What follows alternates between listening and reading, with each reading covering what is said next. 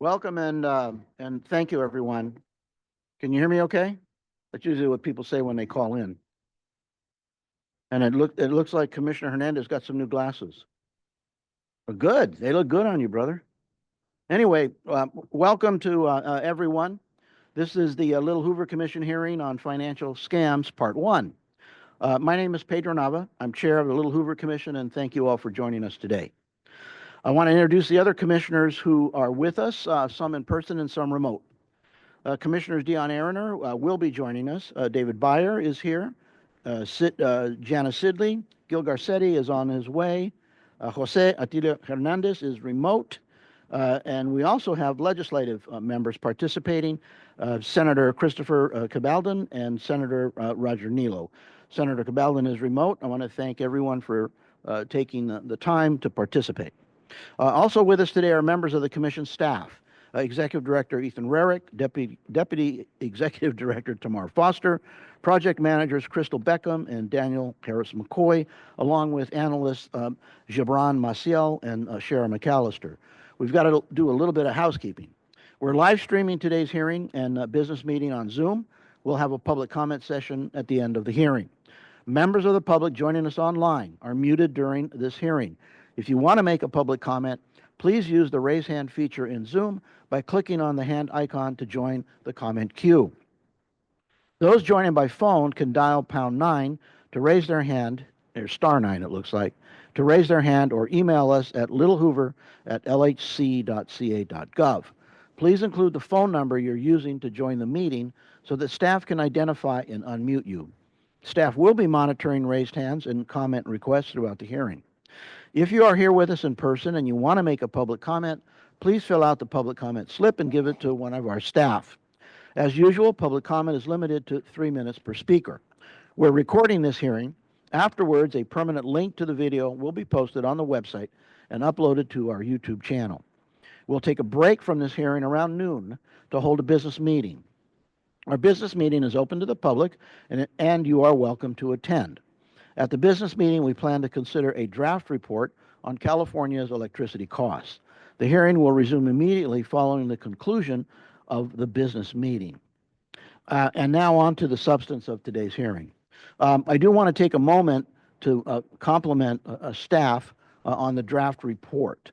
As I read through it, it occurred to me that I didn't know that we had hired another dozen people to do the kind of work, because you go through that report and it is replete with facts and information, research that was done by our staff in order to put together the kind of information that is necessary for this commission, and also those that participate and read our reports, to have a very solid idea about the nature and extent of this issue.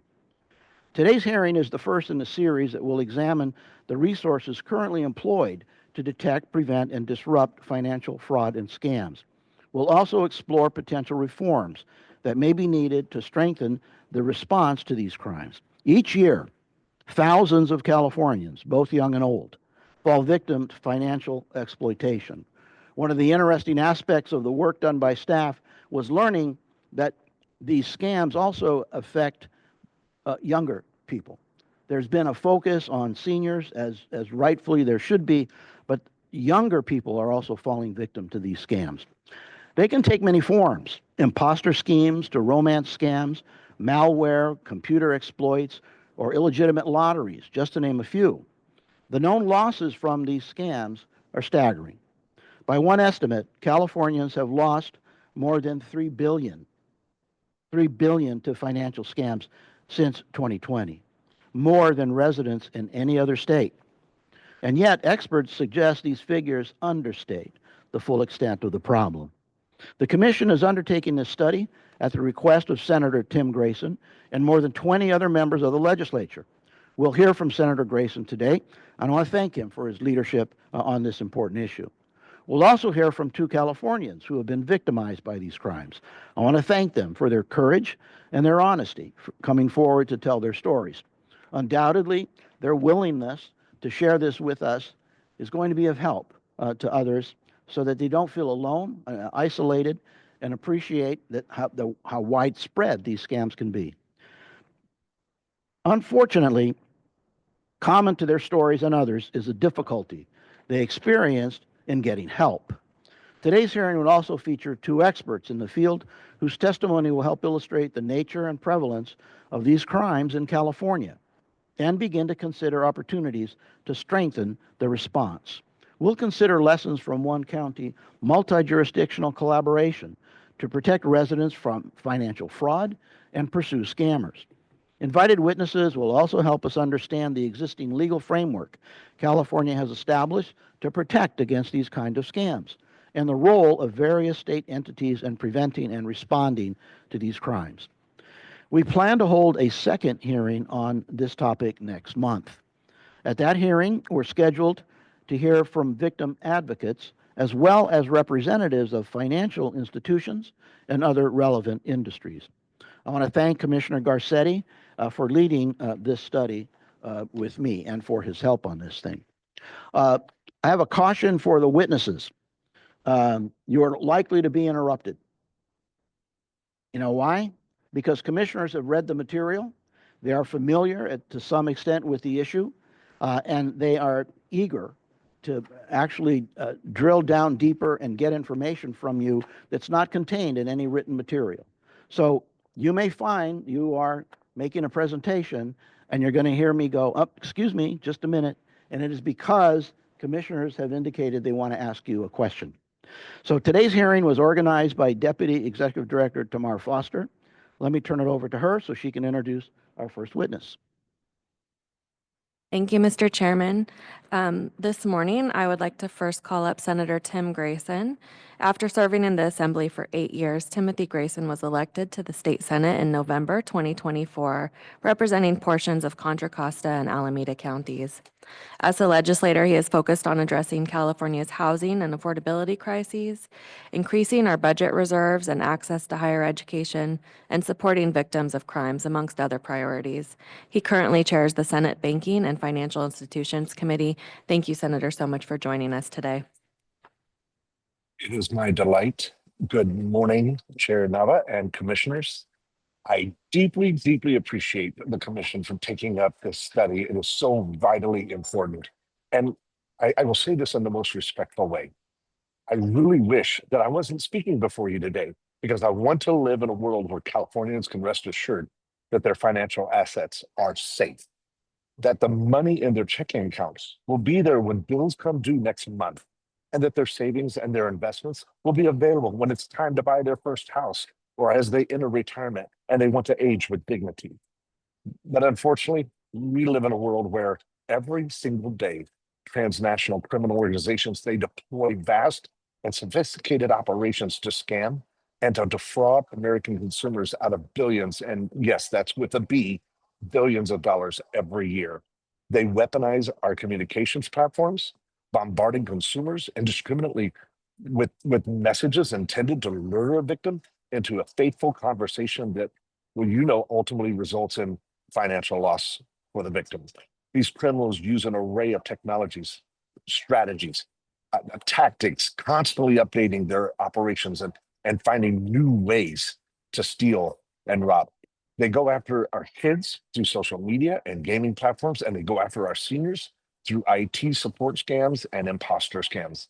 They go after working adults by dangling some prospect get-rich scheme or lucrative returns on so-called investments that are nothing but really a scheme to take their hard-earned money. These criminals know. They know that this is a numbers game. So many of their attempts will fail, but far too many do succeed. So with their success, they feed this beast of their growing operations. They use their ill-gotten gains to traffic, to kidnap, to enslave people, often in the Southeast Asia, to carry out their criminal plans. They collect their loot and launder their proceeds through layers of bank transfers, through crypto asset transactions, and via money mules who actually transport the cash and gold bars through complex networks set up in the U.S. until they are shipped overseas. So over the last 5 years, I have served as chair of banking in both houses of the state legislature, first in the Assembly, now in the Senate, and it's through my work on the Banking Committee that I've really become aware of the scale of these scams and this crisis. During the 23-24 session, the legislature grappled with a difficult bill that was focused on liability after a scam had occurred. While our existing laws protect account holders against unauthorized transactions, scammers often really deceive the account holders into initiating the payment themselves.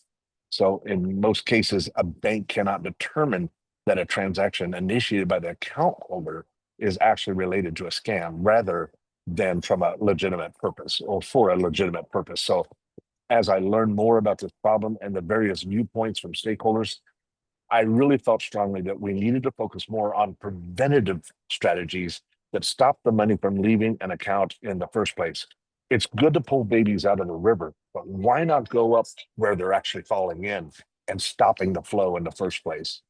Through my work in the committee, the author of the bill adopted a preventative framework that it would have empowered banks to hold suspicious transactions and to contact a trusted party of their account holder to confirm that the transaction was legitimate. But unfortunately, that bill was ultimately vetoed, and we're back to the drawing board. So in March of this year, the Senate Banking and Financial Institutions Committee, we actually held an informational hearing on consumer scams. We heard from experts across the governments, banking, technology and communications industries, consumer advocates, and even the Secret Service. I walked away from that hearing impressed by the expertise of the witnesses, as you will, but also recognizing that we will not meaningfully address this issue by just looking at the financial services sector in a siloed perspective or lens. We need to set solutions that cut across all public and private sectors, coordinating with large sets of stakeholders. And from the public sector, we need cooperation with local, with state, and with federal entities. In the private sector, we must break down the silos that prevent businesses, whether in the same industry or even in different industries, from sharing information and coordinating efforts to really keep scammers away from consumers. So I see opportunities for good policy and lawmaking to lead the way in the fight against scams, but I also see the risk of federal law preventing California from setting its own course. So as I've discussed this issue with my fellow legislators, we acknowledge that we do not have all the answers today. And this is why we've solicited your help. Undertaking this study will really assist the legislature as we cultivate our options, as we pursue policies that can meaningfully change the trajectory that we are on. So based on the available data, we appear to be on an ever escalating trend or a line with losses due to scams and fraud growing at a very rapid rate. In 2019, the FBI reported losses of about $3.5 billion nationwide that was related to internet-related crimes. Just 5 years later, they have reported over $16 billion in losses in 2024. That's a 350% increase over that period. So I shudder to imagine where these figures will go in the next 5 years if we do not intervene, especially as we all are very aware, AI tools make scammers more effective and more efficient. So on behalf of myself and the 22 other legislators who requested this study, I thank the commission and chair, thank you and your staff for really taking this on. Together, I hope we can work towards a world where Californians have a better place where they are protected from scammers. And again, thank you so much. I want to thank you for those remarks, Senator. You may know while I served in the legislature, I was also chair of the Assembly Banking Committee, and followed then by Assembly Member Limon, who was chair of banking, who then became a senator, and now is will be your pro tem. So you've got folks who have a little bit of experience in banking that I think can help grasp the significance of this issue. And I'm trying to remember the last time I heard a legislature speak so passionately about something as you just did. Thank you. Thank you. Thank you so much, Chair. And thank you for your indulgence as I'm trying to travel back to California. No, please. Thank you for taking the time to join us. All right. Thank you. Let's turn to Mark. Yes. Could I say something first? Thank you. I'm sorry. That's all right. The senator's gone. Shoot. All right, the senator's back. Okay. Hello, Senator. Thank you for coming back on. I know you have a full day, but I wanted to emphasize, as a former prosecutor myself, 32 years, and the head of the largest prosecutorial office in the country, we first formed I think the nation's first elder abuse issue division, focusing on not cybercrime, because it wasn't there then. But today is a different world, and you very constructively and articulately point out the issue, and I agree with everything you said, meaning, one, that the issue is protection, but also I hope you realize and others realize how difficult that can be. I personally handled a very involved, long fraud case in which people lost their life savings. And we tried to get them to cooperate, and so many of them still believed what they were being told. And so that is a huge issue. How you overcome that is still, it has to be almost one-on-one in showing them things. So I want you to know we're going to look at this, and every member here will look at this very carefully because of the pain and suffering and the loss of life that comes with this. So bear with us as we struggle through this, but we're going to look at it thoroughly, and hopefully we give you some recommendations that you will be able to use in the legislature. Thank you very much. Thank you, Commissioner. Thank you, Commissioner Garcetti. Tomorrow, unless some other no, all right, tomorrow. All right, here we go. I'd like to now invite up our next two speakers, Lynn and Carina. Lynn was victimized in an imposter scam in 2024 when she was a resident of Ventura County, and Carina also was victimized in a pig butchering crypto scam in 2023 when she was a resident of San Mateo County. Please feel welcome to join us at the table here, and thank you so much for taking the time to be here with us.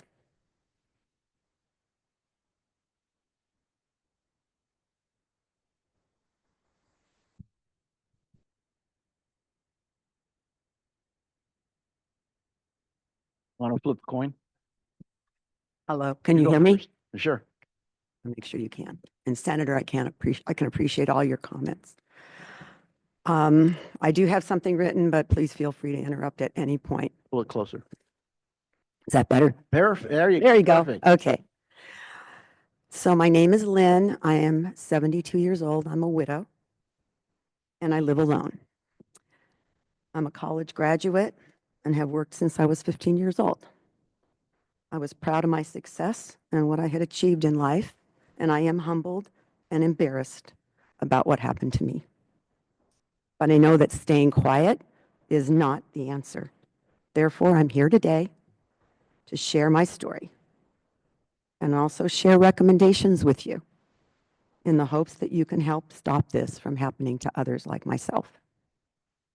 About 18 months ago, I was on my computer and my life turned around completely. I was getting ready to retire, spend time with family and travel. I was working on my home computer and suddenly a pop-up message came up, flashing, noise, and I got very scared. And all of a sudden it said that my computer had been hacked and I needed to contact Microsoft immediately on the pop-up number. So I called them and I spoke to a representative who told me my computer was compromised and indicated that I was downloading child pornography. She even sent me a screenshot of what that looked on my screen. She said she could fix my computer and told me to download UltraViewer. And she said I would need to keep my computer on for the next 48 hours so they could remove all the malware. Of course, I've never looked at porn, and alone download anything. So I was horrified that the prospect that this had happened to me. She then said it looked like my bank accounts had been compromised too. So she transferred me to the Citibank fraud department. The suggestion was that my bank accounts had also been hacked, and it even terrified me more. At this point, I was grateful that Microsoft was willing to help me. Can I ask a quick question, just to clarify? You called the number from the pop-up. You did Correct. not go to Microsoft and call them? Correct. Okay, so I just wanted to Correct. clarify that. Thank you. So Albert identified that he was from the Citibank Fraud Department, and he gave me a badge number. And because I'd been given Microsoft access to my computer, he could see all of my accounts and all my balances. He said criminals were attempting to withdraw funds from my savings and told me that these criminals are targeting seniors and are using the dollars to open fraudulent bank accounts overseas so they can finance child pornography. Albert explained that I would need to safeguard my funds doing a duplicate transfer to prevent any more withdrawals. He explained that the Federal Reserve System had opened up a case to catch these criminals and could assist by securing my funds in a locker. He instructed me to go immediately to my Citibank, withdraw $27,000 in cash, and he stayed on the phone with me the entire time I was at that bank, just in case the teller asked me any questions about why I was making that withdrawal. He then instructed me to text him a copy of the withdrawal slip to prove I had done that, then a picture of the cash, and then go home, package it up, seal it with a label including my name, last 4 digits of my social security number, and a security locker number that he had provided.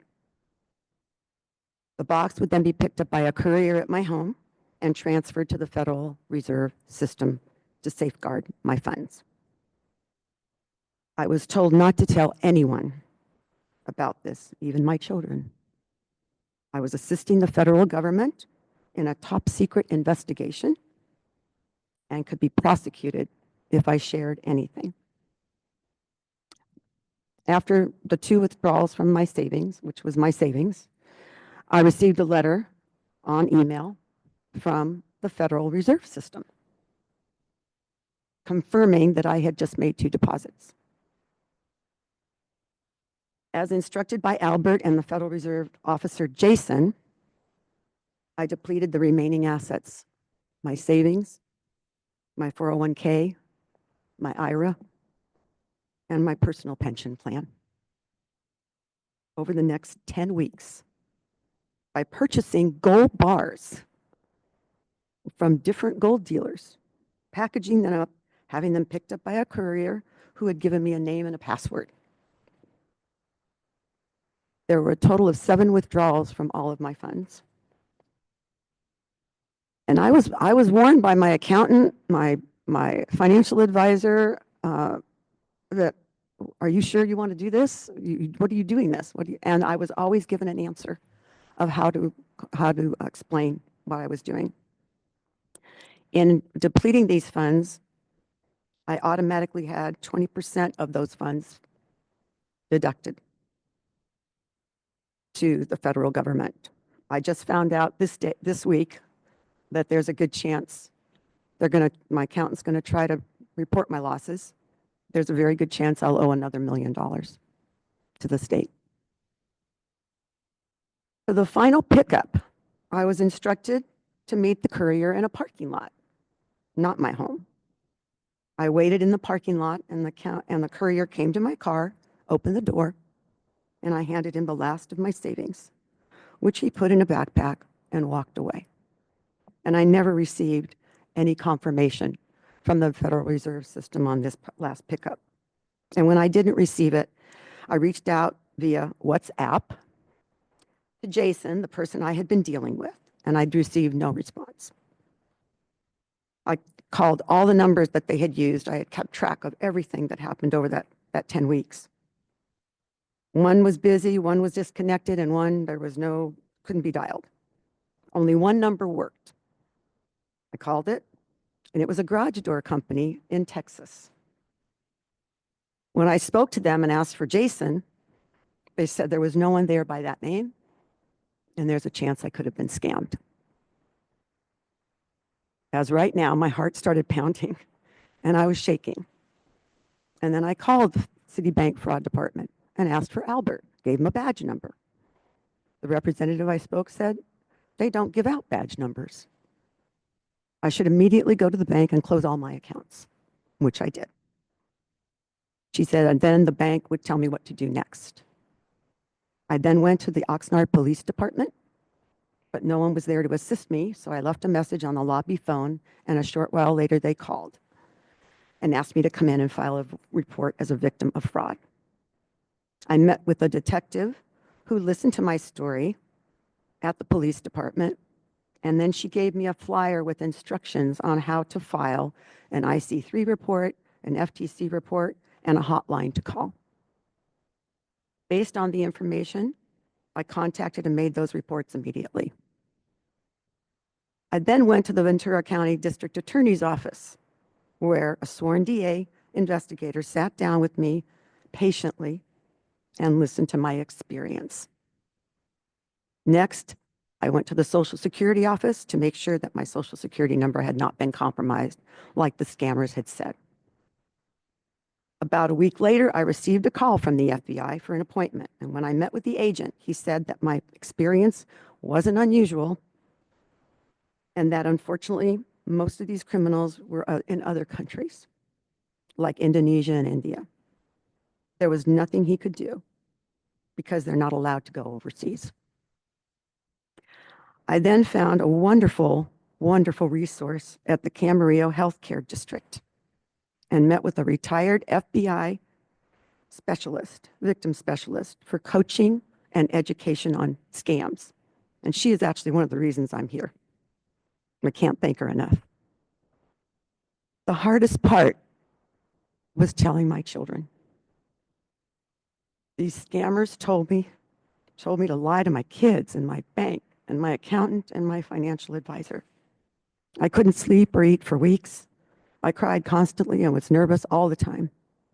I was very scared, and I felt really stupid.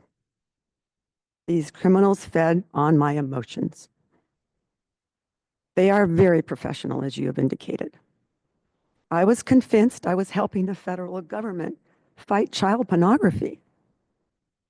They prey on people like me who are widowed and alone, and their only goal is to separate me and others from me, like me, from our money. I felt financially raped. I'm here because this can happen to anyone. As I said, I'm a college-educated professional who, with my husband, worked hard for over 50 years to be financially stable and build a future for ourselves and our kids. I felt fearful and threatened, and I failed to think logically. I have since gone back to work full-time to once again start saving for my retirement. Sadly, only 10 to 15% of these scams are even reported. So those numbers are much larger than what we think, because so many of these people are embarrassed to make these reports. We need to raise awareness and provide more education, especially to our senior citizens. These scams are just getting worse, and there are specific things I feel California can do. Banks and financial institutions should be required to annually recommend to their customers to add a trusted contact on their accounts and provide ongoing information on scams. They should also track withdrawals better and flag accounts where the activity looks suspicious. Laws should require to put a 3-day hold on accounts with suspicious activity, because these guys want it right away.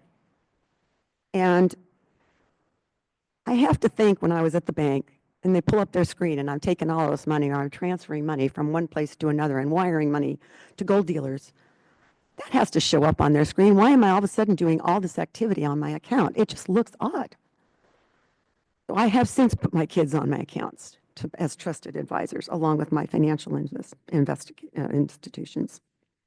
I think also gold dealers, they have to know this is going on. They should be required to follow the same fiduciary standards as a bank and financial institution. One gold dealer didn't even ask me for my ID when I picked up the gold. Due to the federal Tax Cuts and Jobs Act of 2017, victims of fraud are not able to deduct any of these losses caused by scams. And as I said before, I will be required probably to pay more taxes. And this is not protecting our residents in California. I think the state should adopt a tax law to allow scam victims, once again, to deduct losses.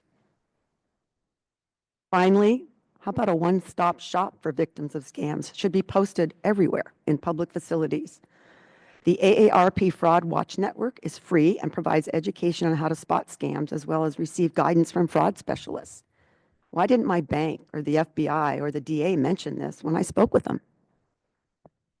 I am sharing my story to as many people as possible in the hopes I can protect others from the severe emotional stress and financial impact I have experienced. I am not embarrassed. I have told all of my friends, any opportunity I have when I'm in a group, I tell people, you've got to be careful. This is all I can do as an individual, but I do look to you and others in our state government to take immediate steps to provide remedies to protect our residents. And I really appreciate the chance to be able to talk to you today. Thank you. Ms. Lynn, I'll call you Miss Lynn. Yes, you can call me that. Thank you. Thank you for your courage, number one, in coming forward. And thank you, too, for helping maybe save a few other individuals I did already. from this. And I'm sure you have. I don't want to dig too deep, but I'm going to dig a little bit here. You gave us various potential remedies or things that could take place that might have prevented you from becoming a victim, as well as others. Is there one in particular that if it had been in place when you were being victimized, you would have known about this? I'm assuming you did not read or see any of the Attorney General's TV ads, or I don't know if they had social ads out there. That's a part of the difficulty that we're going to have. How do we reach the people? How will they pay attention to it? With so many people now, especially young people, Yes. they're the ones who don't watch, television. They'll get it from their social feed. So how do we get every one of them involved here? And yes, for the young people, it's a small amount of money, but that could mean their rent for the next month or 2 months or 3 months. Correct. And so they're in a tough situation. But I have been with victims such as you who've been victimized and have lost everything. And it's tragic, not just for you, but for the entire family and your friends and others. So if there are one or two things that you really hope this commission will emphasize to the legislature to be done, are there 1, 2, or 3 things that are just so important to you that it has to be done? I would say that if the teller at the bank, while I was making withdrawals, had just handed me and said a piece of paper and said, read this as I'm processing your withdrawal. And it had, because now they're sending me regular emails about scams. Sure. I didn't get them before. Yep. If that had happened, I would have read that and I probably would have not done it. Because at one point, when I made the second withdrawal, I was on my way to make a second withdrawal. I was talking to this guy and I said, this just doesn't sound right. I just don't think this makes any sense at all. Why am I taking out my cash? What do I need to do that for? He says, I'm helping so many people across the United States, just like you, who are getting these criminals after their accounts, and I just am here to help you. And he convinced me. I mean, he said a lot of other things like that. He had a script of what to say. I'm a real estate broker. He knew I was a real estate broker. He said, when you go to the bank and you ask for all these funds, tell them you're buying a leased investment to make more money on your investments. You're going to get a higher, return. So you're a real estate person. You know all about this stuff. He knew that. He just coached me. But initially, I think if the bank could just hand you something, not verbally, but in writing, because this guy's on the phone with me. He knows I'm talking to somebody. And I think the gold dealers, come on, they know exactly what's going on and they get a commission. Sure. Why do I look like I'm going to go and buy a bunch of gold? I mean, I didn't know what I was doing. I had to lay it out on the table. This is something I heard.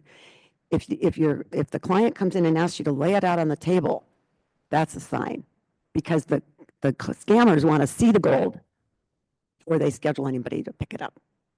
And I asked him, I said, I need to have you lay it out, and I need to know how fast you can get it to me. Now, if you're dealing with gold, you don't need it right away. You know, the value's not going to change that much over a few days. I had to always say, how many days can I get? When can I get it? And then I had to go and pick it up in stages because it was coming in slowly. So now I don't think I was stupid, Got it. but I did at the time. And I can tell you, I'm more fortunate than so many that this happens to, because I do have a home. And these people that this happens to lose their home. They lose everything. Yes. They live in their cars. I'm fortunate I have a home. Two more quick questions. One, to your knowledge, was anyone connected with your victimization prosecuted by local or federal agencies? Did they prosecute me? No, not you. No. Any of the perpetrators? Interesting that you bring that up.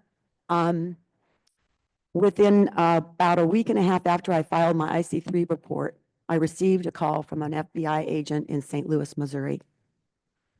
And she called me and said, I read your report. We're going through a case right now here that sounds identical to what you went through. We have caught a couple of people. And this happened in August of last year. Since then, these people have pled guilty. And I did receive a letter stating that I was owed some restitution. Of course, I wouldn't get it unless they had the money, but they did catch a couple of criminals through my report. Okay. And last question, as you were talking to this one person or more people, did you ever hear any accent that put you on guard? Now, wait a minute, this guy's English is not his first language. You know, a couple of them had accents. The last one that I spoke with that was asking me to meet him at the shopping center did not. But whenever I get a call from Citibank, sometimes they have an accent. I mean, everybody Right. these days seems to have an accent of some sort. Sure. My taxi driver yesterday has an Of course. accent. You know, I'm just, Yeah. so I didn't get cautioned by that alone, because they were just so professional in how they spoke. And then as I was going along more and more, I think as the funds that they were getting increased, they transferred me to another officer that was much higher up, and Albert's no longer on this case anymore. And now I have this guy, Jason, who's following through with me and doing all this stuff. And then I was gone for a vacation during this whole process, and I had to give them my itinerary. They wanted my itinerary so they could protect me at the airport from the TSA arresting me. They said I could be arrested. So you better tell us, when's your flight? Where are you going? Here's your itinerary. Okay, and we'll touch base with you when you return. So. Again, thank you for your courage. Oh, Thank you you're for so helping welcome. us. Thank you for your questions. I really Thank you. appreciate that. Thanks. Commissioner Sidley. Thank you. Lynn, thank you so much for being here today. I mean, your story, I'm overwhelmed by hearing it. So proud of your courage to come and share. I'm really interested actually in what you were just saying about the FBI agent calling you afterwards. Did you trust that call?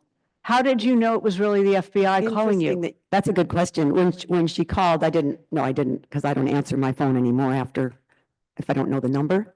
So she left me a message. And she stated that I could check on her through the FBI office in St. Louis, Missouri. She gave me the information. She said, if you want, you can call the main number, and then we will transfer you to me.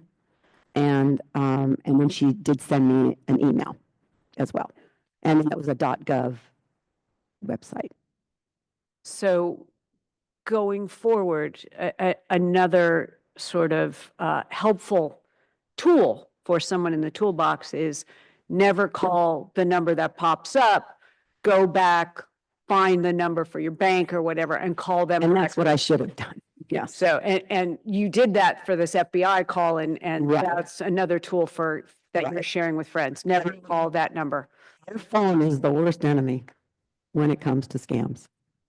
Right. And I have a lot of elderly neighbors. I told my story to them, and I said, you've really got to watch out because these people have money.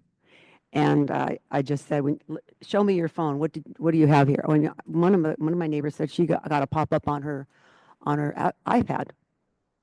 They're even getting in the iPads now, not just computers. Right, So, right. yeah, your phone is your worst enemy. And I do think, I mean, I know when I go to my bank now, it always, it has that fraud banner right there. I don't know if that was does recent now, yeah. legislation. And so, yeah, it's definitely there now. So Yes. one of your suggestions, somehow it's happening, which is great that there's now these fraud banners. But, you know, because from your experience, I'm like, why would you trust someone calling and saying the FBI? And you didn't actually. So No, I didn't. Yeah. I was very careful when I Yeah, did that. interesting. Yeah. Okay, But I thank you. do That's think your idea about the websites, for all the websites, like I'm sure people are getting these Metro Express scams on your phone saying I you owe money, you know, Uh-huh. we're going to take your DMV license away if you don't pay it, and then you click on this link. So I think when you go on Metro Express, immediately it pops up there. We do not contact you via text for any fees. Immediately it says that. And I know that a lot of websites now are popping up more stuff like that, which is a great idea. And those are very convincing. I mean, I've gotten them and I'm like, well, I was just riding in the fast track, so maybe I didn't pay. And Exactly. you know, and I did, and it was totally a scam. And so, but you think, well, they must have my car somehow because I was just in that fast track. So they're very convincing. So Yeah. I understand. But wow, your story. Thank you. There is a number I discovered for your phone.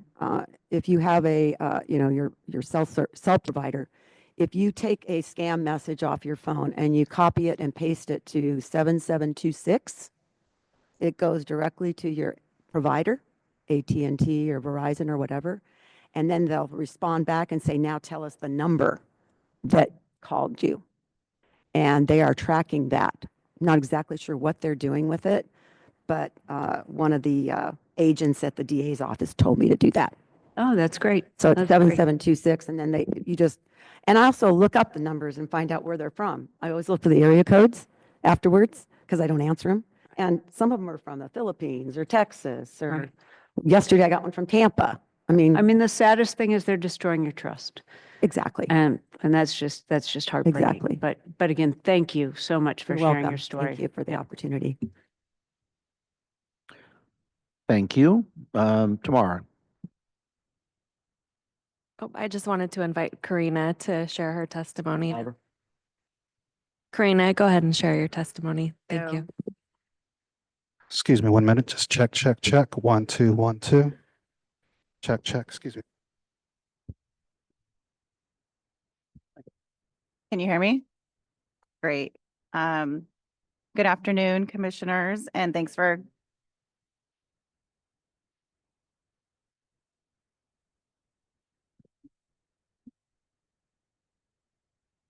Good afternoon. Perfect. I can hear it now too.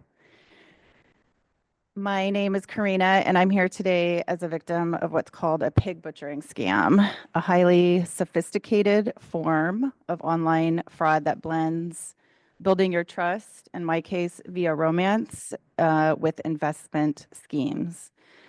Pig butchering is the term that's used to describe a scam in which criminals spend weeks or even months building trust with the victim, fattening them up emotionally before tricking them into investing large sums of money into fraudulent cryptocurrency platforms.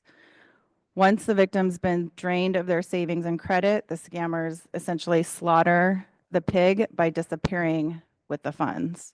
I want to tell you how this happened to me, how it essentially devastated my life in 2023, and why systemic change is needed to help protect others. My story is I met someone on a dating app called Bumble who seemed perfect. He was attentive, charming, appeared genuinely interested in building a future with me. Over weeks of daily conversations, he learned my hopes, my fears, and my vulnerabilities. And this is how pig butchering works. It's not a quick scam. It's a long, deliberate psychological manipulation. He gained my trust and then introduced me to cryptocurrency trading. At first, I was skeptical, but he showed me how to invest small amounts, and the trading platform looked legitimate. I saw profits accumulate and was even able to withdraw money, and that proof is what helped me believe. Over time, he pressured me to invest more, telling me that the bigger the investment, the bigger the profits. Whenever I hesitated, he reminded me that these profits could help pay off my student loan debt, secure a future, and give me financial freedom. I wasn't making reckless choices.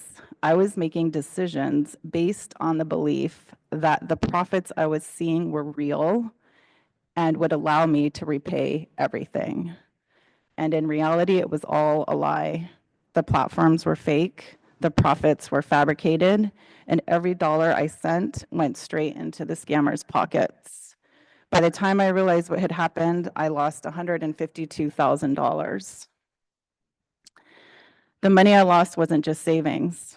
It was my retirement fund. It was a personal loan I took out, and even money that I borrowed from my family and friends. The financial devastation was overwhelming, but worse was the psychological damage that ensued. I felt humiliated, ashamed, and hopeless. I paced my apartment at night, unable to sleep, convinced my life was over. And at my lowest point, I even considered ending my life. When law enforcement offered no help, I decided to investigate myself. I enrolled in a crypto fundamental certification and a chain reactor analysis course to learn blockchain forensics. I ended up tracing my own transactions across the blockchain, ultimately identifying that many of my funds ended up at a Thai exchange called BitCub. Working with classmates in that course, including someone who had worked at Interpol based in Singapore, we identified a KYC record tied to the wallet that consumed most of my Tether funds. But this required US law enforcement to act, and they did not. Using Chainalysis cluster analysis, I even discovered that my July 31st transactions went directly into a wallet that was already flagged as part of a pig butchering scam. Yet no warning was issued, and my funds were not blocked. I was essentially pouring money into an already known criminal wallet. I also contacted the platforms involved. Bumble eventually took down the fraudulent profile, but refused to provide the IP address without a subpoena. Since no law enforcement agency was working my case, no subpoena was possible. When I attempted to reach someone at Bumble through LinkedIn, they told me what I did was inappropriate. WhatsApp provided no cooperation. The Crypto.com and Coinbase exchanges thanked me for reporting the fraud, but did nothing to assist in recovering my funds. At every step, I hit a wall. And the result, I did most of the investigative work, and yet I was abandoned at the exact point where law enforcement and these private platforms should have stepped in. So addressing some of these systemic issues, specifically Section 230, one of the structural issues here is Section 230 of the Communications Decency Act. This law shields internet platforms like dating apps and social media companies from liability for content posted by third parties, such as scammers. What this means is that Bumble, Meta, WhatsApp, and others face no accountability when scammers use their platforms to target and exploit victims like myself. They profit from the user engagement, but then when something goes wrong, they bear no responsibility. This legal immunity leaves victims trapped in a cycle where platforms essentially deflect all responsibility, and at the same time, law enforcement is under-resourced. So what needs to change? My story is one of thousands. Pig butchering scams are not rare. They are an epidemic, and they will continue unless we actually take action. Number one, we need dedicated law enforcement resources. Create a specialized cyber fraud unit with the staffing and tools needed to investigate and act quickly. Every victim should receive a case number and real updates. I'm still waiting for my case number. Number 2, platform accountability. Modify Section 230 or create carve-outs that actually require platforms, especially dating apps and social media, to cooperate in fraud investigations. They should be required to flag and block known scammer wallets and provide critical information when this abuse occurs. Number 3, proactive warnings. If an address is flagged by Chainalysis or another tool as connected to scams, victims should be prevented from sending funds. Exchanges already have this information, but are not using it to protect consumers. Number 4, victim support services. Victims need financial counseling, legal guidance, and trauma support. Right now, victims are left isolated, ashamed, and financially ruined. And number 5, which is one of the reasons I'm here today, public awareness. Education campaigns like PSAs, so people recognize pig butchering scams before they fall to them. Victims of pig butchering scams are not foolish. I'm a PhD chemist and avid triathlete. I consider myself a well-accomplished person in their mid-40s. We are manipulated, coerced, and abandoned by the very systems that should protect us. And we're not only losing our money, but our futures, our families, and in some cases, our lives. California has the opportunity to lead here by dedicating those resources that I just outlined, demanding accountability from platforms, and supporting victims. You can also help others from experiencing what I did. Thank you for listening and for your commitment to protecting Californians from financial fraud. Thank you. I have Commissioner Sidley and followed by Commissioner Garcetti. Thank you very much again for, I mean, how difficult to share both of you your stories. I can't thank you enough for coming here today and doing that, and the strength that it takes to share this in a public forum. A series of questions to dig a little deeper. When you first on the law enforcement, when you went to them and you said you got no help, was it because they didn't have the resources, or they said they couldn't reach across, or a series of explanations and excuses? What were you told by law enforcement? The main reason is they're under-resourced and they didn't know what to do with crypto fraud.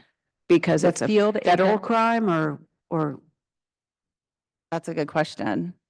It's, to their knowledge, not a federal or state crime. They don't know. so training Yes. is important. Okay. And I know that, and Erin's going to talk later, she started a task force to tackle this issue in San Mateo County. And I lived at the time in Redwood City, which was literally one county over.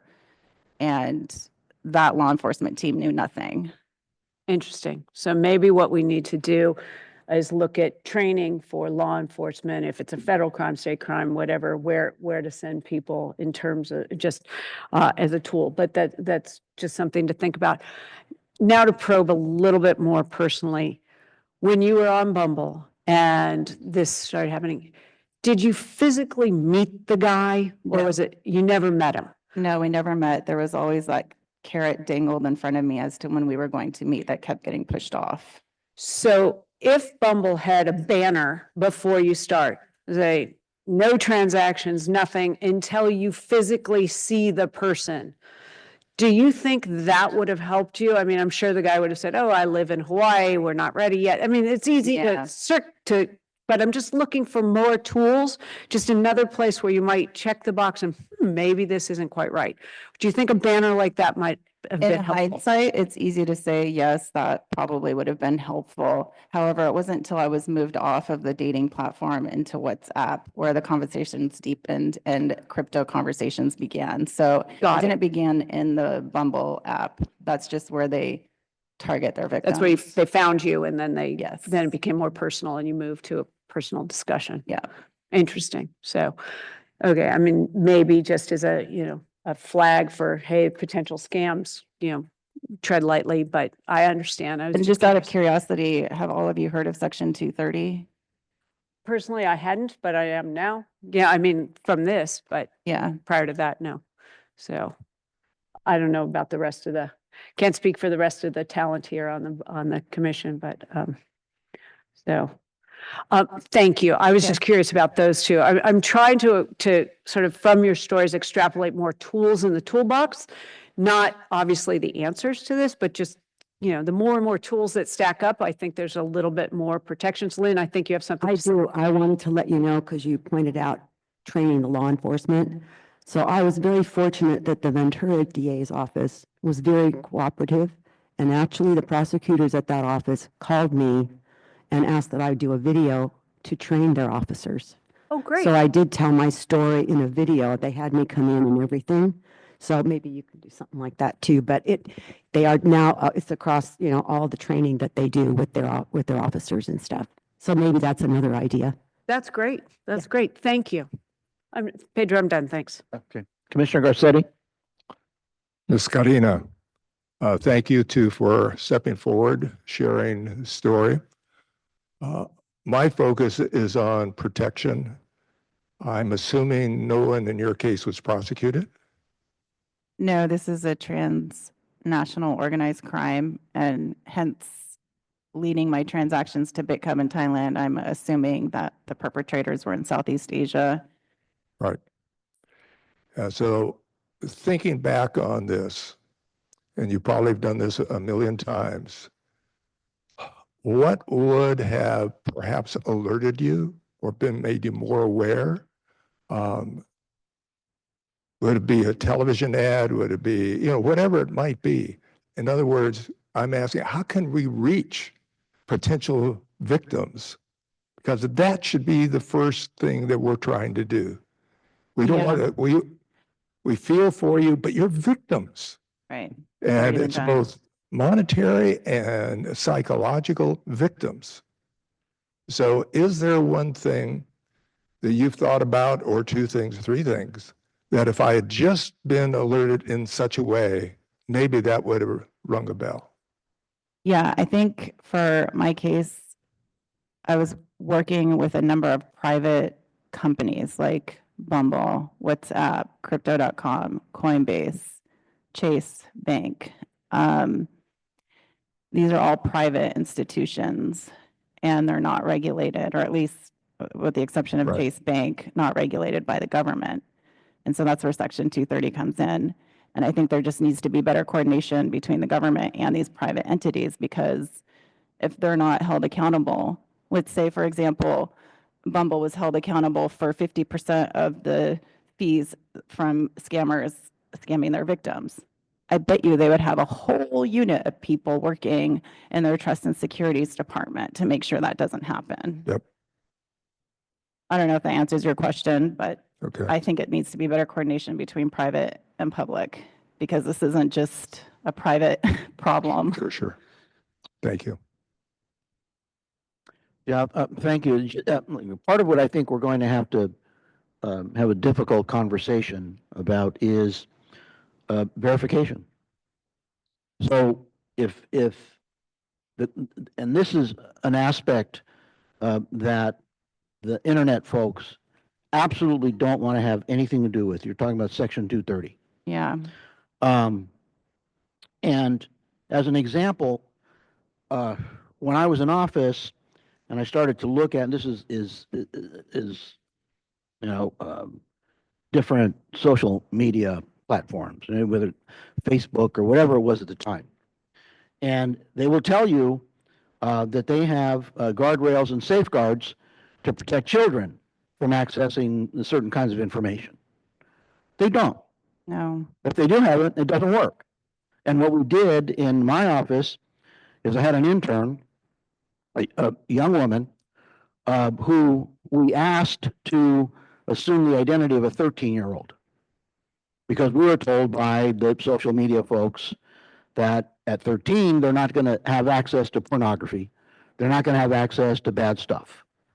So this person signed up, identified herself as 13, and within a very short time came to me and said, I have to stop this. It is upsetting me. I'm being exposed to all kinds of images, and this concept that the entity, right, was engaged in protection and providing guardrails was a fiction.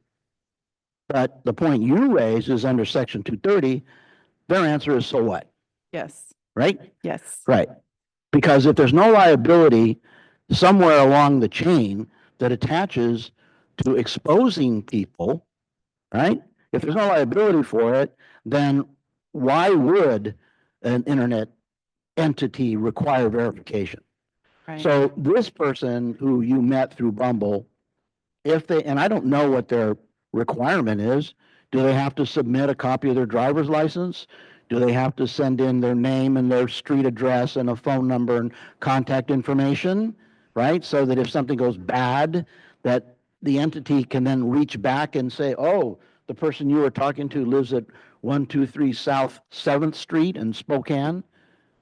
So that's part of what I think we're going to have to be grappling with, and we'll get fierce opposition Mm-hmm. from the internet know. industries. That is a problem, and the criminals overseas know that. Oh, no, absolutely, right. And so it really becomes a question of having the courage to tell donors, I don't want your money, because I'm going to introduce legislation that requires you to assume liability when Mhm. something goes bad, because you have not engaged in even the barest minimum of exercising responsibility for what happens on your platform. Commissioner Hernandez. Just a clarifying question. I know we're going to have banks on, are we going to have social media testify as well in the future? That's correct. Yes, Commissioner Hernandez, we have invited those companies and we will see how they respond. Thank you. I want to thank you both.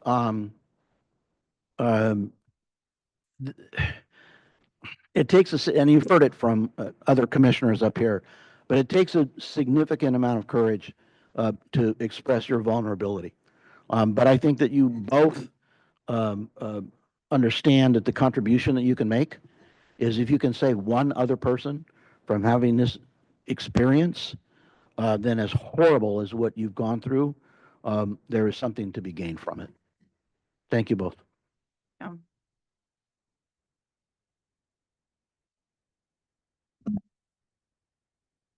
All right, our next speaker, can everybody hear me okay? There we go. Our next speaker is appearing virtually, Ken Westbrook. He is the founder and CEO of Stop Scams Alliance, a nonprofit that works to significantly reduce scams across the United States. The focus of his work is to stop scams at the source before they reach the consumer.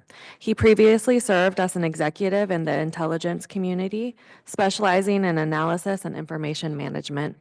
Thank you so much, Ken. Hello. Welcome and thank you. Can you hear me okay? Sound check? Very perfectly. Yeah, right. Okay, great. So my name is Ken Westbrook, and my perspective is that of a former government official who has analyzed many complex national security issues over the years. I served for 33 years in the CIA as an analyst and an executive, and I founded the Stop Scams Alliance, a consumer-facing nonprofit, after my own mom was scammed by criminals who took over a computer with a pop-up ad. It was a scam very similar to that described by Lynn. Pop-up ad on your computer, installation of Ultra Viewer. So I've actually written a 20-page paper on the subject after that. Let's be clear-eyed about why we're here. The United States is under assault by foreign crime syndicates who have created a scam business model to attack us at scale.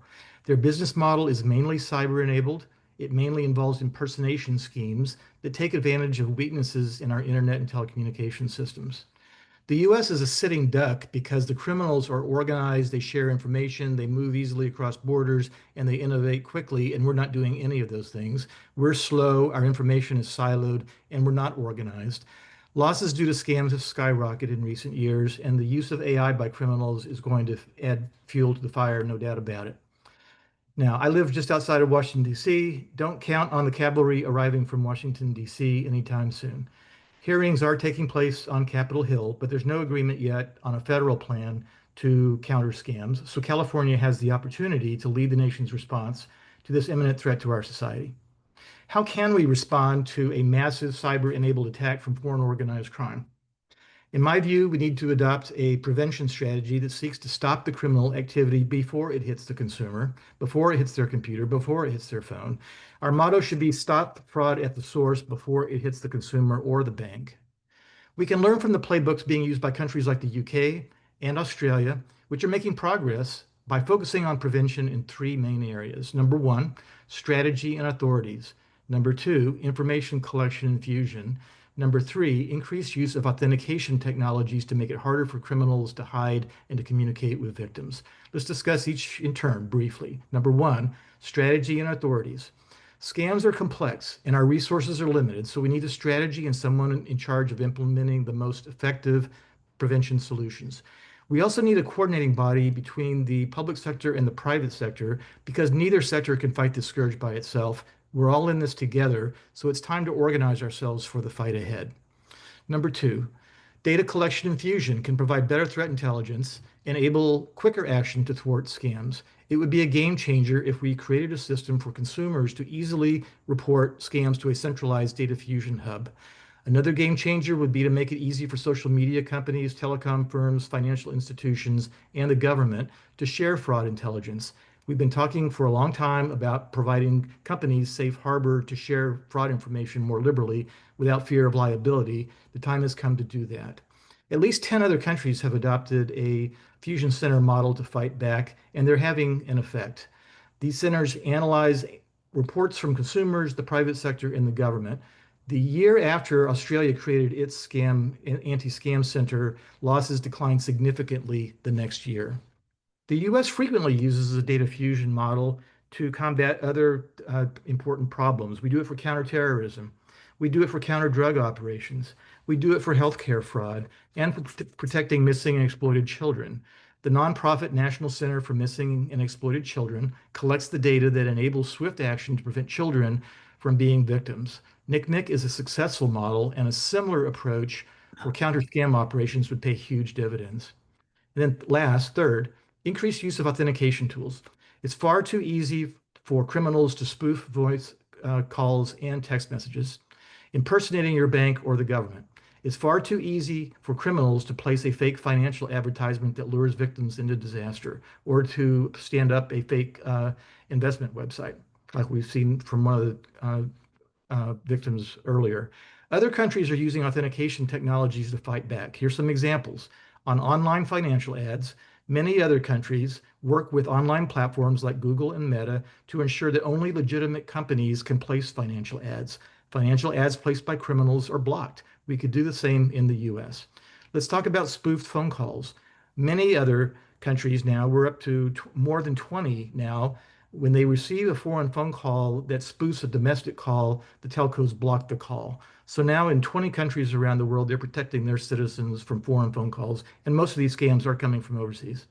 What about text messages? Some countries are now building ways to authenticate text messages to prevent spoofing. In those countries, it's much more difficult for a scammer to impersonate a bank or the government via a text message. To conclude, the US has the best technology in the world, and many of these companies are based in California. We have the technology, we just need the will. With proper organization, data fusion, and authentication technologies, we can fight back much more effectively against the cyber criminals who are attacking us. Thank you very much for the opportunity to speak with you today, and I look forward to your questions. Yeah, Mr. Westbrook, I want to thank you. That was probably one of the more concise reports that we've received. I have two commissioners so far who have questions, Commissioner Byer, followed by Commissioner Sidley. Thank you for being persuasive and succinct. So I want to go to the underlying question that you raised, which is a question of political will. So what is different about what's happened in Australia, United Kingdom, and other countries that has facilitated reaching a political consensus around the three domains that you outlined, fusion centers and other authentication and things like that? What's happened there that hasn't happened here And why isn't it happening in the United States?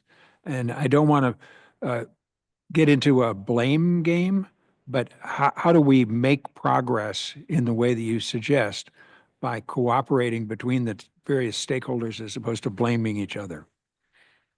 So I just returned a couple of weeks ago from London, where I met with the British Home Office and with other people in the fraud business. And I always ask them this question: what is it that caused the UK to put its muscle behind the anti-fraud campaign? And the answer that I often get is it starts with measurement. Both the UK and Australia do annual government-sponsored surveys to find out the extent of fraud victimization in their countries. In the US, we have a National Crime and Victimization Survey that's hosted by the Census Bureau. But guess what? They have not asked a single question about fraud since 2017. So we're just not doing national level surveys. Now, what I've done is I've gone on my own and raised the money to do a Gallup survey, which we've just kicked off in recent weeks, a private sector poll. But the government should be measuring this better. The second answer that I get actually is the power of TV and the media. There's a TV show in the UK that's hosted by BBC. It's called Scam Interceptors. It's very popular. It wins awards. And it's like a crime whodunit series about scams. And it's done a lot to raise the level of attention among the populace and also among legislators about how these things occur, the extent of them, and the fact that we can fight back by using technology. Yeah, just one observation that you might add to your list of successes, and this is going to sound odd, but online gambling, sports gambling, is very popular. I think everybody knows that. It's not allowed in California, but in basically the rest of the country it is. And so the online gaming companies have very, very good authentication processes, and they can track transactions so that if you are, let's say, a bettor on golf, and all of a sudden you start betting on soccer, they can track that and they can determine whether you're succeeding too much and cut you off so that you're not able to bet more. So the technology exists in the private sector to be able to detect patterns. And so figuring out a way to create the political will for a partnership or a compact between the technologically sophisticated companies and industries to help avoid the victimization we heard about today is a big step. And so congratulations on the Gallup work, but I think there are actually simpler, less expensive ways of doing the survey work that you're talking about. And politicians, most of the time, listen to the people.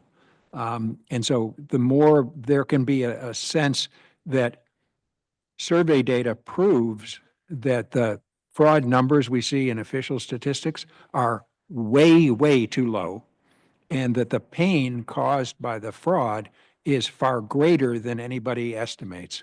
Maybe there will get to be a consensus about doing something meaningful along the lines of what you've suggested. So thank you. Thank you. Commissioner Sidley.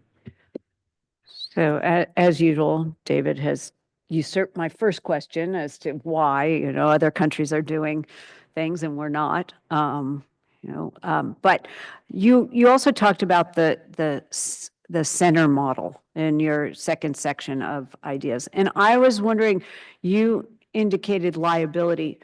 Is it liability or is it proprietary information? And the organizations don't share because they think that whatever they're doing for fraud safety, it's their proprietary information. And then is there a way that we can protect that information and have this central model? And so I'm just trying to identify obstacles where that we can maybe do something that the proprietary information is protected, but everybody can use it somehow. And have you seen that as a problem? Yeah. Well, of course, you should speak to the banks and they can speak for themselves. But when I speak to them, it's often about running, what they're concerned about is running afoul of privacy legislation, which protects people's privacy. So there do need to be some bounds around this for sure. But what's happening is that the fear of being sued for a privacy a breach is overweighing the ability to share the information for to stop criminals. The other thing that they're concerned about is if let's say one bank picks up fraudulent information and hands it to another bank, is the second bank liable now for taking action on it? Or, they may be deluged with reports of fraud. Do they have to take action on all that, or they'll get sued for it? So that's another concern that they have. So I think it's more about the liability in terms of privacy and not so much proprietary information. Okay, thank you for clarifying that. I wasn't really understanding the different triggers, so thank you. Commissioner Garcetti? Mr. Westbrook, thank you. It's good meeting you. Question I have for you, have you offered or have you talked with anyone in the California legislature or the governor's office? And same question in terms of the federal government. You're a person who comes in with incredible credibility and focus. And as my fellow commissioner said, you've been very succinct in getting right to it. So you don't waste people's time. And certainly elected officials like that. They may waste our times at times, but they don't like others to waste theirs. Yes, sir. And in the last 2 months, there's more and more activity on Capitol Hill. In the last 2 months, I've been contacted by the staffs of 5 senators. 3 of them are asking for ideas about legislation that they have in the hopper. Excuse me, is this U.S. senators or California senators? U.S. federals, U.S. senators. Okay. On the California side, I've been in touch with Senator Grayson's staff, but aside from that, no one else in the legislature of California. Okay. Well, maybe there'll be an invitation to you to be more involved in the state. Thank you. No, I'd be happy to. My own mom was scammed. As I told you, she lived in Hemet, California. Oh. And I grew up in California myself. Okay, super. Right, I'm looking at commissioners. I see no other additional questions. The report that you provided us, the written material, I think is extraordinarily helpful because it certainly answers the question, what's being done in other countries. And so it raises, I think for us, the legitimate issue is why can't we do the same? And so I appreciate you creating that prompt for us. Thank you. And I want to welcome Commissioner Erin, who has a lovely view out her window of all of those Juliet balconies. So, Tamar, thank you, sir. Thank you. All right, I would like to now invite up Erin West. Commissioners, just for those of you in the room, Mrs. West's testimony is located in the pocket in the back of your folder. Erin West is the founder and president of Operation Shamrock, a nonprofit that unites law enforcement, industry, and the public to disrupt pig butchering scams, those like we heard about earlier today. Previously, she served as a deputy district attorney in Santa Clara County for 26 years. Thank you for joining us. Good morning. Can you hear me okay? Thank you so much for having me. I am so glad to be here because there is really nothing more important happening to the citizens of the state of California right now than this scamdemic. As I was driving here today, I got a text letting me know that I was a perfect match for a job. And I'm sure you've all gotten that text, that they've reviewed and that you are absolutely the right match for that. While I was sitting in this room, I got a scam call. I showed it to one of my colleagues in the back. We are inundated with scams, and we are absolutely 100% under attack from a foreign adversary. These are not one-offs, these women that you met here today. These are all day, every day. We are being hit by pig butchering. This is something I had never heard of before. I was a prosecutor for 26.5 years in Santa Clara County. The last 8 years, I spent attached to a high-tech task force that did some of the most impressive work prosecuting hackers in the nation. We sent hackers to prison for 10 years. And 3 years 3 years ago in 2022, we saw our first pig butchering case. It was a 30-year-old software engineer. And these are important pieces of this to understand that this is not an elder fraud issue. This is an attack on anybody in the United States that has a dollar in their pocket. This man came in and he told us that he had gotten involved in a relationship online that led to a fraudulent investment scheme. And when we ask some of our victims about how this happened and why they didn't meet, it's important to understand the incredibly sophisticated psychological techniques that are being used against them. When we think of the idea that someone, a teller in a bank, might be able to talk either one of them out of what they are doing, that is not a reasonable belief that a teller could have that effect on someone that has been groomed for months on end by tried and true psychological techniques that have been honed over the past 5 years. So let's talk a little bit. I want to talk quickly. First of all, thank goodness Ken Westbrook was here.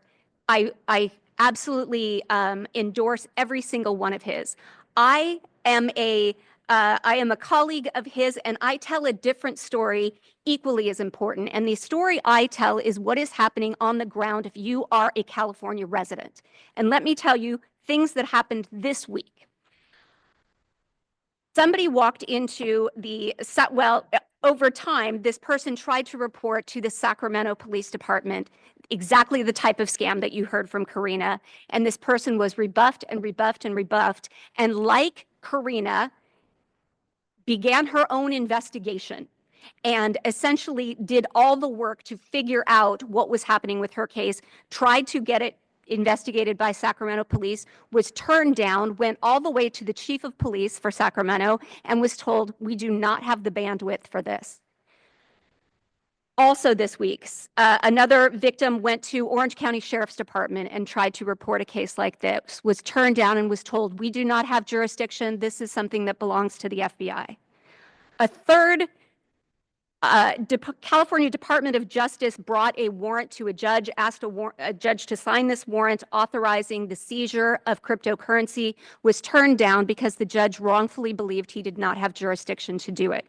We have a massive gap in the quantity and volume of victims and the service that they are getting, the service that they have paid for as taxpayers, the service that they have come to believe is there to protect them when something happens. And we are not talking about Nigerian prince. We are talking about people who have lost every penny they have. That's how a pig butchering scam works. It's not over until they have taken every last cent from every account you have. And then they tell you, now you owe taxes. And you think, well, sunk cost fallacy, I'm already in for all this. I guess I'll go get a home equity line of credit to pay this fictitious tax. And by the time they get to me, they have lost everything and are now in debt and are frequently suicidal.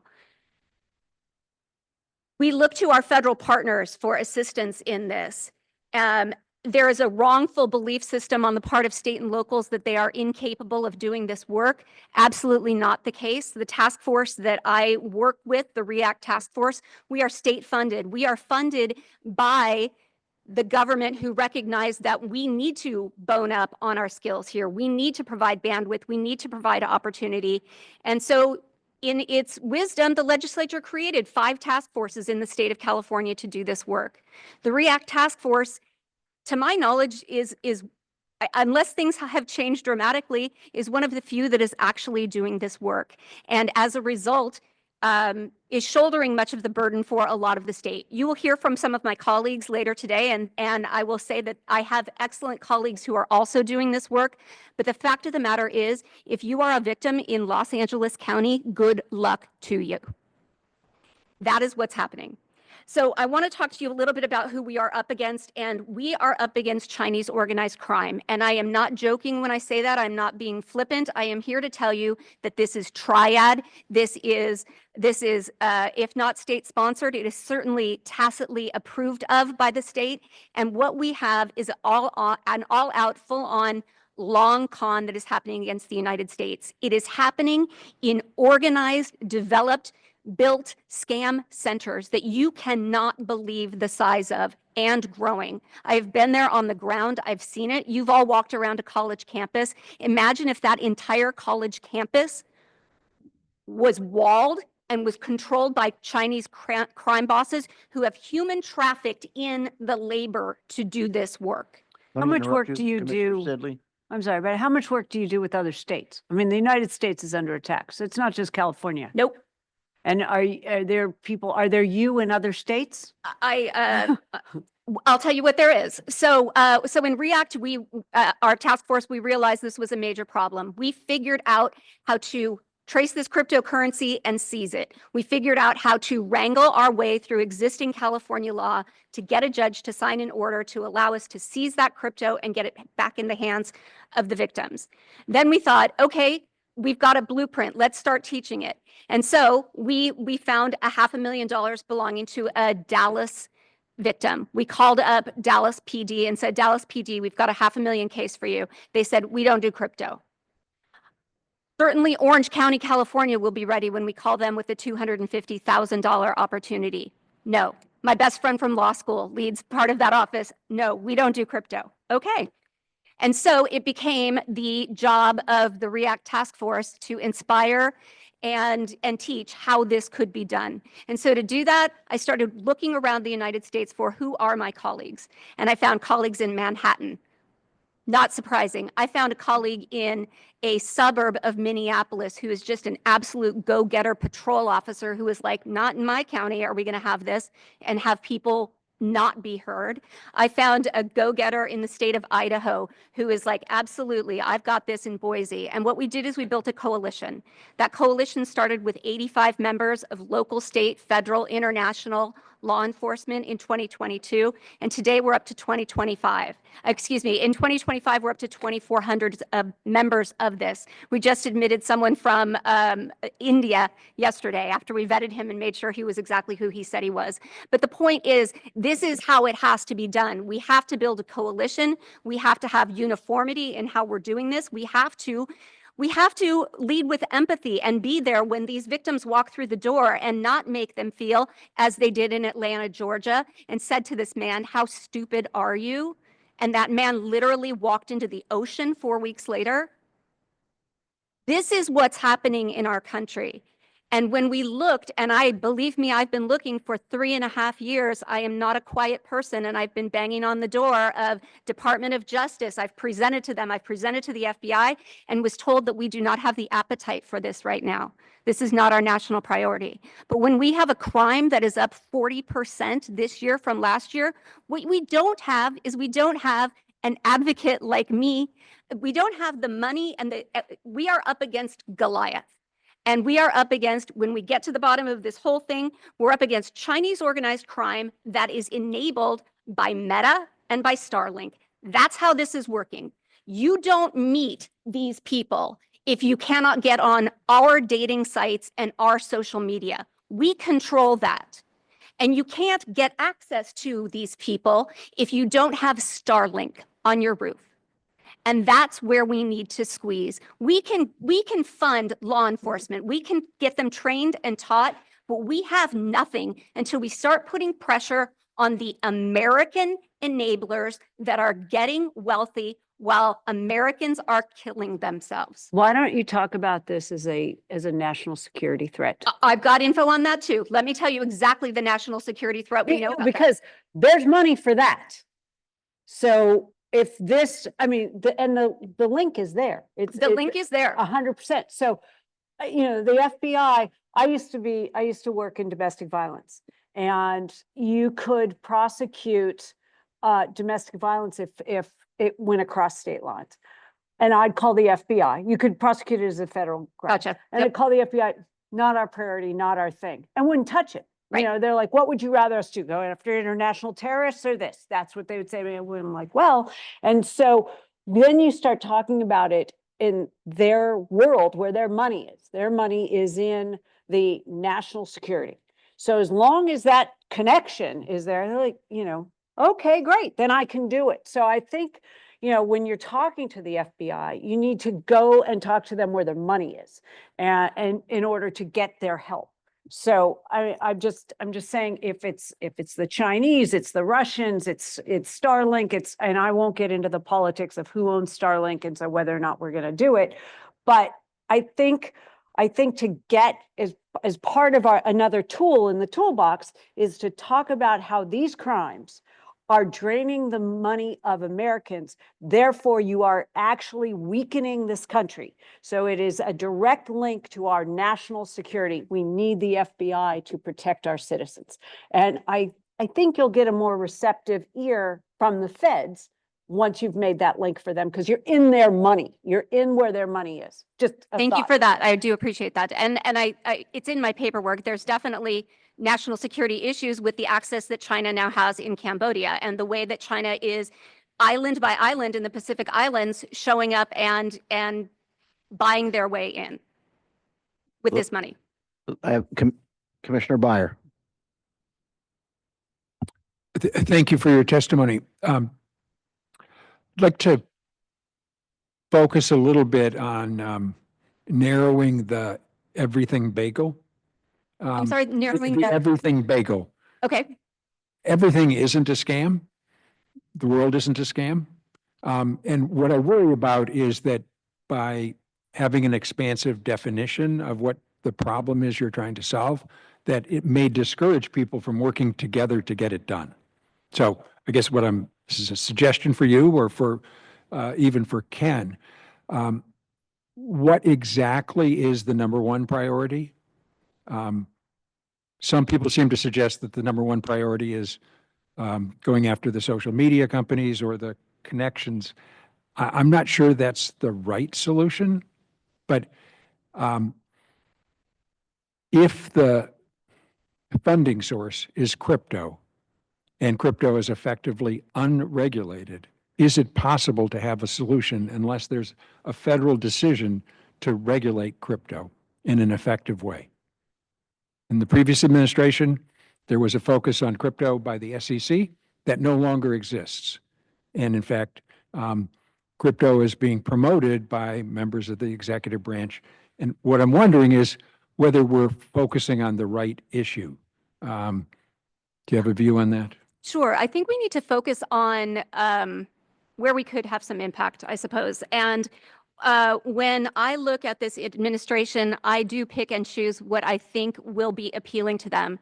We have an administration who has absolutely fully embraced cryptocurrency, is selling the idea of stable coins as safe when they are anything but.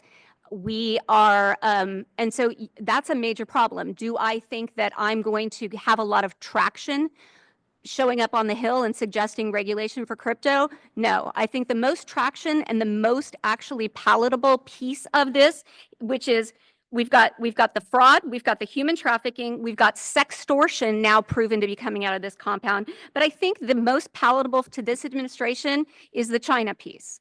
And I think that if we were to get in front of the president and tell him China is stealing all of our people's money, I think he would be outraged. Please continue. Thank you. Oh, I told you we'd interrupt you. I love it. I love it. So essentially, you are right. There are a handful of ways to attack this. And so just to finish my own personal story, I reached the limit of what I could do as a local prosecutor. I saw the magnitude of what was happening. I started traveling over there to see it with my own eyes. And you cannot literally understand what it looks like when you've taken a generation's worth of wealth out of the United States and put it in the hands of bad actors and told them, go ahead, build with this. You walk around Phnom Penh, Cambodia, and there are mint green Rolls Royces, there are orange Bugattis, there are the displays of wealth are insane. And I look at it and I think that's Carina's money. That's Lynn's money on that Hermes handbag that woman is wearing. And so when we think of what is doable in the state of California, and we take your idea of listening to the people, What we have is we are the leader in the nation of the number of victims hit by this. We are the leader in the nation of the most wealth transferred out of the state. We have a unique opportunity to be the first state to say, we get it. We don't need any crypto ATMs in our state.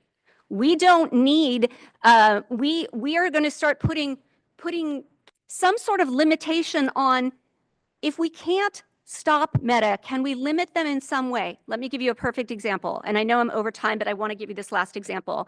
A family reached out to me, adult children. They said, our mom committed suicide. No, excuse me, our dad committed suicide. And the Facebook profile is still up. So I went to that Facebook profile. It was a beautiful 40-year-old type woman. And all of her friends were men. And I reached out to Facebook and I said, can you please take this profile down? There's been a suicide. And they said, yes, we will take that down. And I said, can you please notify anyone connected to that profile that it has been taken down because it's fraudulent? And they said, we can't promise you that. So can we start taking baby steps to holding accountable those companies that are operating in our jurisdiction? Can we come up with some laws to make it easier for law enforcement to seize this money when it's available so that we don't have to navigate through this? Can we come up with some kind of funding for resources for law enforcement, but more importantly, for victims who now literally, and I am not joking when I tell you, are trying to figure out how to put gas in their car, trying to figure out how to pay their rent? This is the devastation when you steal someone's entire net worth. This is where we sit. So thank you so much for hearing my comments today. I'm very grateful. Well, before we let you go, Commissioner Garcetti, did you have anything? Maybe not. He'll swing back around. Okay. I guarantee it. But with respect to Mr. Westbrook, and the questions to him on what other countries are doing in order to protect their residents, and the implementation of verifications, right, different sorts. As an example, I'll try to tie it back in, but I got into an Uber today, and I was texted a code. And so I get in the back of the Uber car, and the driver says, what's the PIN? So I was sent a PIN, and so I tell the driver, well, my number is blah, blah, blah, and he puts it into his unit, and it verifies that I'm the person who ordered the car. And they're doing it now because people have made the mistake of getting into the wrong car. Now, why did they do that? Because they had liability. Yes. Because if they didn't do it, the money they took from you, they were going to have to give back in a large amount. So it is the issue of liability that I think that we're going to have to grapple with, ways to fashion it and impose it so that you change behavior. Because if it's not going to cost you anything, then you get the answer that you got from Meta. Goes, oh yeah, no, okay, we know this is a fraud. You provided us with information with respect to the consequences of this fraud, but we can't tell you that we're going to take it down because they don't have to. And they're making money from it. That's right. They don't have to, and they're making money, and you just asked them to stop making money. So they just told you to go away. So if I sound a little severe, and this is outside of my normal sort of I love everybody attitude, it is that until there is the imposition of liability, behavior will not change. You are correct. And It's Commissioner Byer. ironic that today Amazon settled an FTC case for $2.5 billion for defrauding 35 million Americans by misleading them and getting them to sign up for Prime under false pretenses. So the good news is there is an opportunity to use some tools. The Federal Trade Commission is a good example where there is accountability, but it is a question that we addressed with the previous witness of political will. Yep. Yeah, there's no question. The other part of it is what does the $2 billion represent to the overall, right, Right. profitability? Yeah, I'm not going to say it's pocket change, but I got a feeling that, 2 billion is 2 billion. It ain't 10. But I don't know that I've ever been so worked up over a particular topic that we've had as this one so far, based on what I've heard from the witnesses. The testimony from people who have been devastated, the sort of random situation with law enforcement that you've described when people say we don't do crypto. And part of it is understandable from a political perspective. If you're a law enforcement officer elected by the public and you get a choice between, prosecuting a rapist or having to do the difficult work, given privacy that has been explained to us of how you track where the money came from, who it went to, and eventually how it was distributed, well, so you just whispered, it's not hard. All right. So then it becomes a question of providing law enforcement with the tools necessary to do it. Which is part of what I did at Operation Shamrock. So I left to do that, and I realized, okay, what are our hurdles? Number one, training. So Operation Shamrock has this 2,400 person operation, and what we do is we do a webinar training every month that's from within. These are our experts. We also bring outsiders in to teach us, and then we have a back to school training that's starting next week for 2 weeks. Every day at noon for an hour, we will teach you something. We do an in-person conference. So this is what we've done with no budget as a nonprofit. Mm-hmm. As someone who was a prosecutor and said, this cannot stand, we need to do better, I realized we need tools. Okay, how are we going to get tools? Well, let's figure out who's got the tools. TRM Labs has tools. All right, TRM Labs, here's my situation. We've got all these people who are not getting help because they don't have tools. Can we come up with a situation? Yes, let's do a fellowship program. We will give tools to people in the Crypto Coalition, and we will teach them how to use them. And when those expired, then we found a new, and then Crystal came and gave our people tools. There are opportunities. We have to work hard. That is the only choice. We don't have a choice about this anymore. This will destroy us. This is how we lose our middle class. We need to discuss and think about the phone call that goes to Orange County, the Orange County Sheriff, the phone call that goes to San Mateo, et cetera, where we don't do crypto, click. It can't be that. No, it cannot.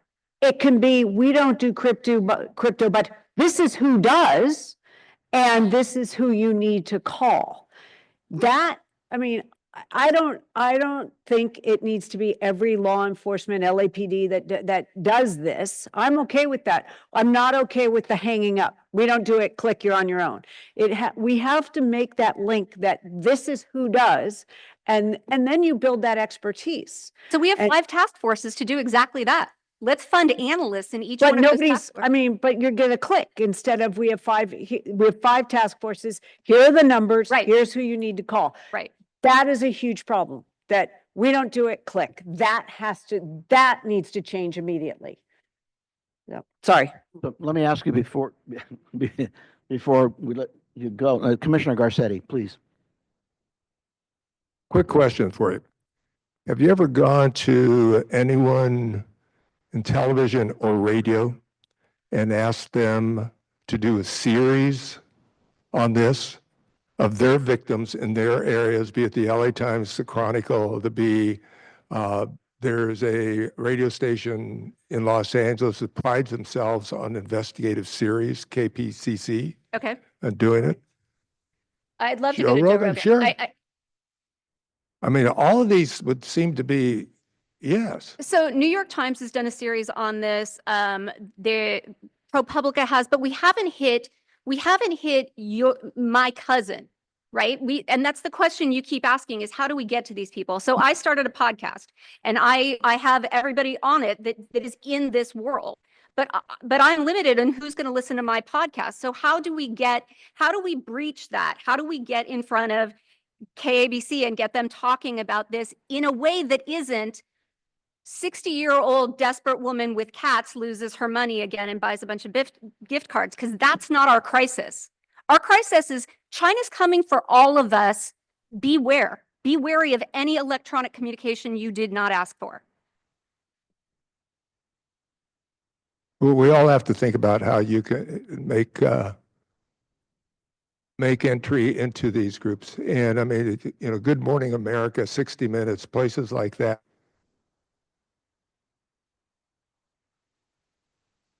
Yeah.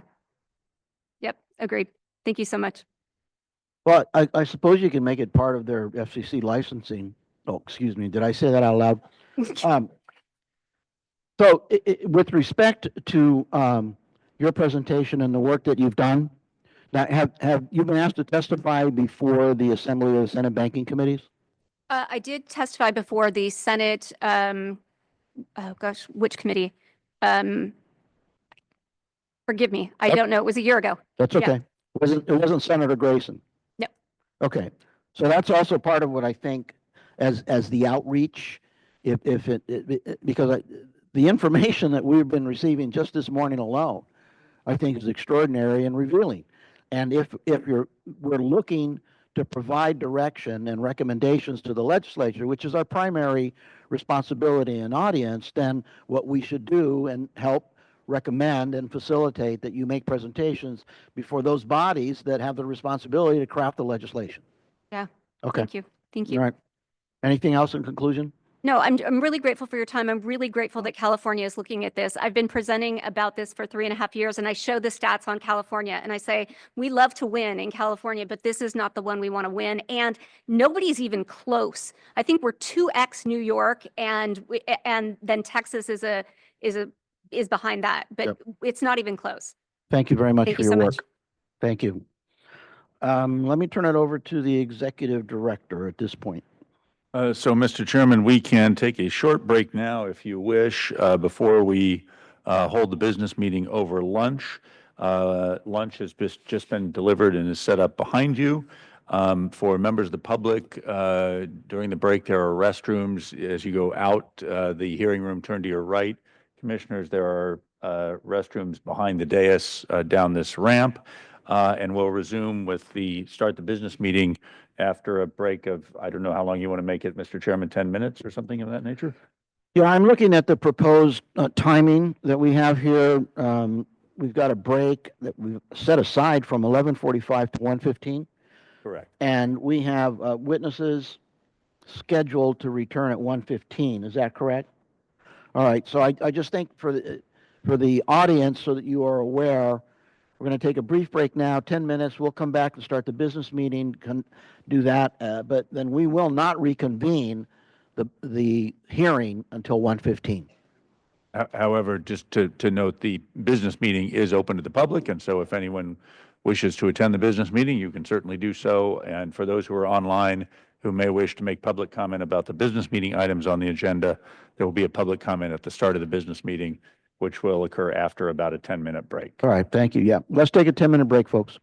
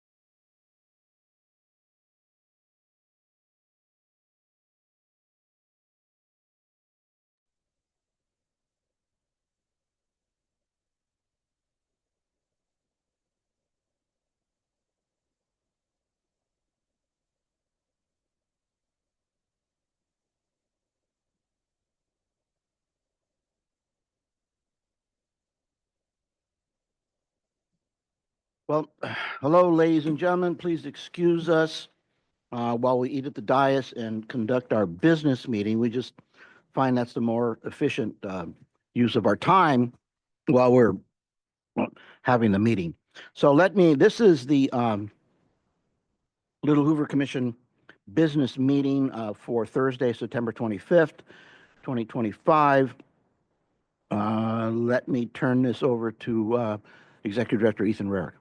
Thank you, Mr. Chairman. So we will begin the business meeting with a public comment period for members of the public. This is the appropriate time to make public comment on any item on the business meeting portion of the agenda. So if you wish to make public comment regarding, for example, the draft electricity report to be considered by the commission or the selection of future topics, now would be the appropriate time. We will have a second public comment period at the end of the day. If you wish to make comment on the financial scams public hearing, we would ask you to wait until that period, although you may legally make comment on any topic if you wish. But really, this is the appropriate time to make comment on business meeting items. If you have joined online, you wish to make public comment, please use the raised hand function in Zoom. If you have phoned into the meeting, send an email immediately to littlehoover@lhc.ca.gov. Include your phone number so we know who to unmute. I do not believe we have anyone in the room who has indicated a desire to make public comment. Public comment is limited to 3 minutes per commenter. Commissioners will be able to hear you but not see you while you make comment, and the entire public comment period is limited to 30 minutes. So again, if you've joined by Zoom, simply use the raised hand function if you wish to make public comment.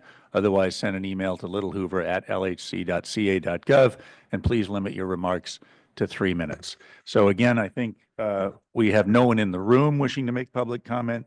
Shara, do we have people online? Yes, we do. Our first speaker will be Shelmoon Dashan. You now have the ability to unmute yourself. Great. Good morning. Thank you. My name is Shelmoon Dashan. I'm the Policy Director for the Center for Consumer Law and Economic Justice at UC Berkeley Law School. A few things that are noted in the report and the public reporting, and I think have been reiterated already in this hearing, are that the scale of these scams is staggering, they're ubiquitous, and they're only growing, at least in the US.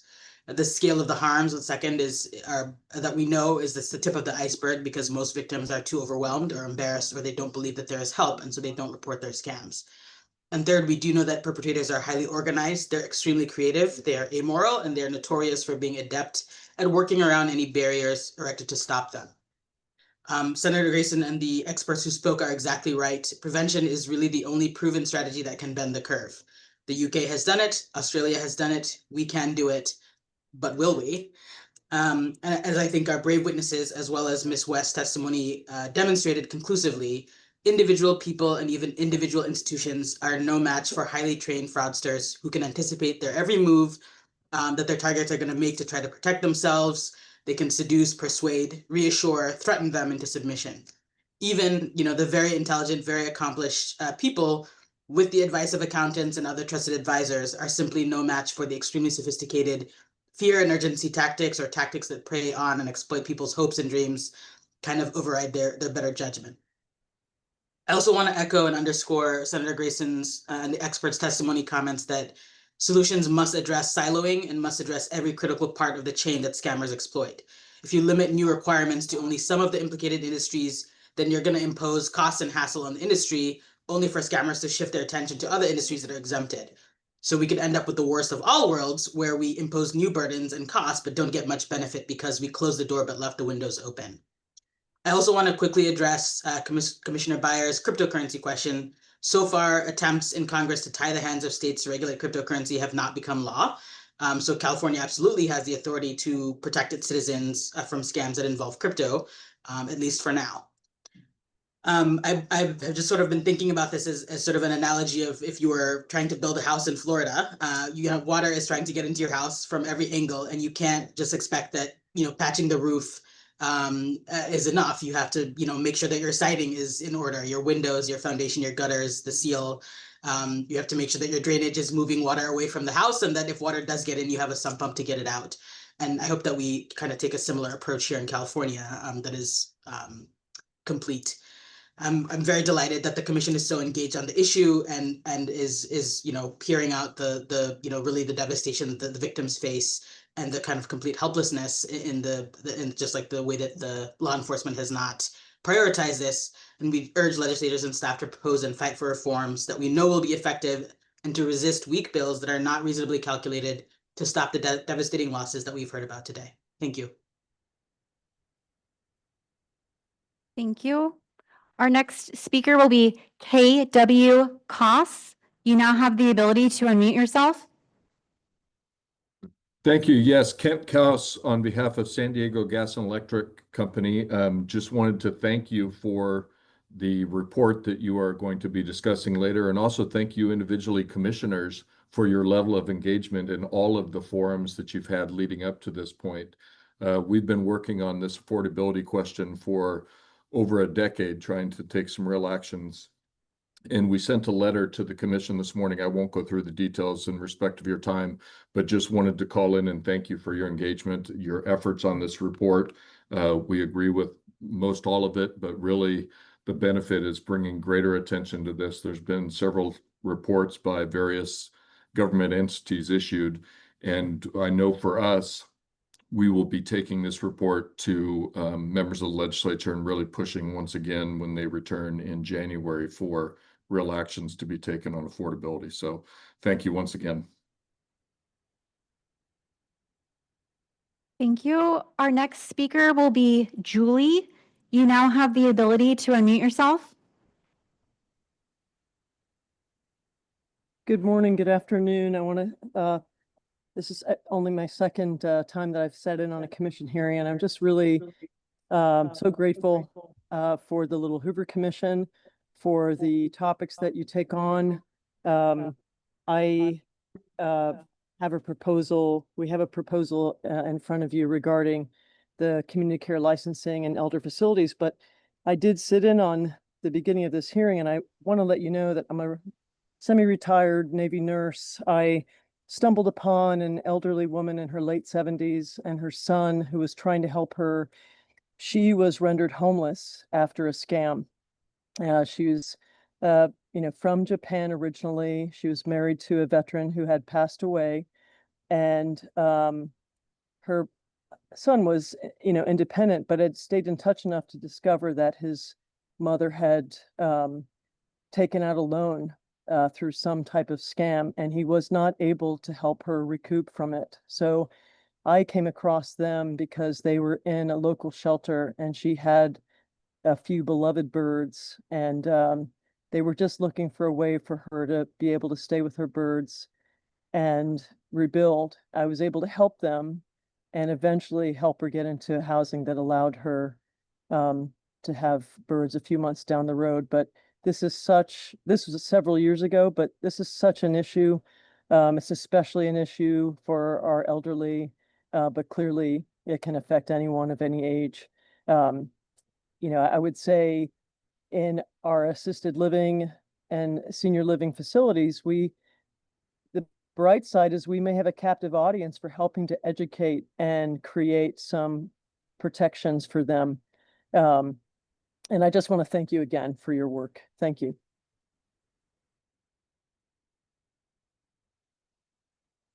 Thank you. We have no further public comment. All right, thank you, Shara. And I believe we have no emails of anyone expressing a wish to make public comment. That is still the case. So, Mr. Chairman, I think we can close the public comment session and move on to item 7, the second item on the business meeting portion of the agenda. This is consideration of the draft report on California electricity costs. That begins at page 63 of your packets. And I'll ask Dan to briefly present the report. The subcommittee here is the Vice Chair Canella, who is absent this meeting, and Commissioner Hernandez, who is participating remotely. But I'll ask Dan to briefly present the report with your approval, Mr. Chairman. Yeah, so if Dan wants to go ahead and do a presentation, and then I'll turn it over to Commissioner Hernandez because he was on the subcommittee. Great.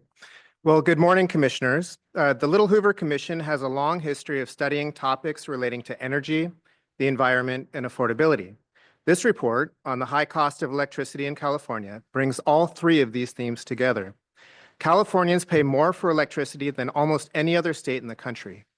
Rates have far outpaced inflation, and 1 in 5 households are behind on their bills.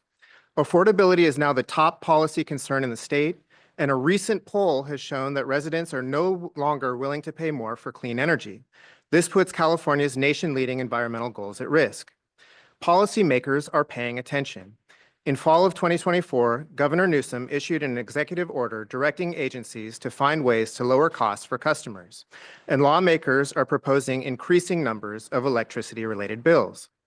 The recommendations in this report build on these efforts. They focus on 3 areas: better rate design, better and more efficient regulatory processes, and improved access to energy subsidies and grants. Cutting rates dramatically will be hard. California faces unique challenges like soaring wildfire costs and expensive legacy solar subsidies. Still, these recommendations offer near-term relief. They protect vulnerable residents, and they lay the groundwork for bigger reductions in the future. I will now briefly summarize our 10 recommendations. 1, increase the income graduated fixed charge to lower rates, support electrification, and address the NEM cost shift. 2, require the development of a criteria-based framework and feasibility study to identify electricity costs that could be shifted onto non-ratepayer funding sources. 3, mandate that general rate cases be completed before the test year begins to improve accuracy, avoid revisions, and promote efficiency. 4, assign the State Treasurer's Office to provide independent analysis in cost of capital proceedings to reduce reliance on utility submissions. 5, consolidate cost-related proceedings, for example, relating to wildfire and cost of capital, into the general rate case and streamline filings to allow for a more holistic review. 6, direct the state auditor to evaluate California Public Utilities Commission's staffing levels and expertise and to assess whether limited staffing is slowing proceedings. 7, limit net energy metering benefits while ensuring home solar owners can recover their investments in a timely way. 8, redirect California climate credits to CARE-FARA customers and households in hot climate zones during summer months to maximize bill relief. And I should add that the summer month portion of this recommendation was recently signed into law. 9, expand support programs for households above the CARE income threshold, but still struggling with affordability. And 10, simplify clean energy grant processes to reduce administrative burden and speed up funding. In conclusion, these recommendations take a practical and compassionate approach to the problem of high electricity rates. They aim for balance among many stakeholders, most importantly, ordinary Californians whose energy bills have become more expensive year after year. With that, I'll turn it back to the chair for questions or further discussion. Yeah. Commissioner Hernandez? So I started my energy work in 1998. And I find that I keep on learning more and more. And so I want to thank staff and the commission for the last couple of months, actually, looking into this issue. I mean, my focus has always been on affordability and equity. And this is a start. And so I definitely want to thank the thoughtfulness that went into this and the recommendations and strike that balance. But it definitely is a start at addressing overall affordability. For the longest time, affordability just meant low income to a lot of people. But now, as you can see, in terms of it's impacting a lot of different communities, a lot of different geographies. But happy to entertain questions, and I definitely want to thank the staff for the presentation of this report. Thank you, Commissioner Byer. I want to echo the early comments from the chair about the quality of the staff work. It really was astonishing. And I agree with Commissioner Hernandez.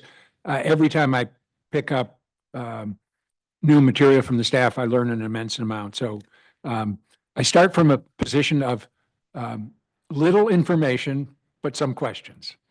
So as you know, I raised the question of artificial intelligence data centers and appreciate very much that there's now a sidebar in the report. And I'm not going to advocate for a particular recommendation, but I think you can add more facts to what you have in there. And let me try and offer a couple of them. McKinsey suggests that 1.7 trillion with a T is going to be spent between now and 2030 on AI data center infrastructure.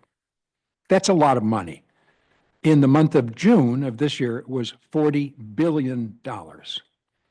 Google, Meta, and Amazon have pledged $360 billion for AI centers.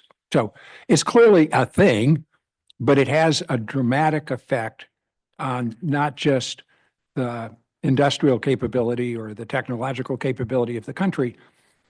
Estimates are that somewhere between 20 and sometimes 30% rate increases could occur if AI data centers are not adequately regulated.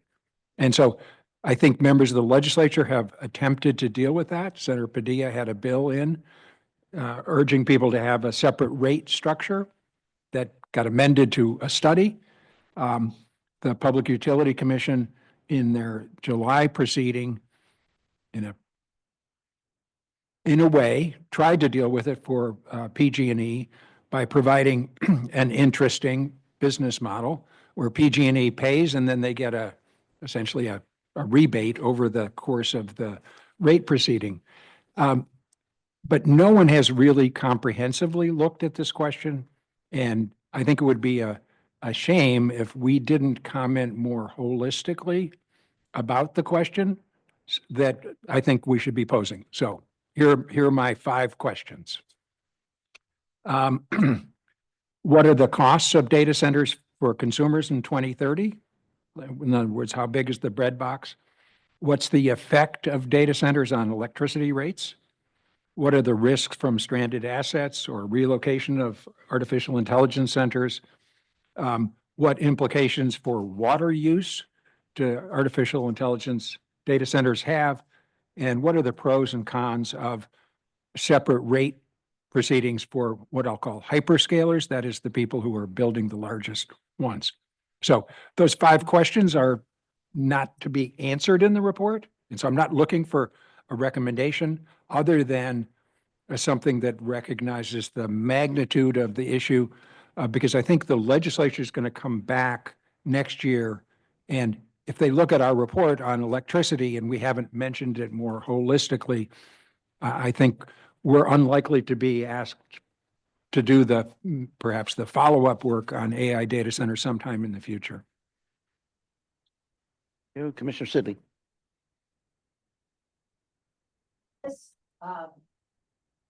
Yes, Commissioner Sidley, for the webcast, we do. It's broken. It's broken. Anyway, I just want to say, first and foremost, again, impressive piece of work. Thank you. Thank you very much. Total sidetrack for a minute. Who's sitting next to you, Ethan? We're going to get there. This is Gibran Maciel. He is the new communications and outreach analyst for the commission. You received an email. He actually was attending the last meeting remotely, I believe. But nice to meet you. In any event, and Gibran's going to be talking in a bit about our legislative outreach that he's working on. Super dupe. Okay, nice to meet you. Now back to, again, the report. Excellent report. However, I'm going to put my name with David's comments. I agree with him wholeheartedly. I mean, these AI data centers are an enormous issue, water, cost, et cetera. So I think we absolutely need to lay out his questions and things like it's not that we just didn't look at it in this report. And so, but I do think it's important that the world understand that we think it's an issue. It just wasn't, it's not all here. So I want to put myself in David's box. But again, thank you. Commissioner Garcetti, followed by Commissioner Eriner, and then back to Hernandez. Yeah, not only would I put myself in that same box as Commissioner Breyer and Sidley, I would ask, is it possible to incorporate the 5 questions that Commissioner Breyer asked some way in the report, not saying really what he said. These are not recommendations, but these are issues that have to be dealt with. And this is important. I think it is vitally important to have it in writing, those questions. The people who are not listening to us today. And so I would encourage, if there's a way to do it, the report is fabulous, just fabulous. And it's very complex, especially for people who have no background in any of this. And you probably didn't have any background before you got into it, but you became an expert. So if there's some way to put those 5 questions in the report, please do it. Commissioner Eriner, given where you're located, you're probably getting ready to go to dinner. Yeah, no, I've given up on that, Mr. Chairman. I've been All right. snacking. I've been snacking since I've been here. I also want, first of all, the report is terrific, everybody, right? As usual, right? I mean, I can't remember having sat on this commission now for almost 4 years, at least 4 years, where we haven't been able to say what a terrific report. But because we know the legislature is, if we don't do something on the AI piece except do a sidebar, you know the legislature is going to come back and want to do something. Why wouldn't we preempt them and at least decide not only if we want to raise the questions in this report, but why wouldn't we do an additional report, right? And we're not talking about a lengthy one, just on the AI issue itself, right? So that we can tell them, right, we can tell them, wait, hold on, right? We have agreed that we think we need to open that piece up further, right? Based on the following questions that Commissioner Byer mentioned, right? But I think we should preempt them instead of waiting for them to say, well, why don't you tell us what you think? That's my suggestion anyway. Thank you. Commissioner Hernandez. The Commissioner Erner beat me to it. I was going to recommend that we can, I mean, nothing prevents us from starting something. There are a lot of questions that were not in this report. I mean, something to look at is looking at regulatory versus unregulated states in terms of how they handle some of this. But I can see a deeper dive into data centers, into some of those questions. The reality is that the California market, even though we're right next to Silicon, is not where a lot of the folks want to place data centers because of cost and also the length it takes to actually electrify them. I mean, yeah, prevents indeed in a set report. Let me turn to staff. Mr. Chair? I'm My sorry. apologies. No apology necessary. You had looked at me before and I shook my head. I have two comments. One is there was an article, I think, recently in the Wall Street Journal that suggested that AI itself might be able to devise significant energy saving strategies to overcome the challenge that faced because of the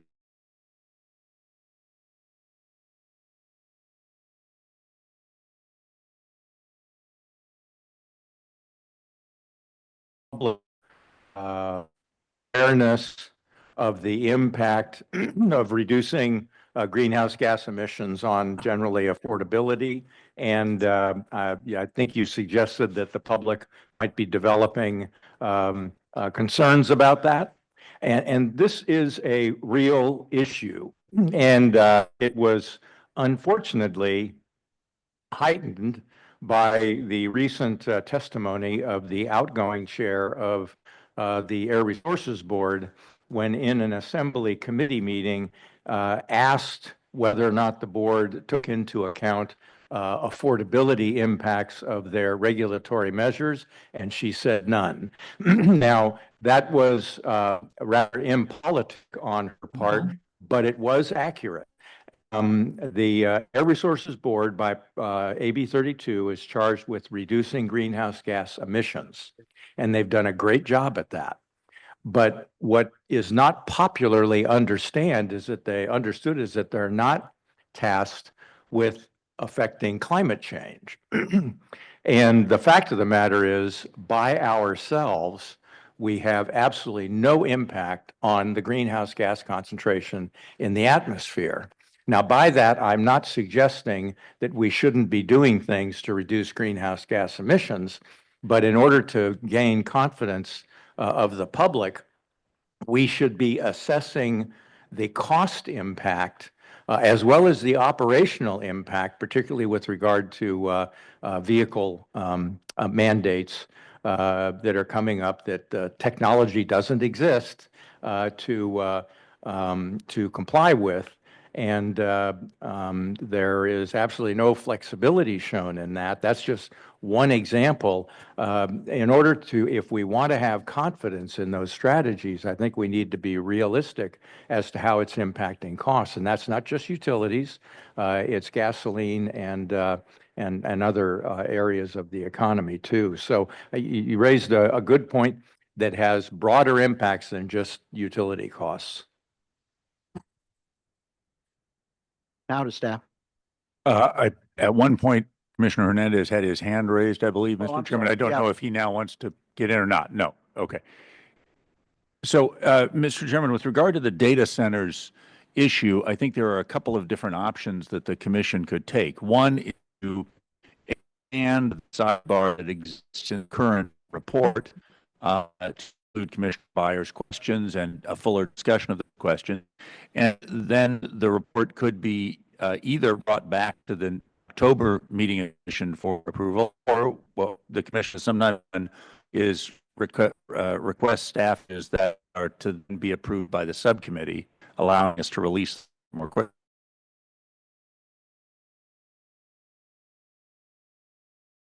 Report on data centers and their effect on electricity usage. And in that case, I assume that the commission would go ahead and release this report, approve and release this report now, and then proceed with a second report, including perhaps additional hearings on the data center issue. So that's a different option. So let's take the temperature. So Commissioner Sidley, or Byer, then Sidley. So, thank you, Ethan. That's I think a useful framing. There's a third option, which would be a meld of the two. Right. Just supplement Correct. briefly the sidebar, because, I mean, there are lots of other questions about international competition.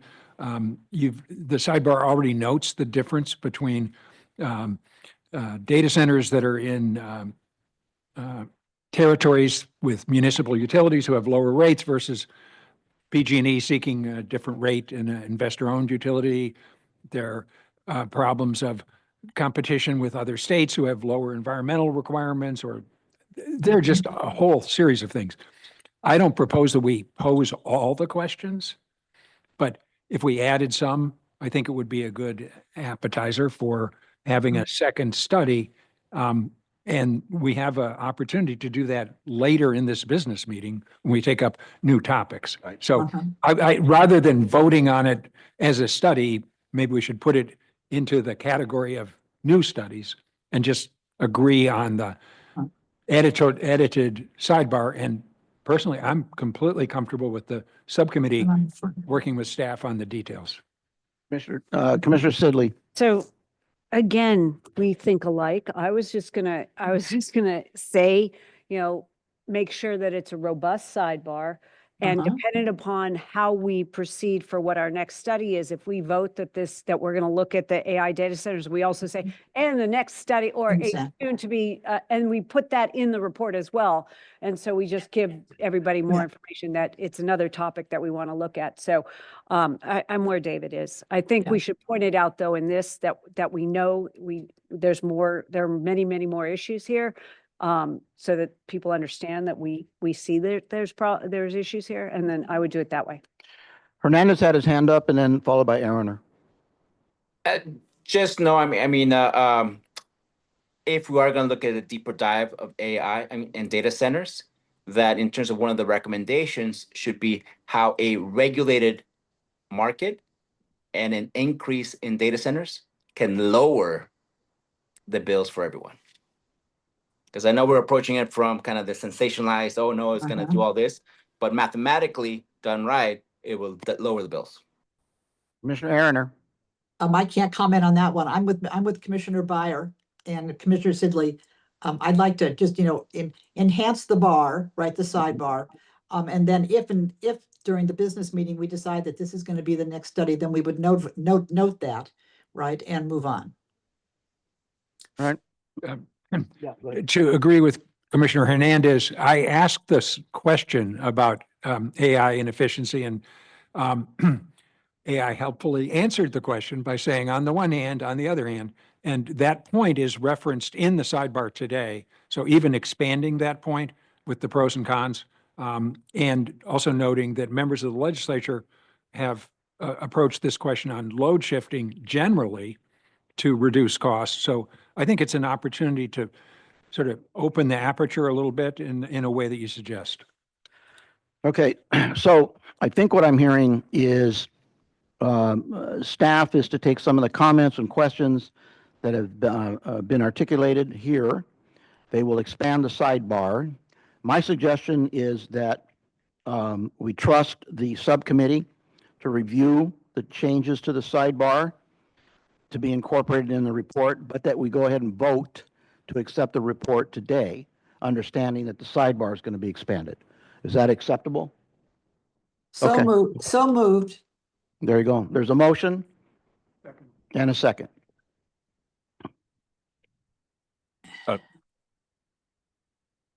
Oh, well, but those are comments. You want those heard before we?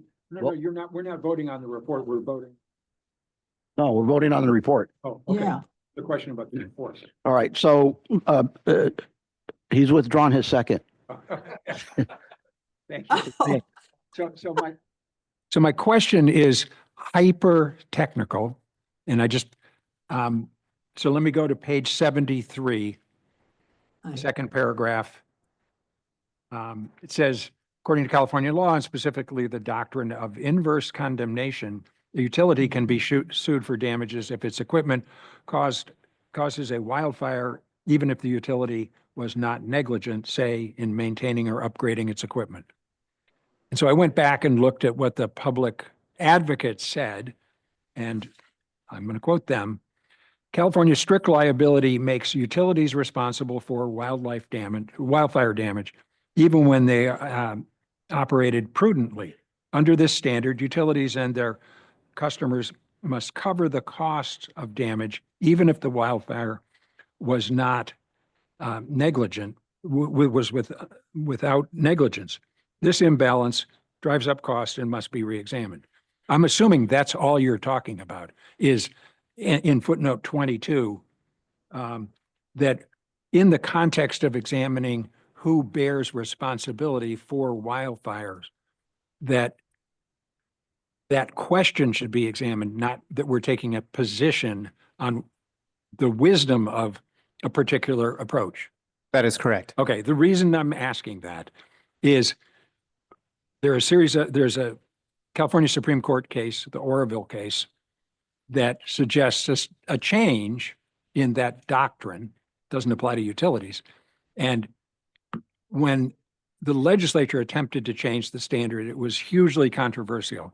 And I'm just trying to avoid getting into a situation where the rest of the report is tainted because we took a side on the standard. So am I correct in that? You are correct. Okay, thank you. Now you're going to second it again? Well, yes, I second. Now will you second it? The second has been revived. Okay. But my question is, and following up on what Commissioner Byer just said, we don't want to be, I'm reminded of what happened with the one word pause in a prior report. And I think perhaps the caution is, are we saying what we're saying in a way that is potentially subject to misinterpretation and pulled out of the report? You follow me? I do, Mr. Chairman. I think perhaps one way to proceed here is that Dan and I look at that paragraph a little more carefully. I hesitate to edit it on the fly right now, but that we look at it and this be a change also subject to subcommittee approval, similar to the expansion of the sidebar, if that meets with the commission's approval. That works for me. To make clear Yep. the point that Commissioner Byer brought out with his question and that was made clear in Dan's answer. Yeah. Okay, good. That's a direction. So there's a motion, there's a second. Any further discussion? Seeing none, please call a roll. Mr. Chair? Aye. Mr. Vice Chair? Commissioner Eriner? Aye. Commissioner Byer? Aye. Senator Cabaldon? Assemblymember Chen? Commissioner Garcetti? Aye. Commissioner Hernandez? Aye. Commissioner Johnson? Commissioner Miller? Senator Nilo? Assemblymember Ortega? Commissioner Sidley? Aye. So that report is approved. Mr. Chairman, we'll make those changes to the sidebar and to the passage on inverse condemnation, have those approved by the subcommittee, and then release that report in due course. Thank you. Then if we can move on, Mr. Chairman, to item number 8, on the agenda, which is the project and meeting schedule. The documents here begin on page 121 of your packet. 8A is an update on current studies. I think we've been discussing those. We're drafting the report now on contracting with nonprofits. We hope to bring that to the full commission next month. Obviously, today is the first hearing on financial scams. That will be the topic of the hearing in October. We're working on early planning of the study on governance and IT projects, governance of IT projects in state government that was authorized recently by the commission. 8B is the meeting schedule. Nothing has changed here. The schedule for the rest of the year is on page 121 of your packet. Remaining meetings are scheduled for October 23rd, November 20th, and December 11th. The current plan is to hold all three of those by Zoom. And I'll just note that the November and December meetings will begin at 2 p.m., an unusual time for the beginning of those meetings. So happy to answer any questions on those items, or if not, we can move on to 8C, which is future study topics. I see no questions. So we have staff bandwidth to add an additional topic at this time, Mr. Chair. The relevant materials here include 3 new project requests we have received recently. Page 128 is a letter from Assembly Member Blanca Pacheco and other stakeholders regarding student debt. Page 131 is a letter from family groups regarding the licensing of residential care facilities. Page 134 is a letter regarding CalPERS PPO plans. Additionally, the packet includes at page 135 the recent scoping memo on education in state prisons. At page 146 is the recent scoping memo on youth suicide. And beginning at page 122 is the list of various ideas proposed by various sources over time. And of course, all of you are free to pick any of those topics or anything else. You're not limited to those topics, including now the discussion of data centers and electricity usage. So the last thing I would just note, Mr. Chairman, is that you all are obviously free to pick a topic now, or we can come back with scoping memos to the October meeting if there are 2 or 3 things you want to have more information on. So with that, Mr. Chair, I'll turn it back to you for discussion. So I just wanted to note that I sent a note to Ethan last night. We did that study on the disability study and the regional centers, and I was kind of curious if we could do an updated study to see if there's been any improvement. It could be a report that needs 1 day of hearing, not the same depth that we went into, but it was so moving to me that I wouldn't mind keeping the pressure on. So I'm tossed that out there, and I do want to make sure that the AI centers is on the list. I think that's also very important. Yeah, let me, with respect to the rehab centers, could we get the information that we need with a request from staff to them on what they've done with respect to our recommendations? I mean, we've done something similar, right? And then if they come back and there's 20 recommendations and they've done 3, then we go, okay, time to have another hearing. Correct. We can certainly request information from the relevant agencies about implementation of the past recommendations. We have also, in some cases, actually held follow-up hearings, a 1-day hearing in which we asked them to come in, Denti-Cal for one. testify. Denti-Cal, we did that with human trafficking, if I remember correctly, labor trafficking. So we can certainly do that, Mr. Chairman. So that wouldn't necessarily need to count as a new topic, although it could. We could go back and I am very fine with the chair's suggestion. I just think that topic was so important that we need to keep a spotlight on it, but I'm perfectly fine with the chair's suggestion.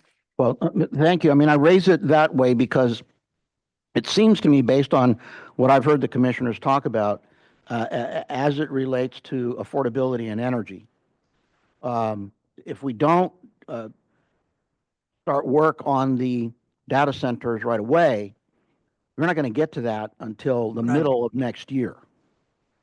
So that's just a caution, and I see Commissioner Erin.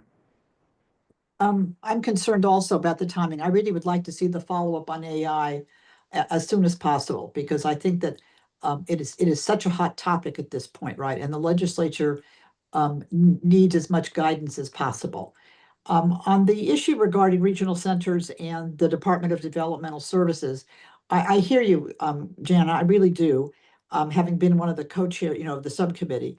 I think I'd like to take some time to look at what our set of recommendations were, right? Ask the department, particularly the Department of Developmental Services, and maybe ARCA, the Association of Regional Center Agencies, to give us responses as to what has happened since that study was done, and then make a decision as to whether or not we need a one-day hearing to follow up on it.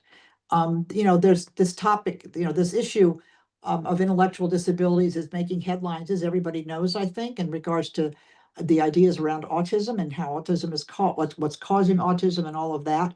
And so it might be timely, at least, to follow up with the department on the things that we had during our hearings raised in regards to the efficacy of their programs and have they done anything, particularly around the issues of the charges around racism and whether or not regional centers are really servicing all of the people that are in need of services. And I don't mean the fact, because there's not enough money to do that, but are they at least responding appropriately to every community here in California, which we took testimony on, which I think was pretty clear. Not all communities felt that they were being served equally. So. Right. Commissioner Hernandez. You don't have to twist my arm to do energy, you know that. But if we are doing data centers, just know that conversations how to power them. New Mexico is doing fusion. They're doing SMRs. Tennessee, Texas doing SMRs.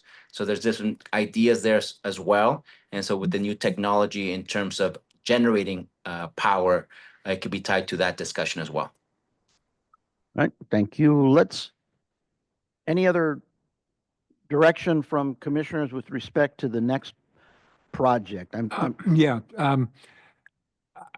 I know this is going to seem inconsistent, but I'm not sure we need to jump into the AI data center right away. I would rather hear from members of the legislature who carried bills on this topic, where they had to amend them or they didn't succeed, to try and find out some sense from them what would be timely, rather than our assuming that we know what they need. So second point, from our list of things, maybe a radical suggestion, I actually think we should take some things off the list because they're highly, highly unlikely that we're ever going to get to them, or they're insufficiently large to justify staff time. I mean, we have 2 scoping memos, one on prison education and one on youth suicide. We haven't even discussed them, and staff's already spent some time on them. So I'd like to avoid a situation where we've got planes circling O'Hare Airport and they just never land. I mean, it seems unfair to staff that, we ask them to do scoping memos and then we don't talk about them. So maybe we could turn to the other topics beyond what we've talked about. Sure. That's fine, but in terms of at least to the prison education, we did sort of look at that in depth, and people voted for something else. Yeah. But I don't want the staff to think that we didn't look at that memo. We did. Yeah. Okay. Particularly I did, because it was my suggestion, but we went a different direction. So I just want to make sure that people understand it was used. It just went a different direction. Well, if I might. Yeah, please, Commissioner Garcetti. I'm the one who brought up the issue of youth suicide. I've looked at the memo. It was a very helpful memo in doing it. I don't think it comes up to the standard where we need to spend any more time on that. But there's one other issue that I have. I can't put it into words in an articulable way yet, but that is the water crisis that we're facing today, right now. I'd like the staff, if you can help me and us focus, all right, is there a particular area or areas that we can look at that is meaningful? Because that is an issue that is going to be, it's right here now as urgent. I mean, it's dry out here and it's going to continue to get worse. And we're going to have issues that we should be a little better prepared than I think we are prepared. But it could be wrong. Maybe the state has it all together. There's nothing more to be done. But Has the commission done studies on water usage before? I'm going to have to turn to Tamara on that. Not during my time here, Okay, but yeah. I recall there were several studies on water governance, water management. This was probably around 2008 and 9. I can't recall specifically what those got into, but we had at least touched on the subject, quite a while ago. Okay. As a former employee of the Bureau of Reclamation, be careful what you're asking for. You're getting into the compact between the states, the Colorado Compact, which is in front of the feds right now. And I mean, all I say is that's one of those where, to quote the chair, you're going to boil the ocean. So just be careful what you're asking for on water. Not to say there isn't a crisis and a problem, because there is, but it's big, big, big, big. Commissioner Hernandez. I was just gonna expand on that. I mean, are we gonna look at desalination? Are we gonna touch upon kind of our relationship with nearby states? I mean, maybe just if we are gonna look into it, we have staff give us parameters of what we can look into. Yeah, I look, having spent a fair amount of time working in the area of water in Imperial County. When we talked about looking at CEQA, I sent around a copy of a suicide vest. Water's not that much different. And I think it's worse. I think it's further complicated by the role that the feds play and the conflict between the upper basin and the lower basin.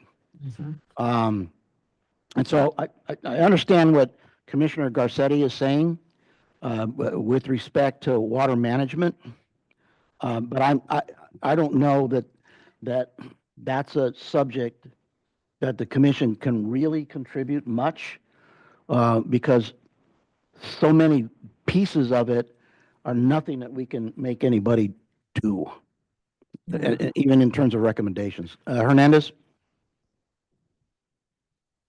Just an additional question, and since we're looking at other issues, I mean, have we ever done a study on immigration? I know it's 99.9% federal, but there are some things happening locally. I saw the Bay Area did a report in terms of the lost revenue, in terms of what's happening in terms of ICE raids and so forth. I know there's local efforts to kind of increase law enforcement's kind of assistance locally in terms of better identifying people. I know that the legislature passed a couple of bills related to that. But is that something that we've touched in the past, immigration? It is, Commissioner. We did a report, this is before my time, but around 2006, I believe, 2002? I'm looking at tomorrow, 2002 maybe. The commission did a report on, the focus was on integrating immigrants into California society. That was a long time ago, obviously. That was nearly a quarter century ago now. I don't believe we've done anything since that time. Well, we've managed to get all over the map without any real specific focus. I do think that there's some benefit, and I'll talk with Ethan about reviewing the ongoing, the existing list of potential projects, because some of them have been languishing on there for a long time.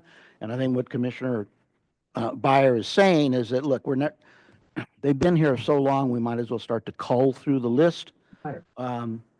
But my own sense of our timing and the contribution that we make given our audience, and our audience in this instance, of course, is the legislature and the executive branch. We've just completed a really extraordinary report on electricity and affordability. I think it's a natural step forward to also, since we're already in that field, to examine the AI centers. And I don't see any rabid opposition. And Mr. Chairman, why can't we also appreciate Commissioner Byer's idea about given the timing of it, to maybe reach out, as we start it, why not reach out to members of the legislature who have been players in the field, okay? I get, right, and so define, why not, adding to the commissioners' questions regarding what we want to look at, find out if there are particular questions that those members that sit on the relevant committees have, if there are any, right? I have no idea. But there's no reason not to at least make an inquiry to say we're going to be looking at the AI piece separate, and anybody, do any of you have any what would be your questions that you would like to have answered if we're going to do this? That's all. Right. It's a timing issue, that's all. Artfully crafted as direction to staff for what I sense is the next study. All right, so by consensus, the next study is going to be the AI centers. Okay. With outreach to members of the legislature to see what they've done, what they want to do, and how we can add value to that process. There you go. We can certainly do that, Mr. Chairman, and we will also follow up on Commissioner Sidley's request to follow up with the agencies relevant to developmental disabilities and ask for an update on what recommendations have been implemented, and then we can return with a memo to the commission regarding that and see if the commission wishes further hearings or whatever. If I could make a humorous, so I went to an event, a public event on Monday with the mayor of San Jose, and this young person turns around and goes, "Aren't you a member of the Little Hoover Commission? I see you on YouTube." So they're fanboys and girls out there watching this. Yeah. And as always, we're on our best behavior. Exactly. So that's resolved. Can we please look at, I guess it's item 9, administrative update? Item 9 is the administrative update, which can be very brief. The main administrative task at the moment is to hire a replacement for Ashley Hurley as the research analyst. Tamar and I have interviewed finalists, and we hope to make an offer very soon, and we'll update the commission as soon as we can. That then leads nicely into item 10, if I may, Mr. Chairman, which is the legislative update, and that brings us, I should have introduced Gibran at the beginning of this, but Gibran Maciel joined the staff about a month ago now as the outreach and communications analyst, handling everything from our website to our legislative outreach and so forth. He compiled the list of bills supported by the commission that are going to the governor in the wake of the legislative session. That's at page 156 of the packet. Those are 9 bills. We have written signature request letters. We'll track them to see if they're signed. We'll update all of you at the next meeting and so forth. That's covered nicely by the list at page 156. What I will ask Gibran to speak about just briefly is that we are also working now on legislative outreach aimed at bill introduction next year to update the legislature on what we have already been working on, and I'll ask Gibran to briefly summarize those efforts. Good afternoon, commissioners. I'd like to provide a brief legislative update. Pull it closer to you, please. There you go. Good afternoon. Here to provide a brief legislative update. Thank you, Ethan. So we'll be doing outreach to legislative staff. We will be launching a new round of email outreach, providing concise summaries of our recent reports, making it easier for staff to quickly access our findings and recommendations in the policy areas that might be of interest to them. We are targeting the end of October, the last week in October, for a webinar for senior staff, highlighting the value of the commission's work and working with the commission and engaging directly with senior legislative staff to see, just as the commissioner said, what do you want to look at and where are the areas that we can work together.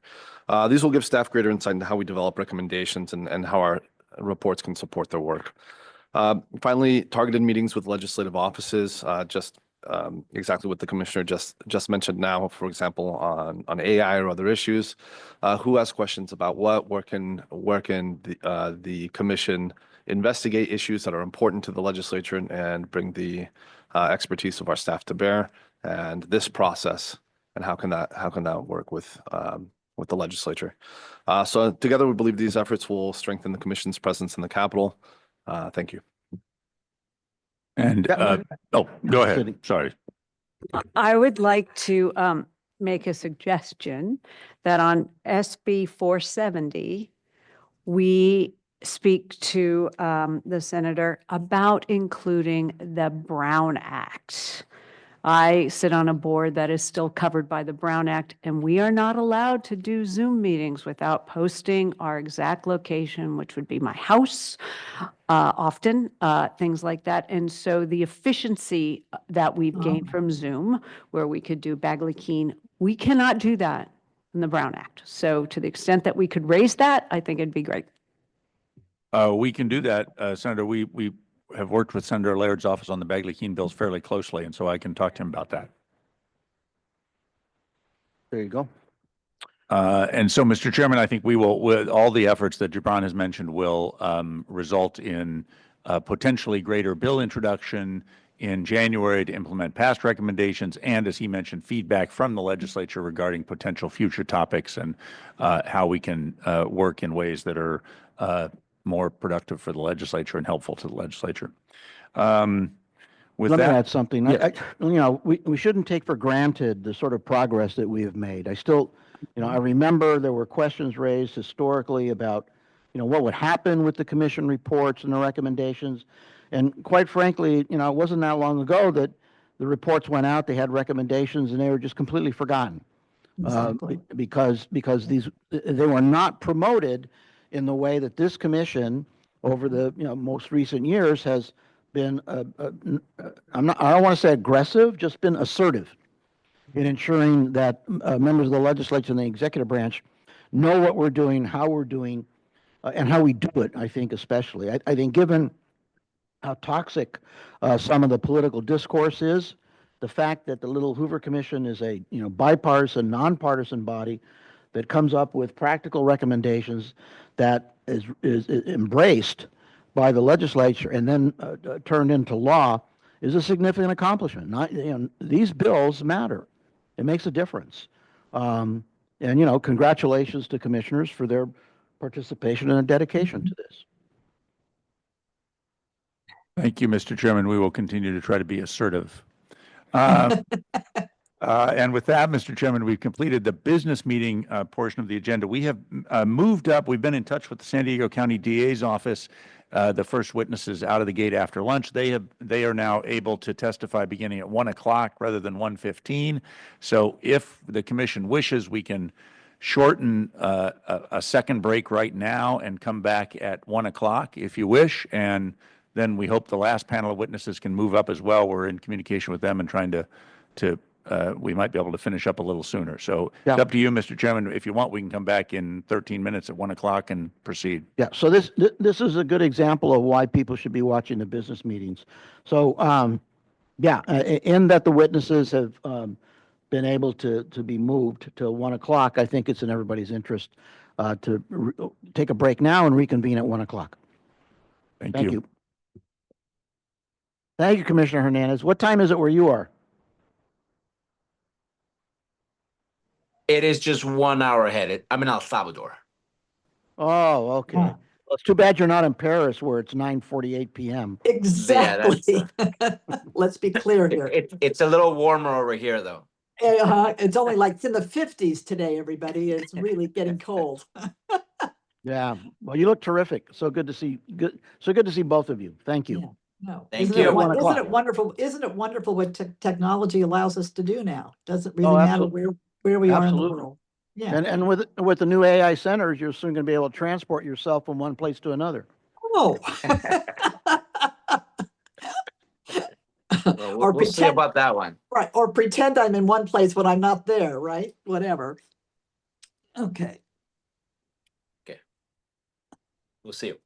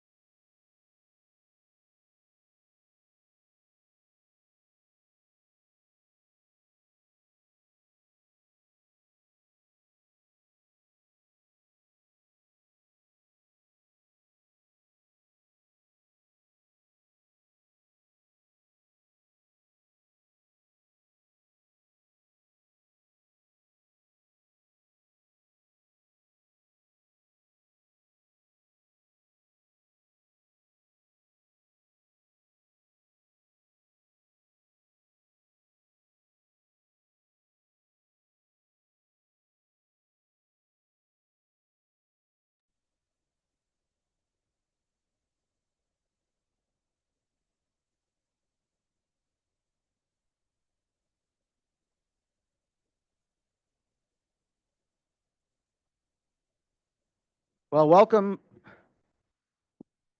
everyone to the afternoon portion of the hearing on financial scams and fraud for the Little Hoover Commission, Thursday, September 25, 2025. Those of you who participated and joined us in the business meeting, thank you for that, and good to see you again. So let me turn this over to staff to introduce our next witness. Thank you, Mr. Chairman. I would like to invite District Attorney Summer Steffen, who is joining us remotely, up. She was appointed as San Diego County's District Attorney in 2017 and was elected by the voters to the position in June 2018 and again in 2022. Her focus on protecting seniors led to a first-of-its-kind Elder Justice Task Force. Also with us this afternoon is Scott Perillo. He is the head of Elder Abuse Prosecutions for the San Diego District Attorney's Office and has been a prosecutor for 19 years. He is an expert in elder fraud and scams. Thank you both for joining us this afternoon. Thank you so much. Thank you, Chairman. Thank you, Commissioners. It's been my honor to work with the Hoover Commission on human trafficking and other issues, and now this very important topic. And I know that your reports are thorough and they help lead the way for our state, and we've used many of those examples. So Scott Perillo and I are honored to be here. You have him live, you have me remote. Thank you for that opportunity.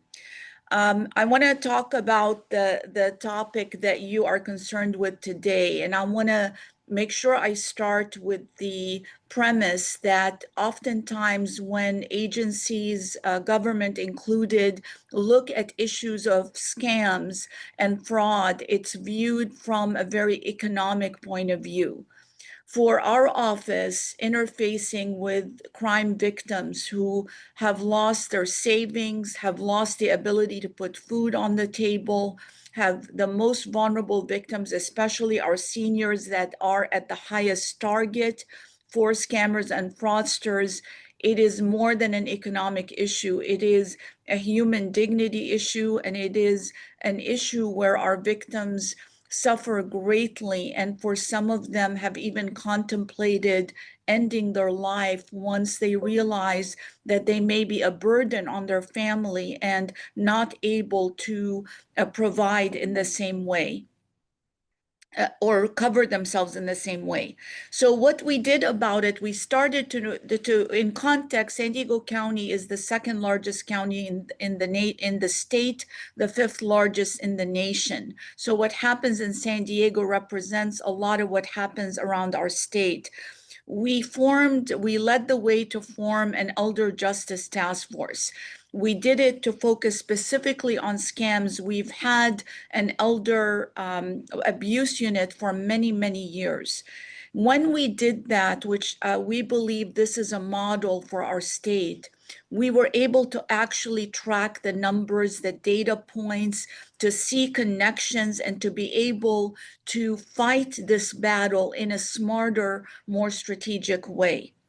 In the last year, tracking these numbers, it has demonstrated that just in San Diego County and just for reported elder scams, so not the unreported, which is a very large number due to the shame that seniors feel from being scammed, the number lost to our seniors in the last year alone is $134,850,000. That is like the difference between a livelihood and not.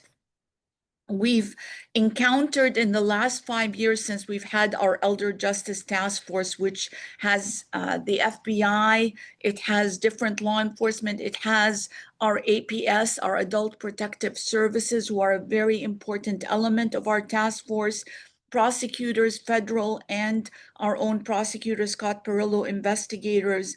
We have found that there are many different types of scams, but the scams always lead one way, which is to find a way to lose money. And we also found that they're much more sophisticated than we think. They're not one-offs. In connecting the dots through our Fusion Center, our Law Enforcement Coordination Center, we've discovered these connections, and they deal to national syndicates and sometimes international. So telling you these issues, these are some of the solutions that we suggest. I know your questions will bring more. We believe that there should be more training and education to our banking systems, our health systems where our seniors and people intersect, because safety and health really come together in a positive way.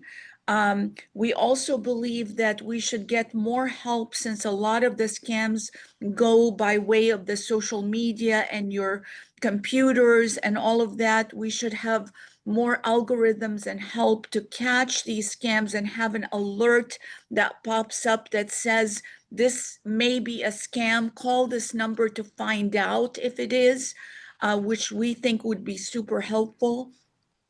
We think our model, the Elder Justice Task Force, where we've been able to recover $267,000 for victims recently, that this is a positive, good model that leverages the power of multiple organizations.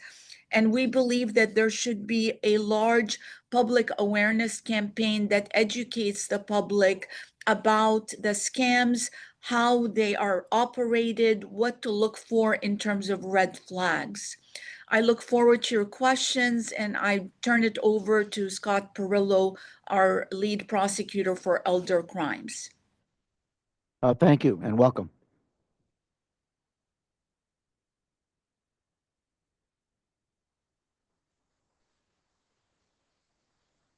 Prosecutor, the better. A career elder abuse prosecutor with the San Diego District Attorney's Office, and I am part of San Diego's Elder Justice Task Force.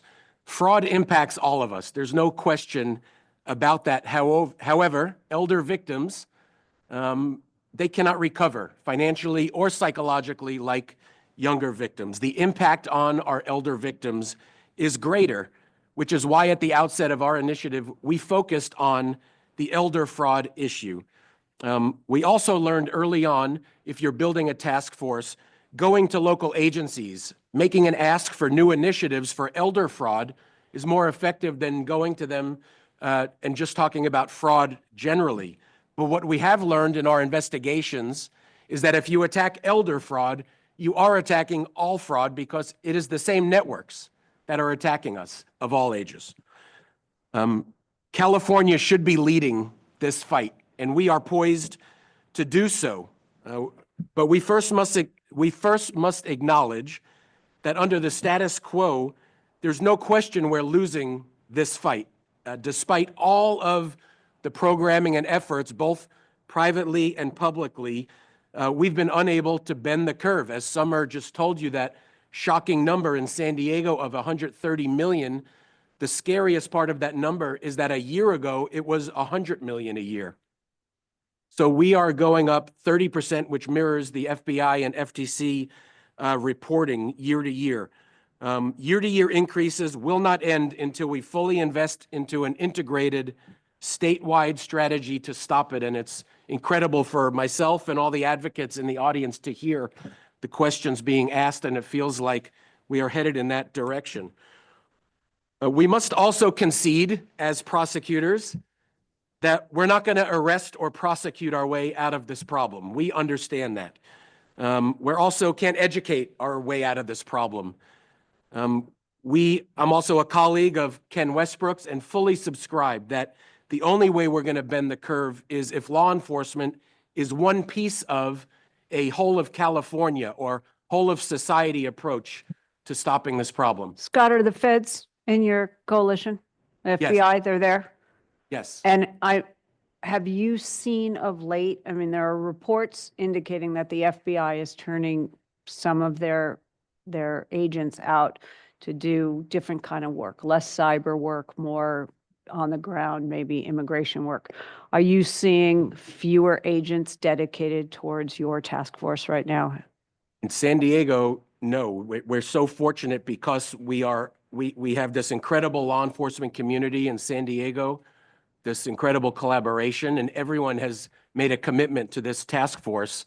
And so we actually have seen an increase because we are well aware that the whole country is watching us. I get calls from local prosecutors from around the country. They hear about what we're doing and that we're working with the FBI, and they're astonished that we've been able to do that. And so we understand that this is our opportunity to show what can be done. For years, we all sat silently and told our victims, I'm sorry, there's nothing we could do. We turned that around. Summer called us together 5 years ago and said, we can't tell our victims there's nothing that can be done. Let's see what can be done and roll up our sleeves. And so we are leaning into it, and we're getting support that I recognize is not available in other counties or other jurisdictions. And I'm friends with Tara, who used to be your U.S. attorney there. Do you have a U.S. attorney there who's also participating with you? I know it's changed and she's gone, but is it still, they're Yes. still participating with you? That's Yes. great. That's really great news to hear that's all happening. Thank you. Commissioner Byer. So we got a letter, I think, from the California Department of Justice raising forfeiture question. That is the need in California to potentially have a civil forfeiture remedy in addition to criminal prosecution. And they cite the parallel existence of those remedies at the federal level. So it's a two-part question. So would it be better from a victim point of view to have a civil forfeiture remedy? And second, how do you avoid the potential misuse of civil forfeiture where it's seizure for police profit, which is the critic's description, where due process is given to people whose assets are being seized, but you still increase the opportunity to go after the ill-gotten gains and compensate victims? And so maybe just comment on the desirability of civil forfeiture, and then how do you make sure that the structure of civil forfeiture aligns the interests of law enforcement and victims and with due process? Thank you, Commissioner. So on the state side, we are limited. We've been fortunate because of our partnership with the U.S. Attorney's Office, and we've actually pulled back over $7 million in the last 18 months using federal asset forfeiture. We, in fact, have 2 dedicated resources to doing that and have shown the model. It's a retired FBI agent working alongside a district attorney investigator from our office. And all they're doing all day long is combing through IC3 reports where there is recent wired money, specifically wires, international wires, and they're able, if certain criteria is met, to pull that money back. And so it is a question that I think, and Summer can speak to this perhaps, but I know county prosecutors have struggled when it's complicated when you have, to put it simply, a bad guy bank account that you know is there, but you don't necessarily know the source of all the money in that account. So when you seize it and you might want to give it back to victim A, who's in San Diego, we don't know if victim B, C, and D all over the rest of California's money is also in that account. So these are very complex legal issues that at the local level, it's definitely a part of the barriers to being effective in seizing the money. But from what we've seen, the forfeiture issue really is only relevant to potentially these wired monies. And then as Erin West was testifying to about with these crypto wallets, and that is extremely complex and difficult because sometimes our partners can identify those wallets and they're very quickly depleted of their funds by someone overseas before we can even get to it, despite the investment in time. So these are some of the barriers to specifically the forfeiture that you're asking about. So, but do you support what the Department of Justice suggested of creating a state law on civil forfeiture? And if so, what safeguards do you want to put in place to protect and preserve due process in the seizure of assets. I'm going to defer to my boss on that question. Okay. So definitely we're great partners with our Attorney General, and we do support, because at the end of the day, we can get justice, but if we can't allow the senior or any member to pay their bills, we've failed. But I don't think it's in lieu of, it is alongside a prosecution, because in many instances, as Scott has described, we're not going to be able to get anything because the money has left our state, it has left our nation in some instances. So as an additional remedy, having asset forfeiture, and you can put a lot of different provisions. My favorite, which is not there yet, and we've had to be very creative with that, is to have a provision where if you're not able to identify and link the ill-gotten monies to one victim, that it goes into a victim restitution fund and is distributed by an independent body to victims that need it, and kind of in an apportioned way. So I would love to have an additional provision that doesn't exist now that gives us that flexibility and even has a third party, that is able to help us, like a victim services or a victim compensation fund that already exists that can help distribute the monies. Thank you. Could I interject, please? Yes, of course. Thank you. First of all, District Attorney Stefan, congratulations for really being, I think, the star office in the country on this issue. You've shown great leadership and fortitude and foresight.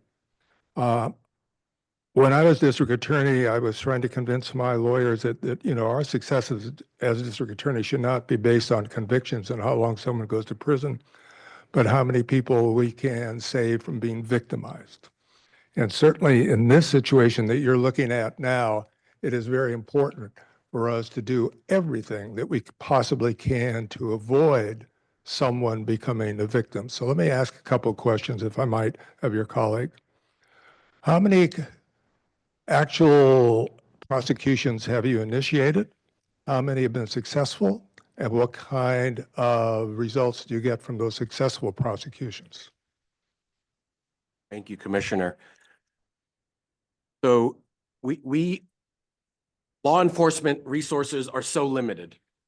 And we learned that trying to create this. And we learned at the state level, you cannot go to local agencies and start by asking them to chase the scammers to other countries.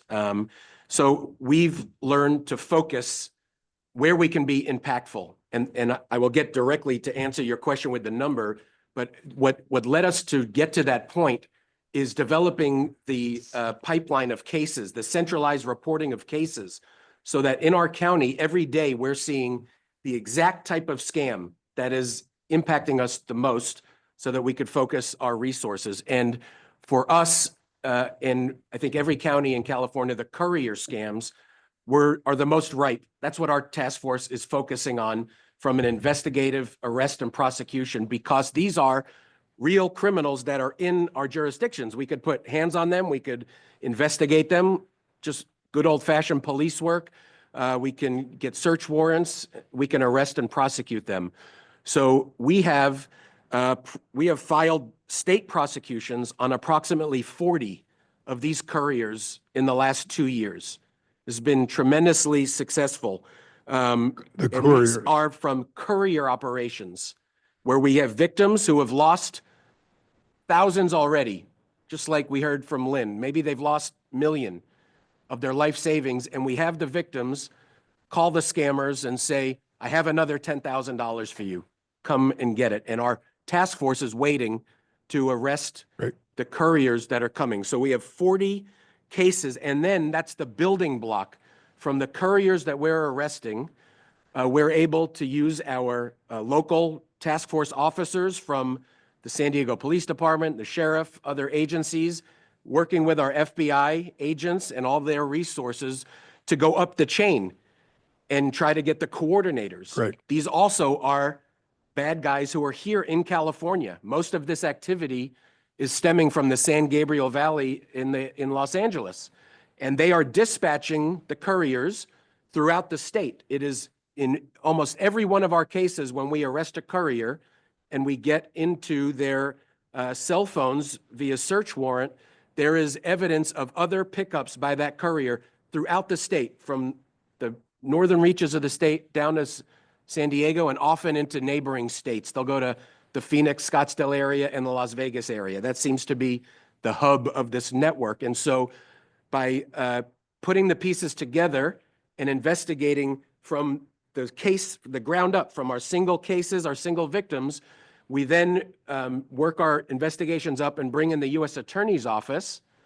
And we have been very successful. In fact, in 2020, which really launched our task force, we were struggling in the Shark Tank trying to get someone to pay attention to us with a proof of concept. And in 2020, we were able to convince our local FBI and U.S. Attorney's Office that by piecing together $20,000 victims in San Diego, that we could build a federal RICO indictment, which the U.S. Attorney's Office did successfully.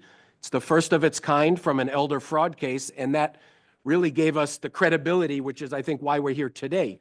And we've been working ever since to not be the one-hit wonder. And so we've been very proud. Our U.S. Attorney's Office in San Diego has had several indictments this year of these huge networks that are the coordinators. They are literally getting information from the call centers overseas.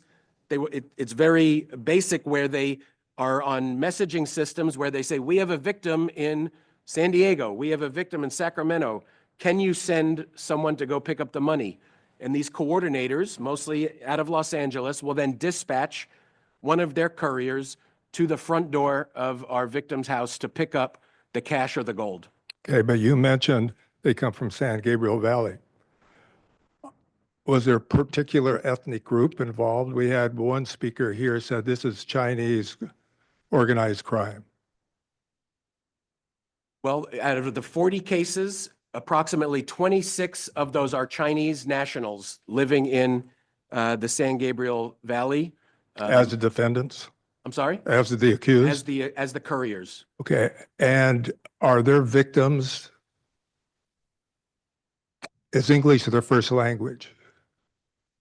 Most of our victims are exactly like Lynn, who is sitting here. That is our stereotypical. So they're not going to Chinese who've immigrated here or various other ethnic groups who come here. They don't work necessarily particularly with their community. We are seeing some scams that specifically target certain immigrant communities, sadly. But I could tell you that nationally, there is one predominant scam. It's I think over 70% of all the scam activity, and it's the exact scenario that Lynn went through. That starts with a pop-up ad. There's remote access software, and then the victim is told that they've been hacked and all their accounts are at risk and they need to empty their account. And I met personally with a victim in San Diego 3 nights ago. She lost $1 million to this scam. She's a former medical professional, young, vibrant, independent. She, in fact, knew what to do. When she got the pop-up ad, she did not call the phone number on the pop-up ad. She Googled, what's the phone number for Microsoft support? And we've heard anecdotally from Google that they can't scrub the bad numbers off of their searches faster than the bad guys can get them up. So she knew not to trust that pop-up ad. She went to the actual number like we would all do, and she walked right into the hands of the scammers who had posted a number for Microsoft support on a Google search. And we also know that they're spoofing phone numbers directly. We had another recent victim in San Diego who looked at her phone and it said Chase Bank. So she didn't hang up and call the Chase, but she looked on the back of her bank card, and the same phone number that's on her bank card was on her caller ID. So she said, okay, this is legitimate. So the outreach and education is getting out there. The scammers are working harder than we are because, as the FTC just reported, they've seen an unprecedented rise in the amount of losses per case. Of more people are losing $100,000 or more than ever in this last reporting cycle from the last year. Let me go back to your boss for a minute. You've built, obviously, a very successful prosecution team with, and by team, I'm talking about everyone who is involved here, but you're the leader. What have you particularly focused on in terms of how do we prevent it in the first place? Let me give you an example of a situation that I had. I'm not patting myself on the back this. I was asked by LAUSD to be principal for a day at a school while I was DA. So, wait a minute. And I said, no, I don't have that kind of time, because you have the whole day. You're going to be the principal for the day. And it was a middle school in a low-income area. Well, no, I'm ahead of myself, because I finally said, no, unless you can give me my mother's middle school that was in the Hollenbeck low-income area. And they arranged that, so I went. And it was an incredible experience. But at the very end, there were two women who came in, two mothers, who just came in unannounced saying, we want to meet with the principal. And the principal said, that's you, I'm leaving. I said, oh boy. Okay, they came in, and I grew up where Spanish was their first language, but I never learned to speak proper Spanish. Okay. So they came in and only spoke Spanish. And I could understand what they were saying. And they basically said, what do we do about our girls dropping out of school? And the other one, I'm sorry, one said girls dropping out of school, and the other one said it's both. My girl and my son. My husband comes home, said they've had more education than I had, and I was able to support the family. They don't need to go to school anymore. Well, you're the district attorney. What the hell can you do about that? I said, you can't prosecute them. And I started thinking, and eventually I came up with the idea, let me call together all the producers and writers of the telenovas. Have them come in and convince them you have to have a recurrent theme, and that is the importance of school. Acknowledging the fact that the man wants to be, okay, I'm the macho, the head guy in the family. Maybe I'm not as well educated as my son or daughter, but it's important they go to school. And the mothers who also kind of feel the same thing. Why should she get more education than I did? I'm here, I'm working, let them start working. And they did that. They started doing that. So there have to be ways that we can reach ethnic groups. Is much easier to reach them through television and maybe social media that focuses on ethnic. But the general white population, oh my God. I'm glad I'm not the district attorney right now facing that kind of an issue and problem. But is there anything that you're doing in terms of priority, saying our first priority has to be first to avoid the crime from being committed? And secondly, yes, a successful prosecution that could deter others, but so I give it to you. Well, Commissioner Garcetti, of course, I try to learn from great leaders like you. So prevention is so important for our mission that we actually changed our mission to put it in there so that people understand that preventing harm is a part of the DA's mission in addition to ethical prosecution.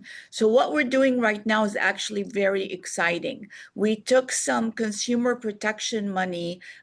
This is, as you know, money that you get from big companies that do bad things like environmental toxins and all of that. And we use that consumer protection money to frame, working with our seniors, a very large prevention campaign that's now being rolled out, everywhere, including going to senior homes, banks, if you're waiting at your doctor's office.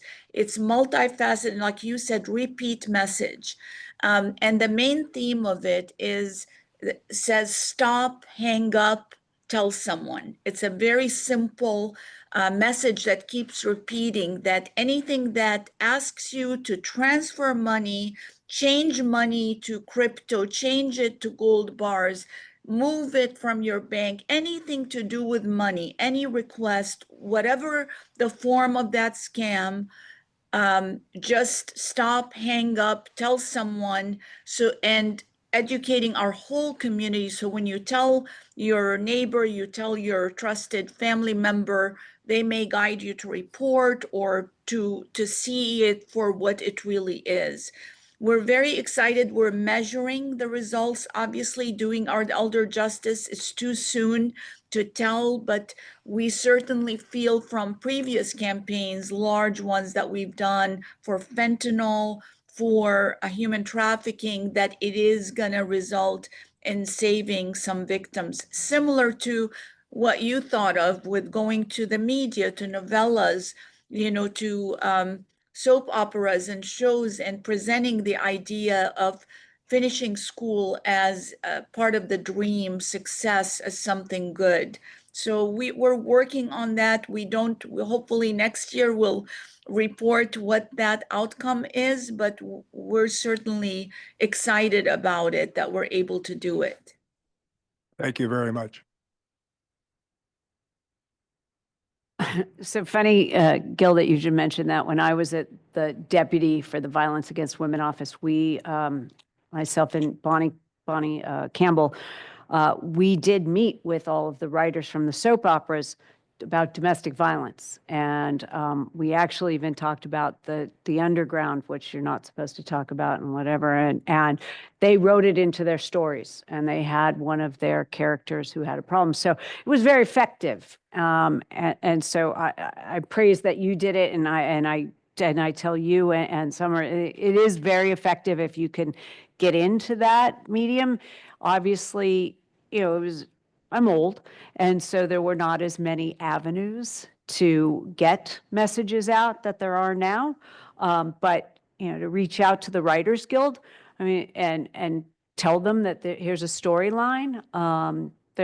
They know, obviously, most of the writers in the United States, and so and they're on various platforms. So there's a number of ways, and I can introduce you to somebody from the Writers Guild Foundation if you need an introduction. And so it's just, I think part of what we're doing here is we're helping to identify tools, and obviously we'll still do the whole report and blah, blah, blah, but that is another tool that is effective.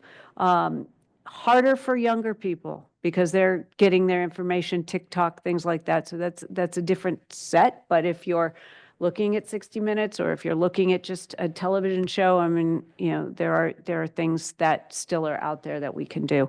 And that was not actually my question, but my original question is, how often does the scam involve turning your money into gold bars or turning your money into crypto? That seems to me like just an enormous flag. So I'm just curious if that's what you're always seeing. So as we stated, the scammers are kind of studying our behavior, and they're changing their tactics. That's the importance of watching the actual reports coming over every day. So maybe just over a year ago, we started getting this uptick in these gold cases. So I believe that it's twofold. One is the banks are trying to do more to stop people. They're mandated reporters. So that is one way to get the victim away from the bank teller. But the other thing is they're also preying on it. It's interesting when you talk to some of the victims, and like you, Commissioner, the initial impression is, how could you go to a gold dealer out of nowhere and purchase $200,000, $300,000 worth of gold? It plays into the scam perfectly, because remember, what the victim's being told is there are hackers who have gotten all their personal information, and that all their accounts are at risk. And especially seniors from another generation are aware that gold is a hedge against their investments, their bank accounts. And so the scammers are actually using that, and the gold dealers are saying, you'd be surprised. There's legitimate ads about Right. buying gold as a hedge. Legitimate TV ads, which I see often, and have seen in Palm Springs. That media market is maybe skews a little older, and those people are, looking for a hedge. And what we learned is sometimes the most low-tech intervention is the best. The supervisor, the FBI supervisor that runs our task force is an incredibly devoted agent. And what he did, there's a fixed number of gold dealers in every county. They have to be licensed to do it. He sent a letter to every gold dealer in San Diego County briefing them on this scam and actually invited them. He gave his personal cell phone number that if you see this activity to call me. And so we are now getting reports from gold dealers who say, someone just was in here buying $300,000 worth of gold. I think you need to get down here. So that shows you that you can go out and and that's part of what the Elder Justice Task Force does. It's not just working case or seizing the money, but it creates a community within the county that everyone, whether you're part of law enforcement or not, they're aware of it and know who to contact for any of these issues. So you said something interesting to me. The gold dealers need to get the license, and there's a limited number. As a lawyer, I have to do continuing legal education. Would it be helpful to have with these gold dealers that they have to go in for some continuing education once a year, 2 hours? You can do it online, but then you talk to them about these scams so that they're more aware of it. So it's not just this poor guy with his cell phone number, call me. Again, just looking for, as people are saying things, looking for tools in the toolbox to try to would that be helpful? Is that something that you guys think would be helpful? Absolutely, I think it would be helpful. And people from other counties heard about what we're doing, and they said, how do we figure out who the gold dealers are in our county? Because it's becoming so much a predominant part of this. When we have a victim like Lynn, or the victim that I met with earlier this week, when they finally report that they've lost $1 million, what we usually find is they've done all of it. They've wired money, they've bought gift cards, they've done the Bitcoin ATM machine, and they've packaged up cash or gold and either shipped it or a courier has come to their door. So when you hear about that they're under this kind of spell of these scammers for weeks or months, each of our victims usually is doing all of these forms of payment. And Commissioner, I think education and staying, especially now with AI, we're already getting cases where people are using real voices, like a grandchild's voice, on social media and putting it into a message that they're in trouble and need the money and they need the grandparent to come to their help. So I think this is going to continue to get sophisticated. So having some kind of yearly training for bank tellers, for gold, anybody that intersects with this, kind of like in human trafficking, where Senator Atkins' bill had the element about education to hotels and motels.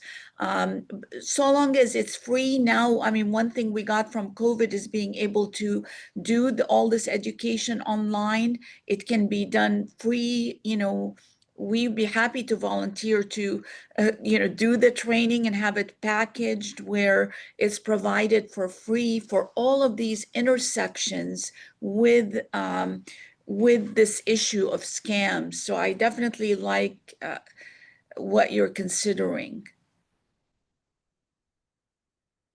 Yep, thank you. Please continue. Which of my paragraphs I didn't get to already. Thank you, Chairman. I think I covered mostly everything. I know Tamar did ask me beforehand that you might be interested to know how do you get started? How do you build a task force? As I mentioned earlier, I know I can't talk and just say that anyone in any county can create what we have. We have right now 6 full-time people devoted to the task force. There's about 20 affiliate members that, like myself, who have collateral responsibilities. I have a full caseload at the DA's office, and we all come together, and we're committed as a community to work this. But any county can start this with 2 people, I think, with a county prosecutor and an investigator, and they could get started looking at the types of cases. Then they could pull in Adult Protective Services. The cases are out there. You don't have to look for the cases. There's literally thousands of them, and we're even despite our best efforts, we're working less than 1% of the cases in our county, to give you an idea of the tsunami of fraud that hits us every day. So you have to start small, but you can do it, I think, with a dedicated county prosecutor and a DA investigator, which is the way that we started building this from the ground up. Commissioner Byer has a question. Very, very impressive, both you and the district attorney. And given that we've seen this particular office before on human trafficking, we know what a superstar that office is. So congratulations on all that. What I wonder about is on the police side, because some of the stories we heard this morning were about police hanging up, we can't do anything, we don't do crypto, whatever it is. We, the Little Hoover Commission, did a report, I think now 2 years ago, on police training.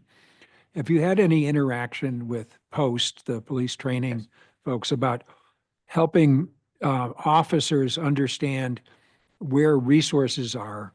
And it's probably not top of mind for somebody who wants to go into walking a beat or becoming a detective, but how do you begin the process of educating police officers as to where they can go to get help when people call up and say they've been ripped off on crypto or gold bars or otherwise? How does that process work in San Diego, and how could it work at the statewide level for sheriff's departments and police departments?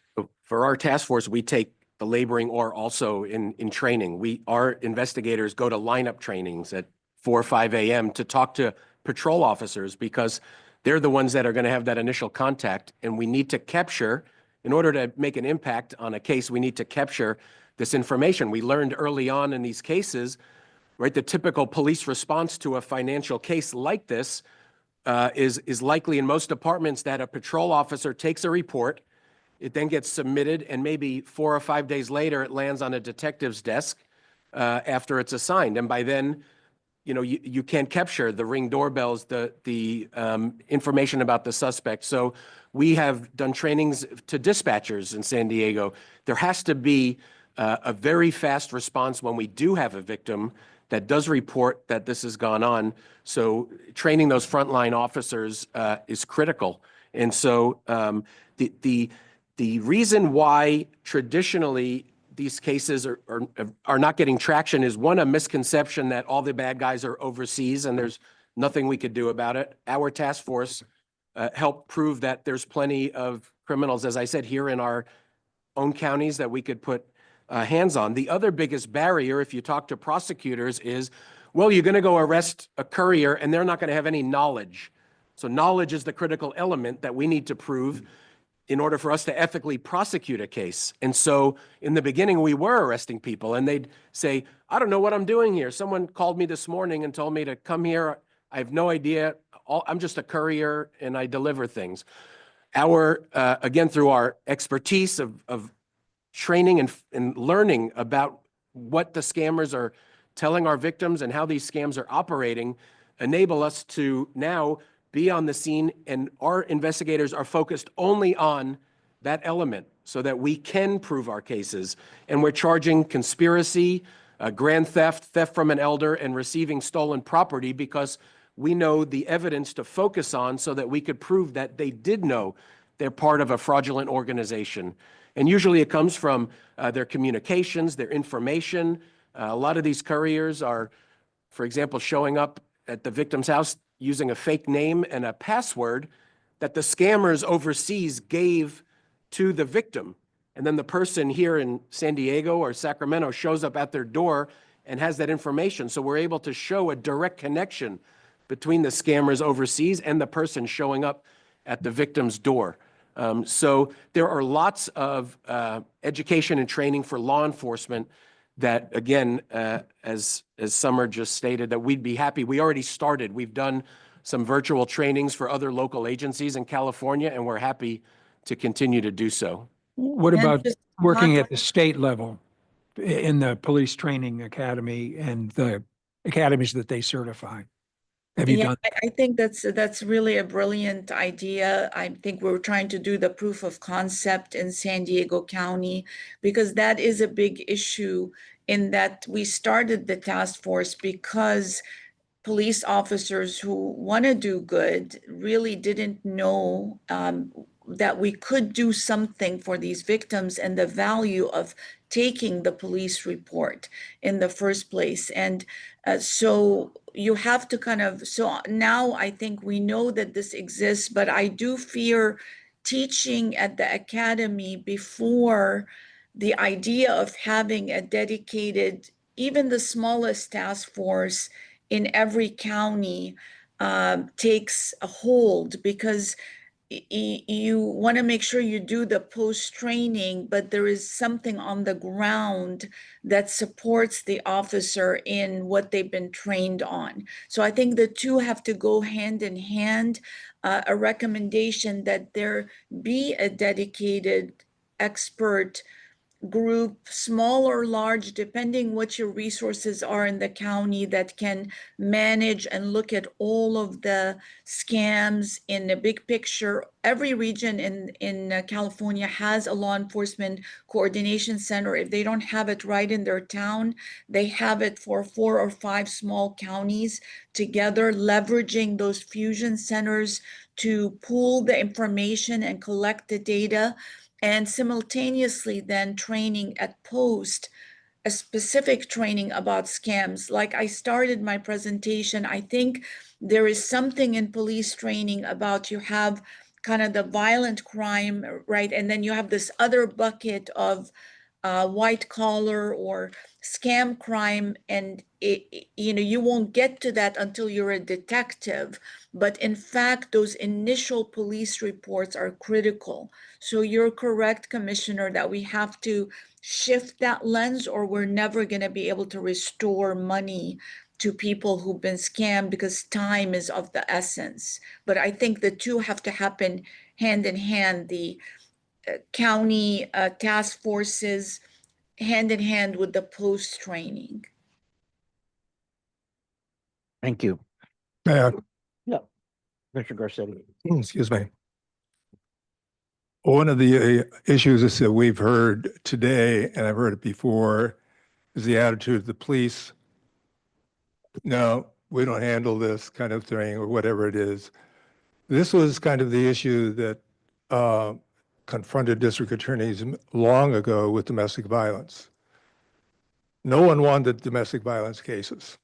The reason they want domestic violence cases is because they're the most dangerous for police officers when they go out there. You don't know who's going to be involved, and they usually, very often, too often, both of them, man and woman, turn on the officer, and people get killed out there. The second reason was police officers didn't care about them is because the victim's going to change their testimony or won't testify, whatever it is. And thirdly, it was the judges. The judges wanted to get rid of these cases. If someone wanted to say, I'm not going to testify, fine, cases dismissed. You have to change the thinking of everyone involved there. And that takes time and effort. The people that you are working with, Mr. Perillo, are people who are dedicated. So when you have domestic violence cases, if a deputy DA is handling that case, hopefully it's done in what I refer to as vertical prosecution. Once a deputy is assigned to it, he or she stays with the case. They're not handing off the case to several other DAs. Pretty soon the victim walks away, screw this, I'm out of here. It's the same here. For the chief of police, and the sheriff especially, it's important that they get the message how important these are, and we have to have people who are willing to work these cases from that first phone call. And that comes from the DA, perhaps. The DA talking directly to the chiefs of police, directly to the sheriff, emphasizing the importance of your people, your police officers, your deputies, sheriff, focusing on these cases. So there are all kinds of issues. I mean, I've learned a lot here even today in terms of, I had assumed that the vast, vast, vast majority, 90% plus of these scam calls are from overseas. I don't know if you can, either one of you, tell me approximately what it is in your jurisdiction, but it seems like there's much more here than I was ever aware of. Here, right here, where at least part of the syndicate, if there is a syndicate behind here, we can go higher up. The phone calls are coming from overseas, almost 100% of them. They're coming from overseas. But it's the money laundering organizations. They're the ones that are here present in California. Okay. Well, I think that you've hit it on the nose, obviously, from your experience. You have to heighten an issue. I mean, we never talked about human trafficking before, prostitution. Those victims being viewed as victims was never a thing. That domestic violence, that is the number one killer for homicides against women, men too, but more women. All of that has changed over time, and I think this is the next phase. When, some of Scott's cases, the victims tell him and the families that they've contemplated suicide over losing everything. That's another level that takes it out of, oh, you lost a few dollars. I mean, people are losing their life savings. So, you've given me a great idea that I had not done before, because I tried to walk humbly, but I think that bringing this as a priority to the California DA's Association to kind of plant the seed across with all other elected DAs of finding ways to make this a priority in training and education, and that's something that I'm gonna work on. So I appreciate that. Thank you for taking the time being with us. Very much appreciate it. Yeah, thank you. I don't see any other questions or comments from commissioners. As you were speaking, I sketched out in the corner of my pad two words: skeptic and empathy. And what I'm learning, and I'm a former prosecutor, but so long ago that this kind of stuff wasn't happening. But part of what I think will be addressed as you talk about human trafficking and beginning to understand it and to develop empathy for the victims of human trafficking is the same thing that will have to happen with these kinds of crimes. In that, too often when you hear that someone sent money away, right, and it was part of a romantic exchange, the initial reaction is, how could you do that? Right? You just go, why? Why would you do that? How would you know not to do that? So one of the first areas to attack is to eliminate that skepticism. And I think what I learned from Erin West, and that those of you that do this day in and day out, is that these are sophisticated actors. These are people who have studied and learned how to manipulate others by gaining their trust, learning about them, where they went to school, what they care about, what debts do they have, who makes them mad, right? If they have a favorite cat, all of that, right, begins to build the element of trust, so that then graduates into the exchange of money. So we have to eliminate the skepticism that sort of naturally comes out of someone who says, for example, I read a story about a woman who had started a connection with a person she believed to be an astronaut. And this astronaut was up in space, and he was running out of oxygen, and he needed money to buy more oxygen. And this woman sent him money. And so your first reaction is, how can that be? Well, it was, and it did, and it happened. So we need to make sure that we eliminate this aspect of us that says, oh, I'd never do that, right? What's wrong with you?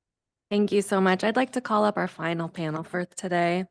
So as I call you up, please feel free to take a seat at our table here. First, I'd like to welcome James Trajari. He joined the California Department of Social Services in late 2022 as the program administrator of the Adult Protective Services program, which is in the Adult Programs Division. He also serves as a steering committee member for the California Elder Justice Coalition. Next, I'd like to also welcome up Jonette Jerome. She is a senior attorney, pardon me, Jeanette. She's a senior assistant attorney general who leads the cybercrime section of the California Department of Justice. Her team is comprised of professional prosecutors, investigators, auditors, analysts, and paralegals who all work with law enforcement throughout the state to combat high technology crimes in California. And finally, last but not least, Ms. Suzanne Martindale was appointed as Chief Deputy Commissioner at the California Department of Financial Protection and Innovation in April 2025. She previously served as a Senior Deputy Commissioner of the Division of Consumer Financial Protection.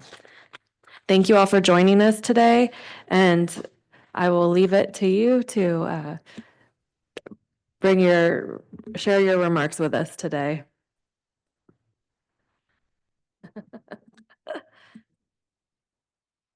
Let's see if I can get the mic. There we go.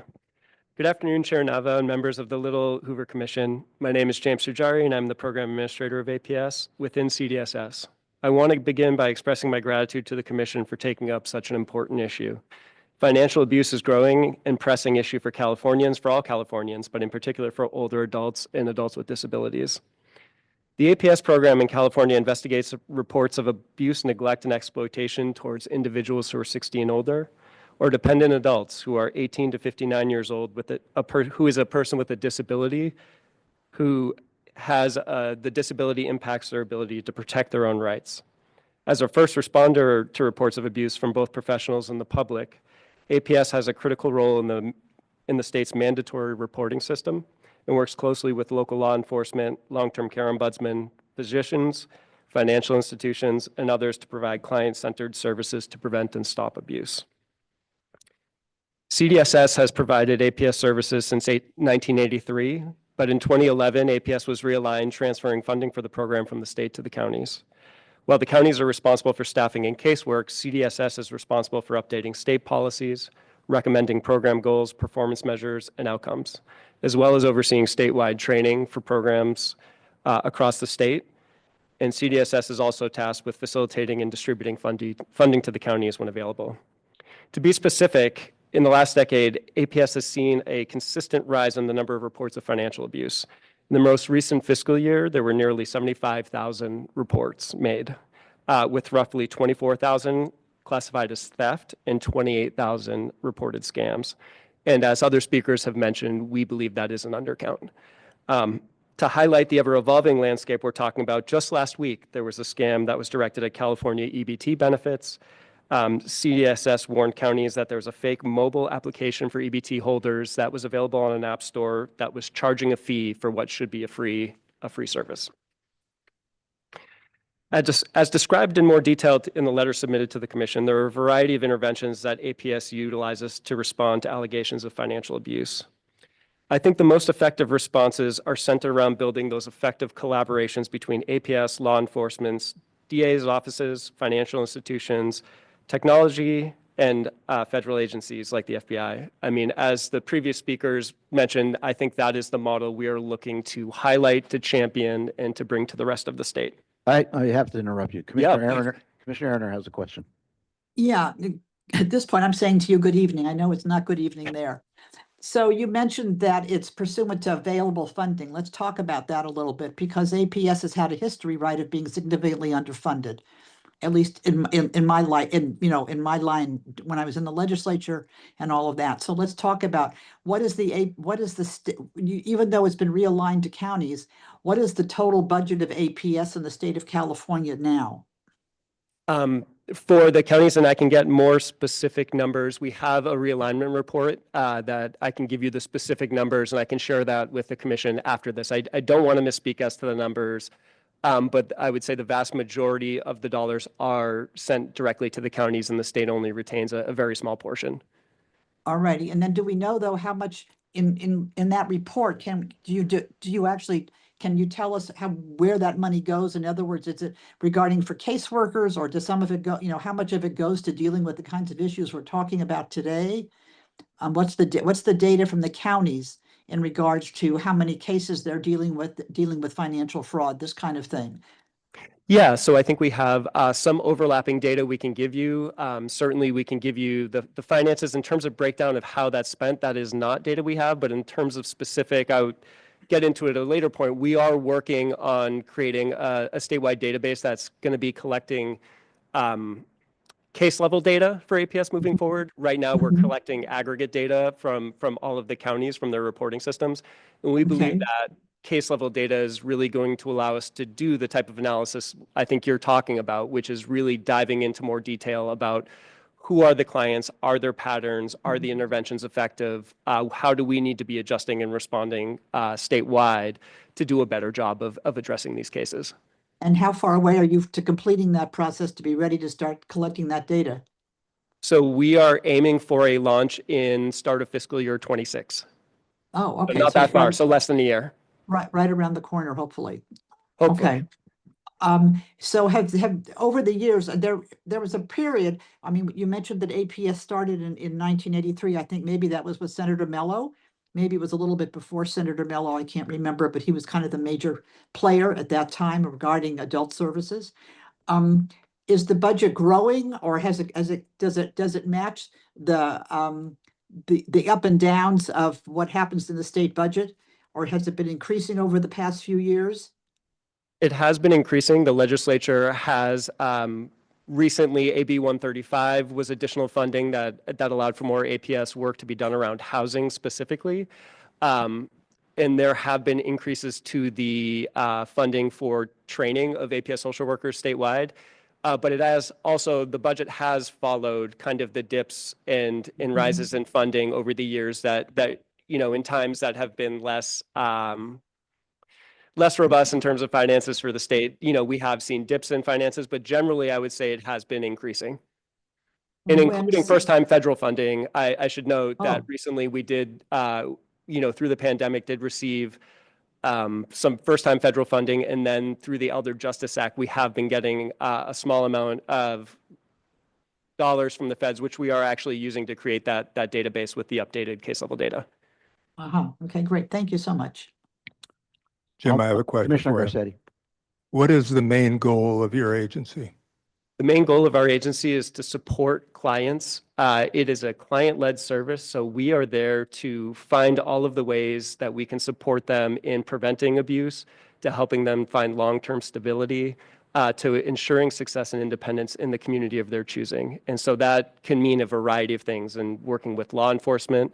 It can mean supportive services, so connecting to a lot of area on agency supports like legal services, fall prevention, Meals on Wheels. So we're looking for that suite of services because we're a short-term intervention, as mentioned in the letter. Typically our cases are supposed to last 30 to 60 days. So really our effectiveness is only as good as our collaborations. And so what I mean by that is, when we have stronger networks like demonstrated in San Diego, we're creating more specific, better responses to guide clients to services we know are going to meet their needs, and that we can create that smooth transition to those longer term services. From the beginning of the organization, you were, I assume, focusing on quote, traditional elder abuse, meaning friends, relatives, and others taking advantage of the elderly person.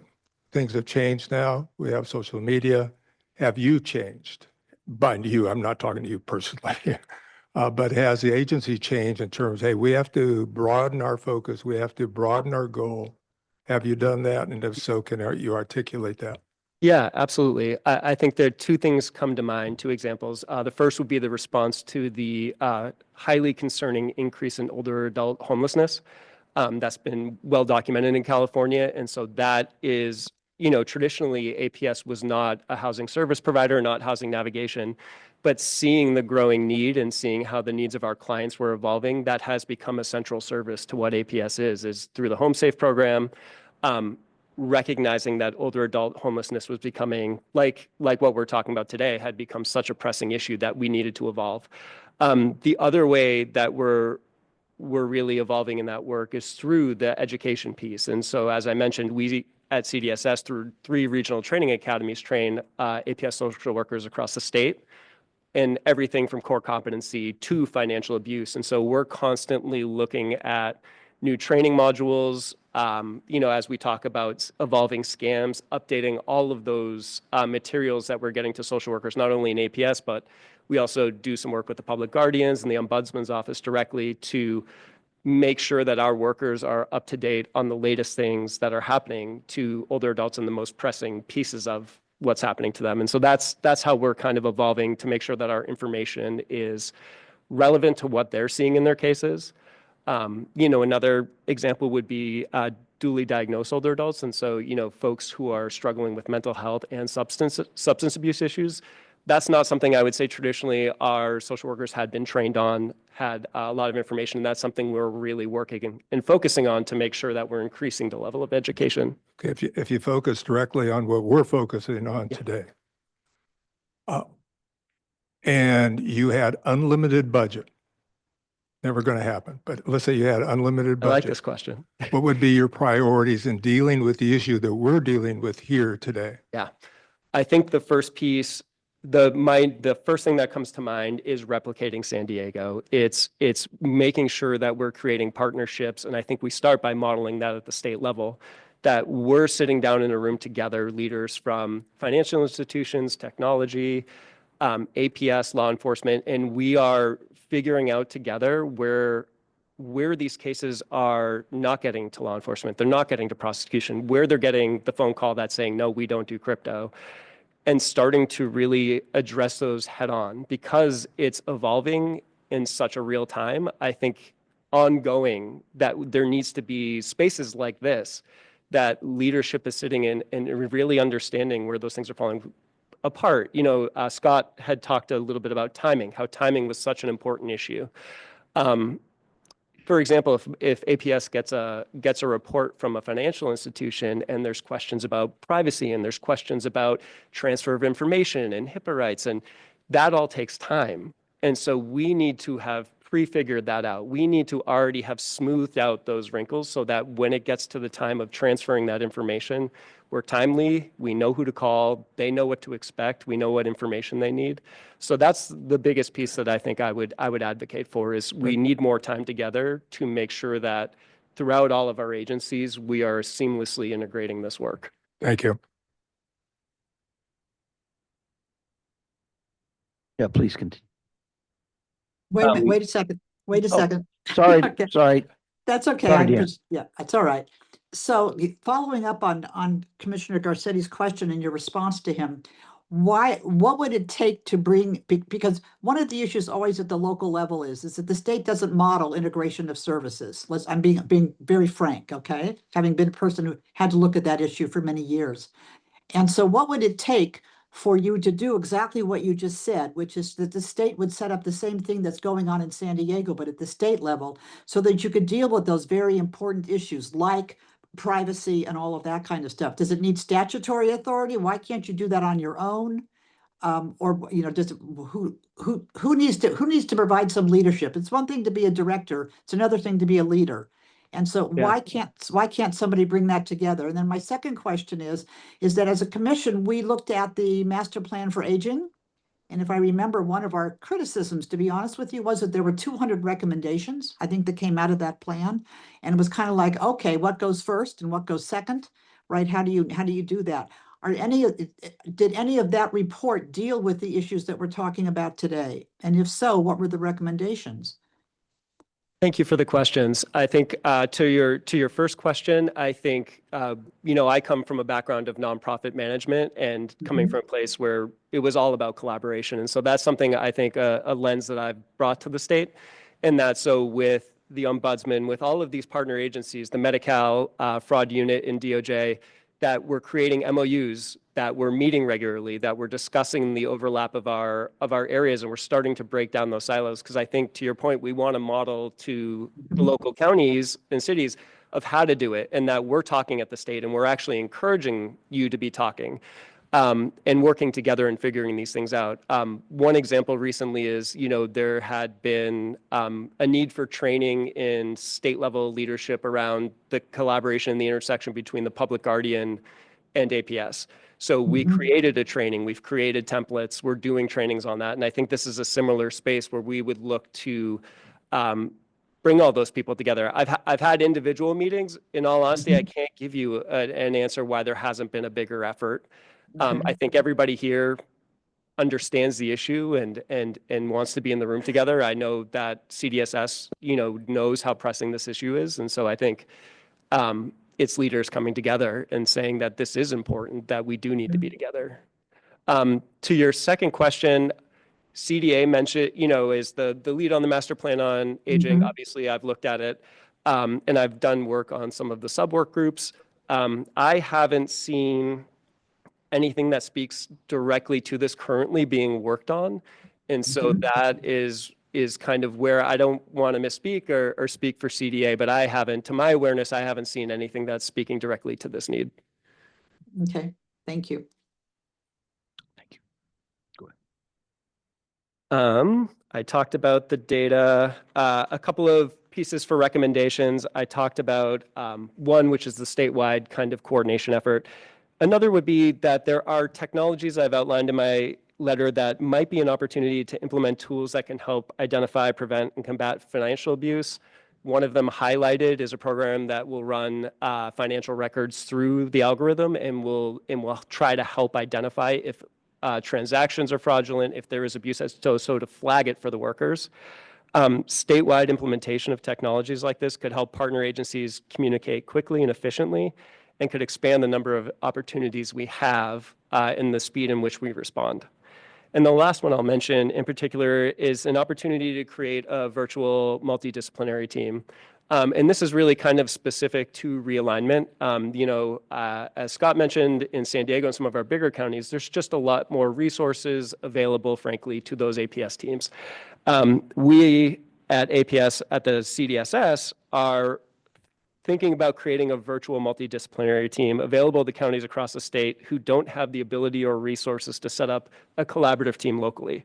This virtual multidisciplinary team could help work through challenging cases that involve complex financial assets and capacity issues, potentially, a whole host of variety of professionals that could be used to support those smaller teams in counties where there might be even less than one FTE, one full-time employee working on APS cases, along with other work that they have.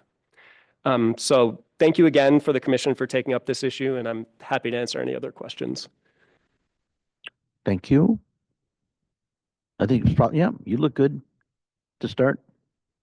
Good afternoon, commissioners.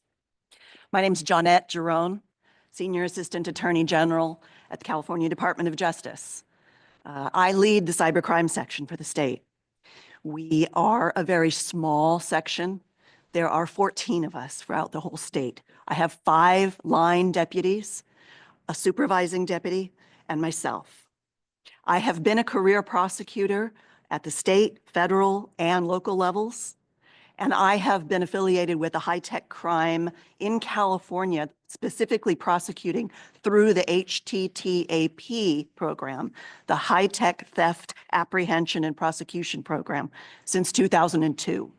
When as a deputy public defender, deputy district attorney in Solano County, I was assigned to one of the 5 regional task forces. Now, that's really where I would like to focus some of my information for you, is that there was a very robust, comprehensive structure set up, Penal Code Section 13848.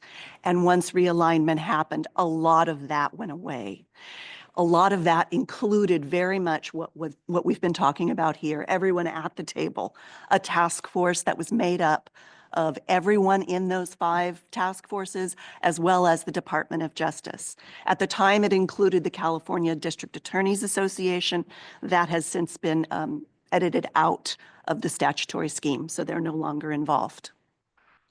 So I'm prepared to talk about that. I'm prepared to talk about who we are, the cybercrime section. I'm prepared to talk about what we're capable of, what we do, and what we can do with given more resources. I don't want to be repetitive. I laid a lot of this out in the letter that I wrote to you. And I want to be available to answer questions that you have, because I've been doing this for a long time and I have seen the changes that have happened in the state and the laws. And I've really seen the changes that have happened in the bad actors and adapting to the changes that have happened in the law in California. Commissioner Byer has something. So let's assume we're in Australia.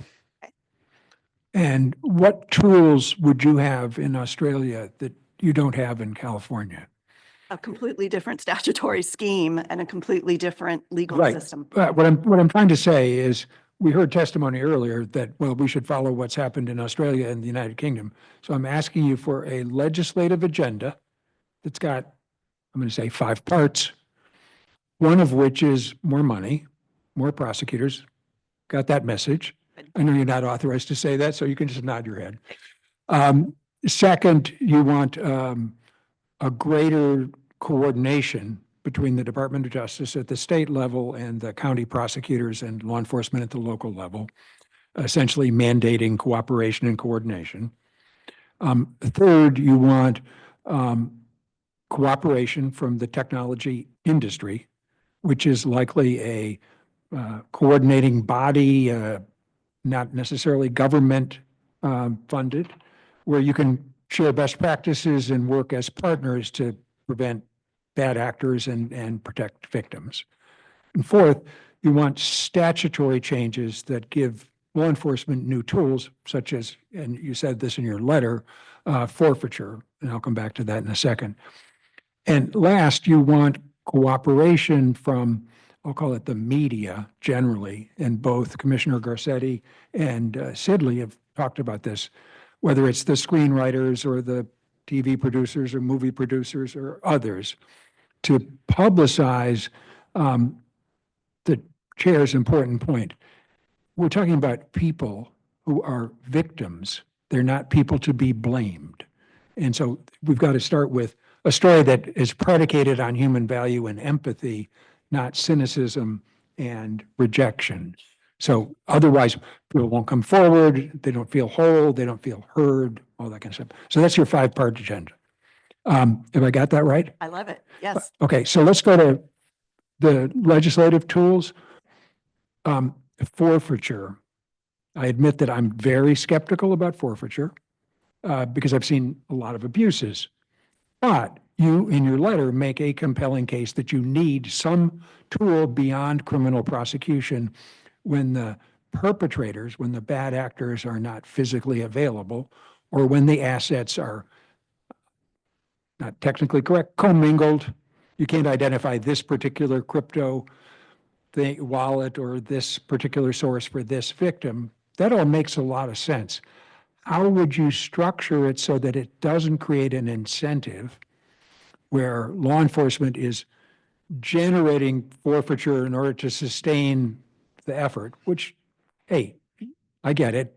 If you don't get enough money appropriated, it's self-help. But how do you set it up so that the forfeiture is fair and you get what you want so that you can provide money to the victims? And as the district attorney said, it may be not to the victims directly, but it may be into a fund that's allocated by some third party. So just help sketch out the forfeiture structure that you think makes sense based on your experience. Certainly. And first of all, I think the term forfeiture probably isn't the right one to use, because what we're talking about is a return of money to the victims.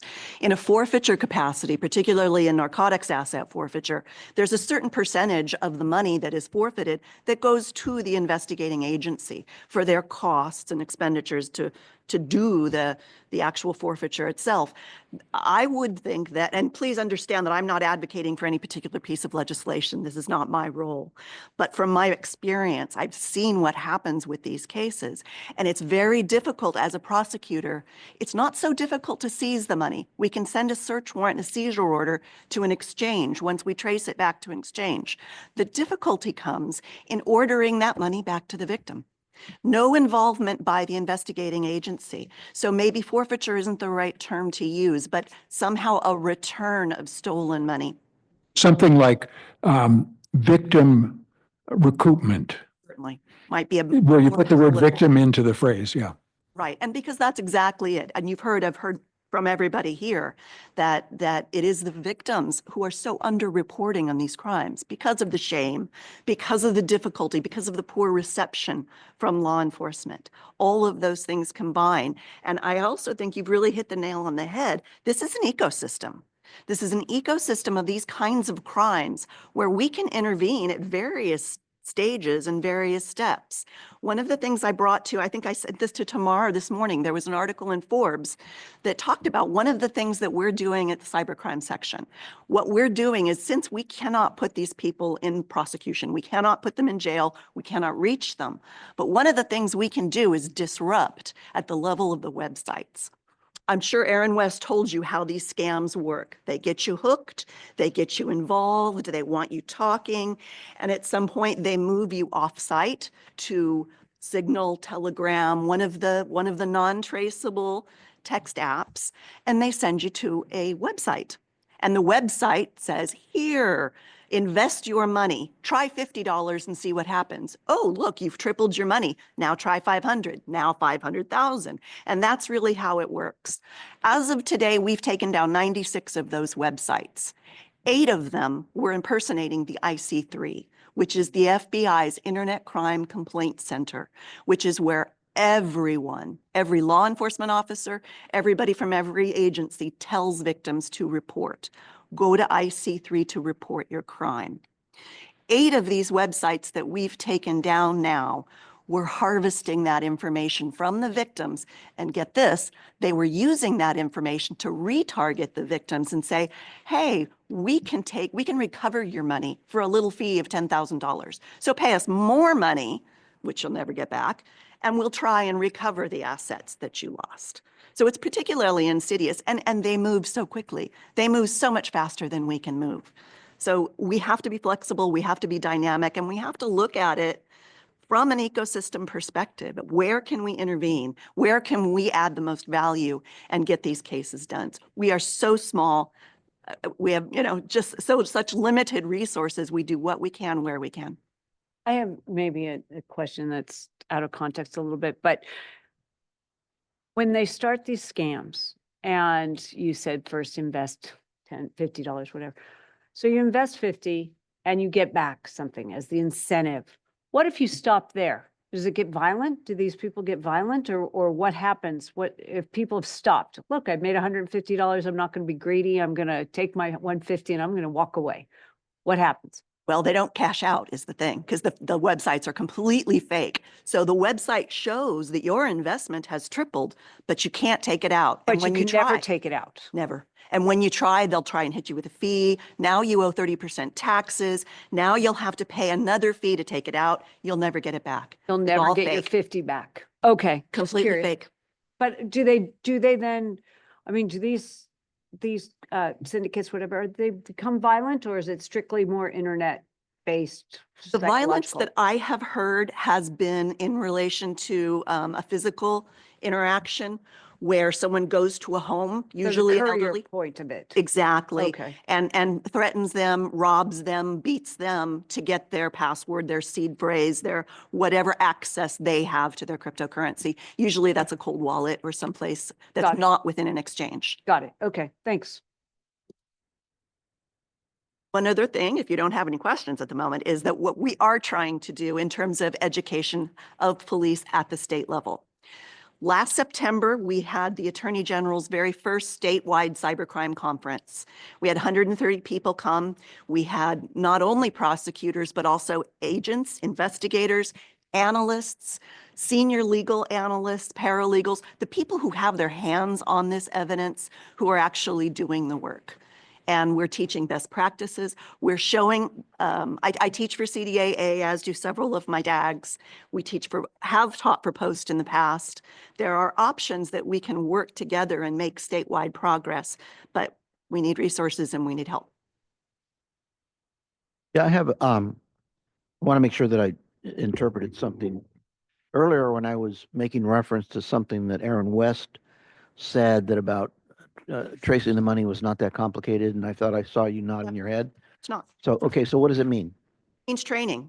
You have to have somebody. I have 2 investigative auditors, and they are both statewide experts. They both use a very expensive software program, but they know how to do it by hand, which is you can get on the blockchain. It's a public document.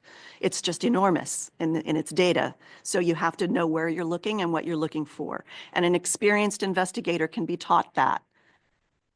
It takes time, obviously, to learn how to do it, and it's a particularized skill. So- It's a skill that really should be paid for because of its perishable skill. It's something that officers and agents can be trained to do and should be compensated for because they need to stay up to date on it. These things change very, very quickly. Well, that might be one possible application for AI, Certainly, certainly. right? To And- be able and to we do. detect patterns and Right, the hard part, consistencies. we can always look backwards with AI, no problem. The hard part we have is looking Forward. forward, Yeah. and we don't want to be predictive, particularly when it comes to law enforcement. We don't want to try and predict where something is going to happen. Can I just clarify something? So Pedro, I think what I'm hearing is tracing the money is not difficult, is what you're saying. But I think your victims will suggest, so I've traced it, but I can't get it back. Right. So tracing is, okay, good enough, but then I still don't, I'm as a victim not going to get relief.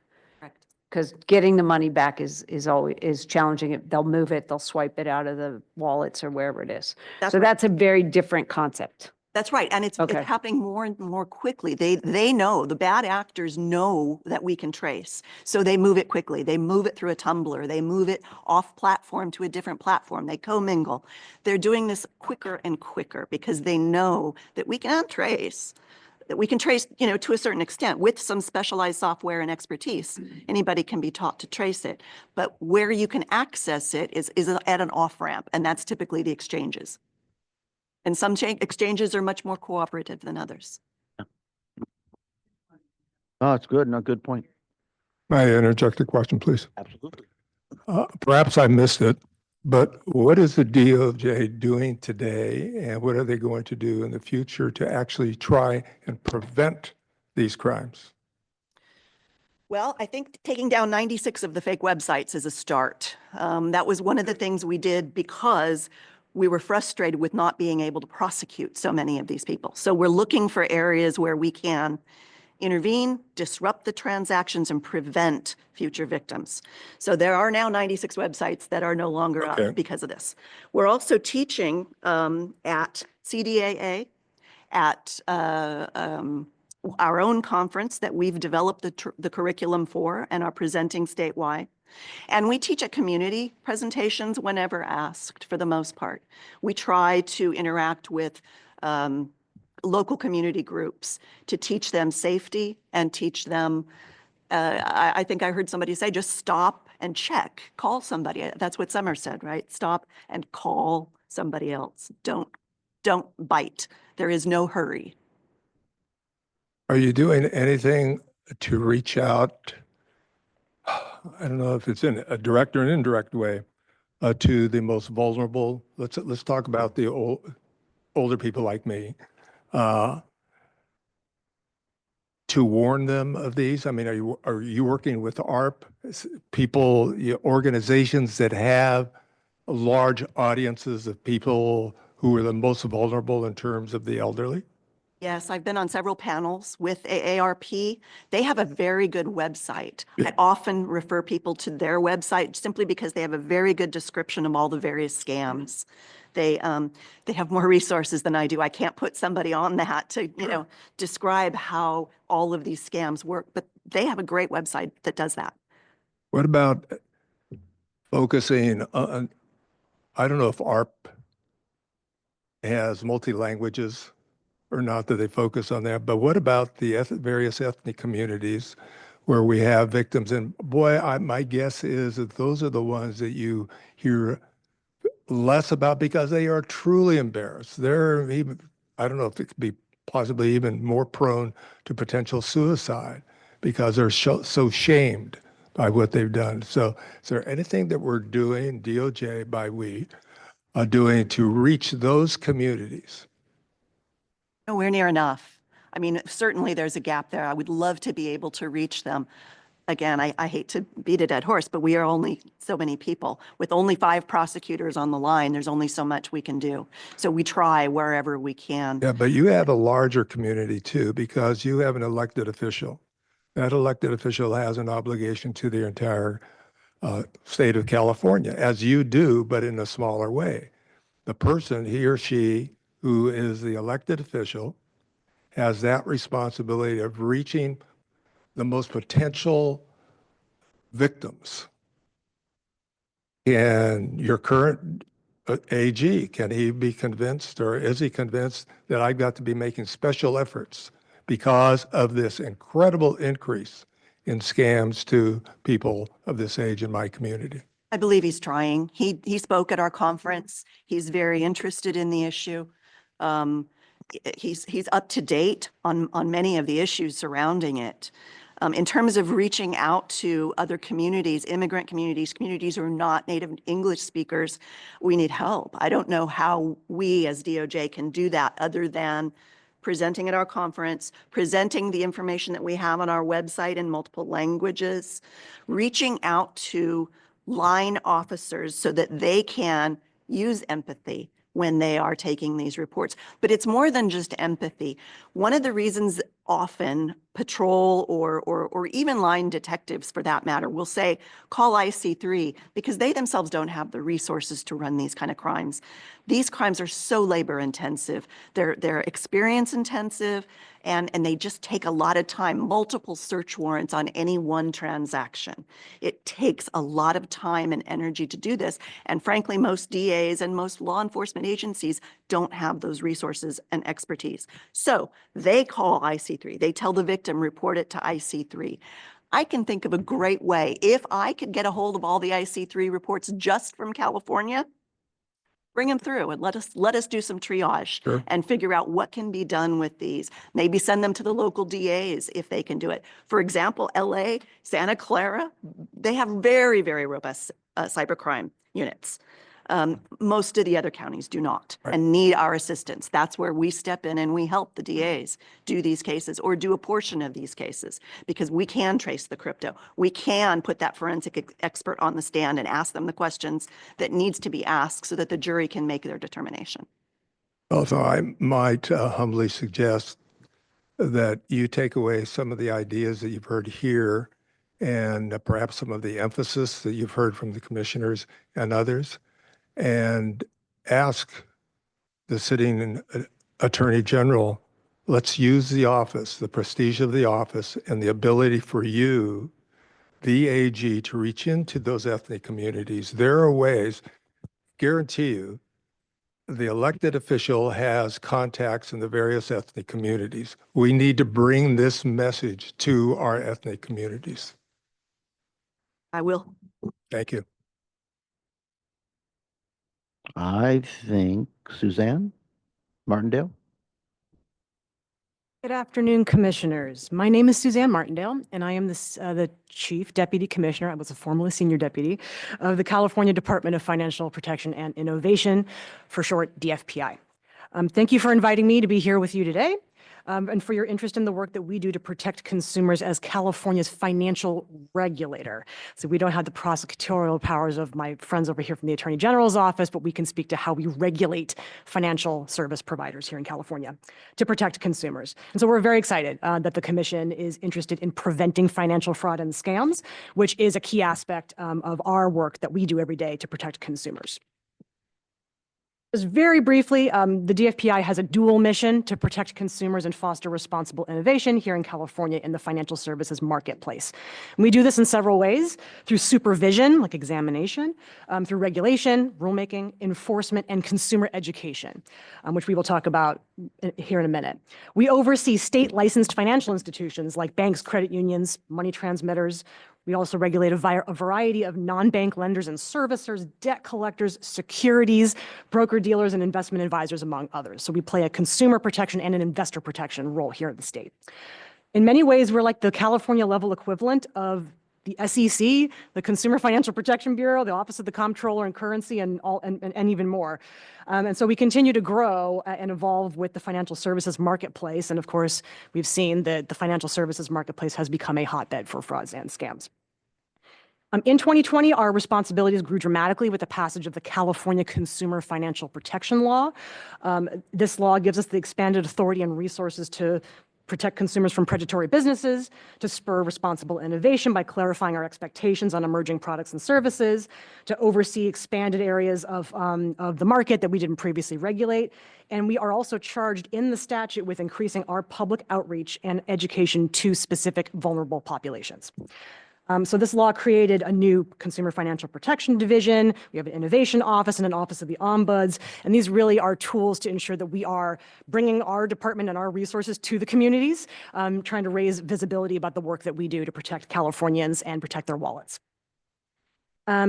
So I'll talk a little bit more about our work to educate and protect consumers against frauds and scams. We have a targeted outreach team, and it is resourced, in fact, by revenues that we bring in from the California Consumer Financial Protection Law. The legislature gives us the ability to leverage any penalties or enforcement revenue that we might have brought in from cases to fund the work of educating California communities. And we know that we've seen it a lot. We get a lot of complaints. Scammers are always trying to find new ways to cheat people out of their money, and it's gotten worse with the advent of and proliferation of social media and AI, as others have already said today. And sometimes we do hear about certain schemes targeting specific populations. That could be people who are elderly, people who are connected to the military, could be particular ethnic groups, and so on. And of course, others have talked about how it may start with the promise of a lucrative investment or even a romantic relationship. They can sometimes go over months to gain the trust before separating people from their money. So we believe that the more information consumers have, the better equipped they are to see the warning signs of a potential fraudster and protect themselves. So our targeted outreach team is deployed to cover various regions across the state. We do in-person work as well as doing virtual work. We also partner with organizations like the AARP, public libraries, legislators' offices, and other community-based nonprofit organizations to provide in-person and virtual presentations and events that are open to the public, and so on. I will also note that the legislature several years ago gave us the Cal Money Smart grant program. So we also fund financial coaching and education services through community partners, which is also another key component of what we do, because we know that some people don't want to come to a government agency. They'd rather go to a trusted nonprofit organization that really can speak the language of the community. So we also do, traditional, here's your protect yourself from fraud. We do booklets. We also have online tools, of course, that we disseminate far and wide to help people identify fraud, avoid scams, safeguard their personal information, and know their rights. We also disseminate consumer alerts through our website and social media channels to raise awareness. And now I'll turn briefly to what we've specifically been doing in the digital asset or crypto space. We developed something called a crypto scam tracker. This really came from our enforcement division. We launched it in 2023. It's on our website, and it helps the public spot and avoid crypto scams. We did this because we've seen a big spike in consumer complaints to our department. Since 2021, crypto-related complaints have increased from, then we got 169 in 2021 to over 1,004 in 2024. So that's a six-fold increase in complaints just coming to our department. So the Crypto Scam Tracker is a searchable database on our website, and it allows users to find scam reports by company name, by scam type, or keywords. We also created a glossary to accompany it to provide clarity on common fraud tactics basics and equipping consumers with knowledge to help them recognize and avoid scams by just giving them a concrete example. If you see this fact pattern, that might be a warning sign. We also are creating a new feature to display screenshots of interactions that consumers voluntarily agreed we could publish to show what the platforms can look like, what some of the language can look like, again, to help people better understand what a crypto scam can look like. Now I'll turn briefly to our enforcement division. We have administrative and civil enforcement authority. For criminal prosecutions, we rely on our criminal partners, our district attorneys and our AG, but we also enforce various consumer financial protection laws to protect consumers to ensure a fair financial marketplace. Our enforcement team includes attorneys, investigators, and actual financial examiners who conduct investigations, gather facts, which can lead to public actions in the form of fines, penalties, and sometimes licensure restriction or revocation. So if one of our licensees does not follow the law and there's a fraud that results from that, depending on the facts and circumstances, we may be in a position to revoke a company's license so that they can no longer operate in California. So in 2024, our enforcement division opened 699 investigations and issued 202 public actions specifically to enforce that consumer financial protection law. But in other cases, we do provide investigative support to city attorneys, district attorneys, the attorney general, or other law enforcement agencies that may be seeking to prosecute a case. Now, we also have a new law on the books that the legislature enacted and the governor signed in 2023 called the Digital Financial Assets Law. It sets forth very key protections. It will mandate starting in July 1st of 2026 that entities that are operating, think wallets, exchanges, kiosks in California will need to apply with our department to get a license.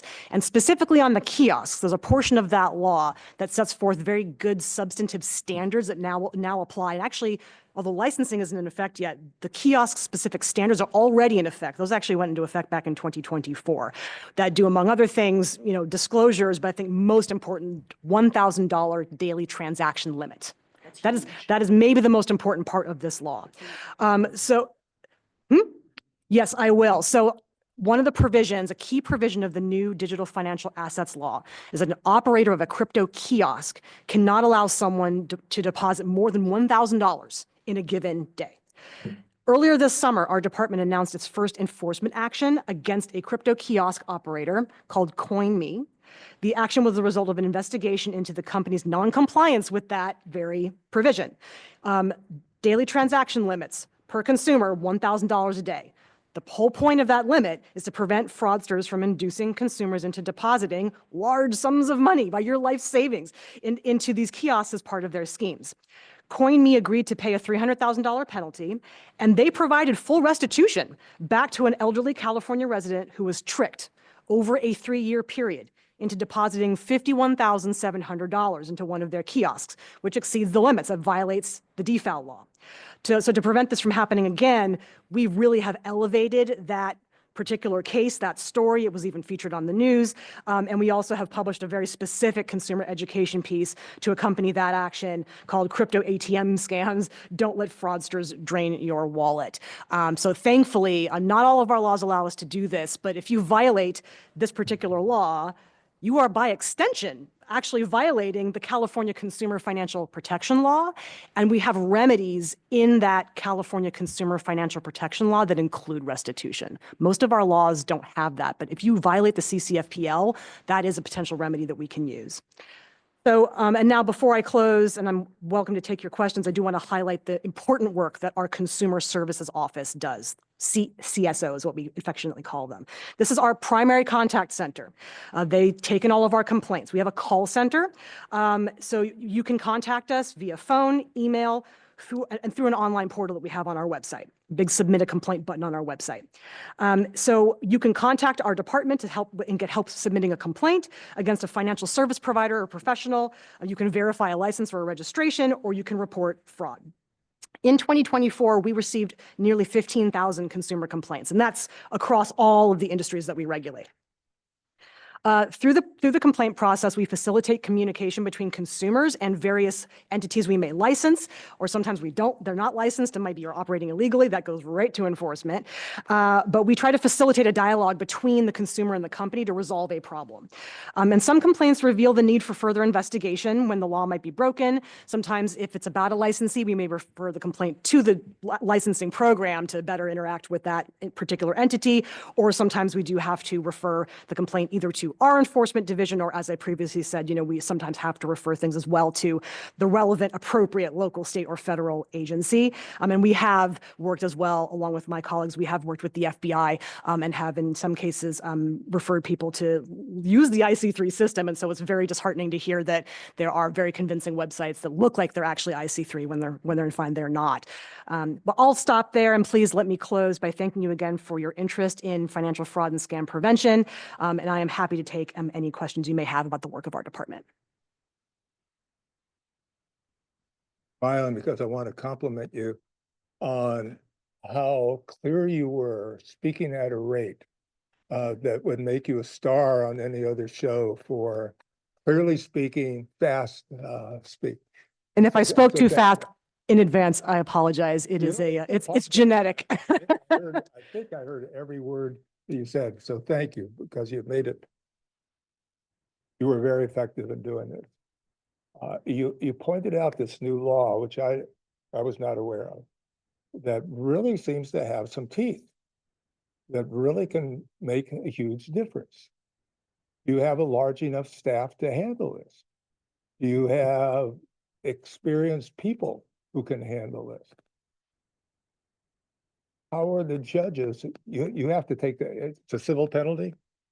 We have administrative as well as civil penalties, and so we have the ability to, without having to file in So civil. this is administrative. This was administrative. So there's no oversight. Once they agree to it, if they don't agree to it, what happens? Well, in our laws, there are, if we issue an administrative action, you have the right to request a hearing. You may be in front of an administrative law judge. There is process. It's Okay, not. there is process. Correct. There is process, but If they get involved in the process. correct. In terms of the resource question, of course, anybody would say they'd love to have more resources. And of course, our challenge as well is that these laws are passed. We are a special fund department, so we do not take general fund dollars. We charge our licensees for the cost of their regulation. So candidly, this law passed a few years ago. We have a startup team that we have hired. We're building the IT infrastructure, but until, as with so many of our licensing programs, until we have people applied, they've paid their application fee, they have a license, we've got their data, and we're doing annual assessments, that we're absorbing the startup costs of building this new program. And so we have to be very judicious in using our resources, because we're paying for those salaries before we're bringing in the program revenue. Sure. And so we have to be very careful. So we are trying to balance operational efficiency, being lean, while also trying to meet our statutory mandate. It is, as with many of our programs, the California Consumer Financial Protection Law program. We also had a debt collector licensing law that passed a few years ago. We have been building several planes while flying them. So it's a bit of a crawl to walk to run situation. But thankfully, as I pointed out, these kiosk provisions are already in effect and enforceable, even though the licensing requirement has yet to kick in. So that is, I think, a fertile area for us to really hone in. And so our focus on the problems with crypto kiosks, this is our first case. I will say I don't believe it will be our last. Okay, so in terms of your own priorities and moving forward, that if you had complete control of a budget and you needed a little more legislative help to reach your next goal, what would that be? Well, that is interesting. I think, of course, cannot speak for the Newsom administration on legislative proposals. However, I think it is very important for our department to have, I would say in general, I think it's very important for financial institutions of all kinds, banks, non-banks, third-party servicers, really to I think we need to ensure that our institutions can invest in the technological upgrades that are going to be necessary. In fact, part of why I mentioned this is that we met this morning at our headquarters with some state chartered credit unions.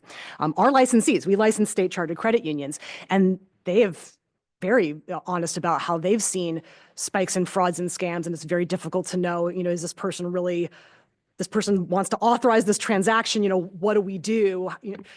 I'm nervous about it, but I'm not sure, and it's their account, and all the things that others have already discussed.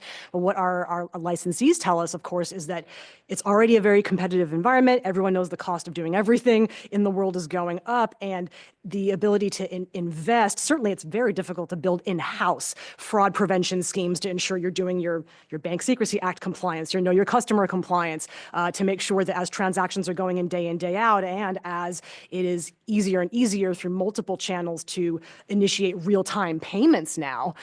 Faster payments, unfortunately, can mean faster fraud. And so I know we've talked about with our licensees and our institutions about how, we've got laws in the books that we can enforce. I think not only do we have the resources that we have several dozen attorneys in enforcement, but we don't have hundreds of attorneys, and we certainly don't have thousands. And we have to police, we have to regulate a whole host of financial service providers. So that creates a challenge for us, but we also recognize that our licensees are seeking to find technological solutions, and sometimes they have to develop partnerships with third-party vendors to ensure that they have the infrastructure they need to monitor transaction data and try to, again, stop the thing before it goes through so the money isn't out of the person's account to begin with. That, in my view, is where we really need to continue the dialogue. And so I know someone mentioned getting technology companies involved as well in this discussion. I would say financial institutions as well play a very key role here. Great. Yeah. Thank you. You're welcome. Any further questions, comments from commissioners? Not seeing any.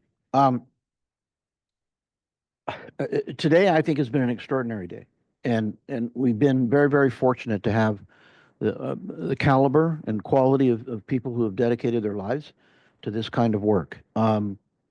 It never ceases to amaze me, and neither am I surprised when I spend time with people who work for the state of California on behalf of our residents, and who always demonstrate the highest standards and the greatest respect for the positions that they hold, and appreciate and have a sense of the extent of responsibility that they've agreed to assume. When I was in office, and I would sometimes hear constituents do the usual wah, wah, wah about, government workers, and I would tell them, I want you to pick any day of the week and come up to the Capitol at 8 o'clock at night, and you will find people working at their desks when they could be at home, and when they could be over at IMAX watching movies, but they're not. They are working on behalf of the people of California. There's no question in my mind, I have absolutely no doubt that any of you, should you transition into private practice, could probably make 3 times what you're making now. But you chose not to. You instead apply your skills and your gifts on behalf of the people of this state. And I appreciate it, and I think we all appreciate it here as commissioners. Thank you again. Thank you for your testimony. Thank you, commissioners. Thank you very much. You're welcome. Thank you, Mr. Chairman. If we may, then we will move into the last agenda item, which is public comment. If you have joined the meeting via Zoom, use the raised hand function if you wish to make public comment. If you have phoned into the meeting, email us immediately at littlehoover@lhc.ca.gov and give us your phone number so we know who to unmute. Public comment is limited to 3 minutes per speaker. If you're in the room and you wish to make public comment, you can simply come up to the podium and use the podium there. So again, 3 minutes per speaker, please. Go ahead. Oh. And I believe we're going to come and turn on that microphone, I'm hoping. Hello. There you go. Thank Thanks you. to the commission for holding this important hearing on the serious and growing threat of scams and fraud in our state. I'm Shauna Reeves, and I'm the Special Projects Consultant at Legal Assistance for Seniors in Oakland. I'm also a proud member of the California Low Income Consumer Coalition. I've been working in the field of elder abuse prevention for over 2 decades, and while I used to have to explain what I did for a living, I no longer need to do so. It seems like almost everyone has a story about how their life or a friend or family member's life has been upended by elder financial abuse. Thanks to Ken Westbrook, we've heard a lot today about the groundbreaking legislation in Australia that will require specific industries to guard against scams and fraud or face serious consequences. A February 13th press release from the Australian government about its scams prevention framework stated, Australians should never have to fight criminal scammers on their own. And that's the absolute right way to frame it. We all, young, old, and in between, need protection from scams and fraud, which are, in fact, crimes. We have no leadership on this issue at the federal level. And now we have a CFPB that is a shell of its former self. California can be the leader in fighting scams and fraud. As a number of witnesses said today, we can build the protections that we want. We just need the political will to do it. A law that makes it optional to protect scam victims will not help Californians. A law that creates an obligation to protect scam victims with liability imposed on companies that choose not to, so like the Australian model, is the best way forward. Think of it like infection control in hospitals. No one blames healthcare workers or hospitals for the existence of pathogens that could harm or kill us, staph, C. diff, etc. But we expect that they will take steps to greatly reduce our chances of contracting a hospital-acquired infection. We expect washed hands, gloved hands, sterilized instruments. Hospitals that fail to protect patients, as evidenced by their higher rates of hospital-acquired infections, are financially penalized. Additionally, patients who are harmed can sue hospitals when proper infection control measures are not followed. The same rules should apply to financial institutions, payment platforms, social media platforms, and telecom companies operating in California that fail to take reasonable steps to protect their customers from scams and fraud. They should be held liable for the harm they cause customers. Only then will we start to see corporate systems adapt and behaviors change in ways that proactively protect Californians from scammers and fraudsters, which are the pathogens currently inhabiting our online, telecommunications, and financial services worlds. Thank you.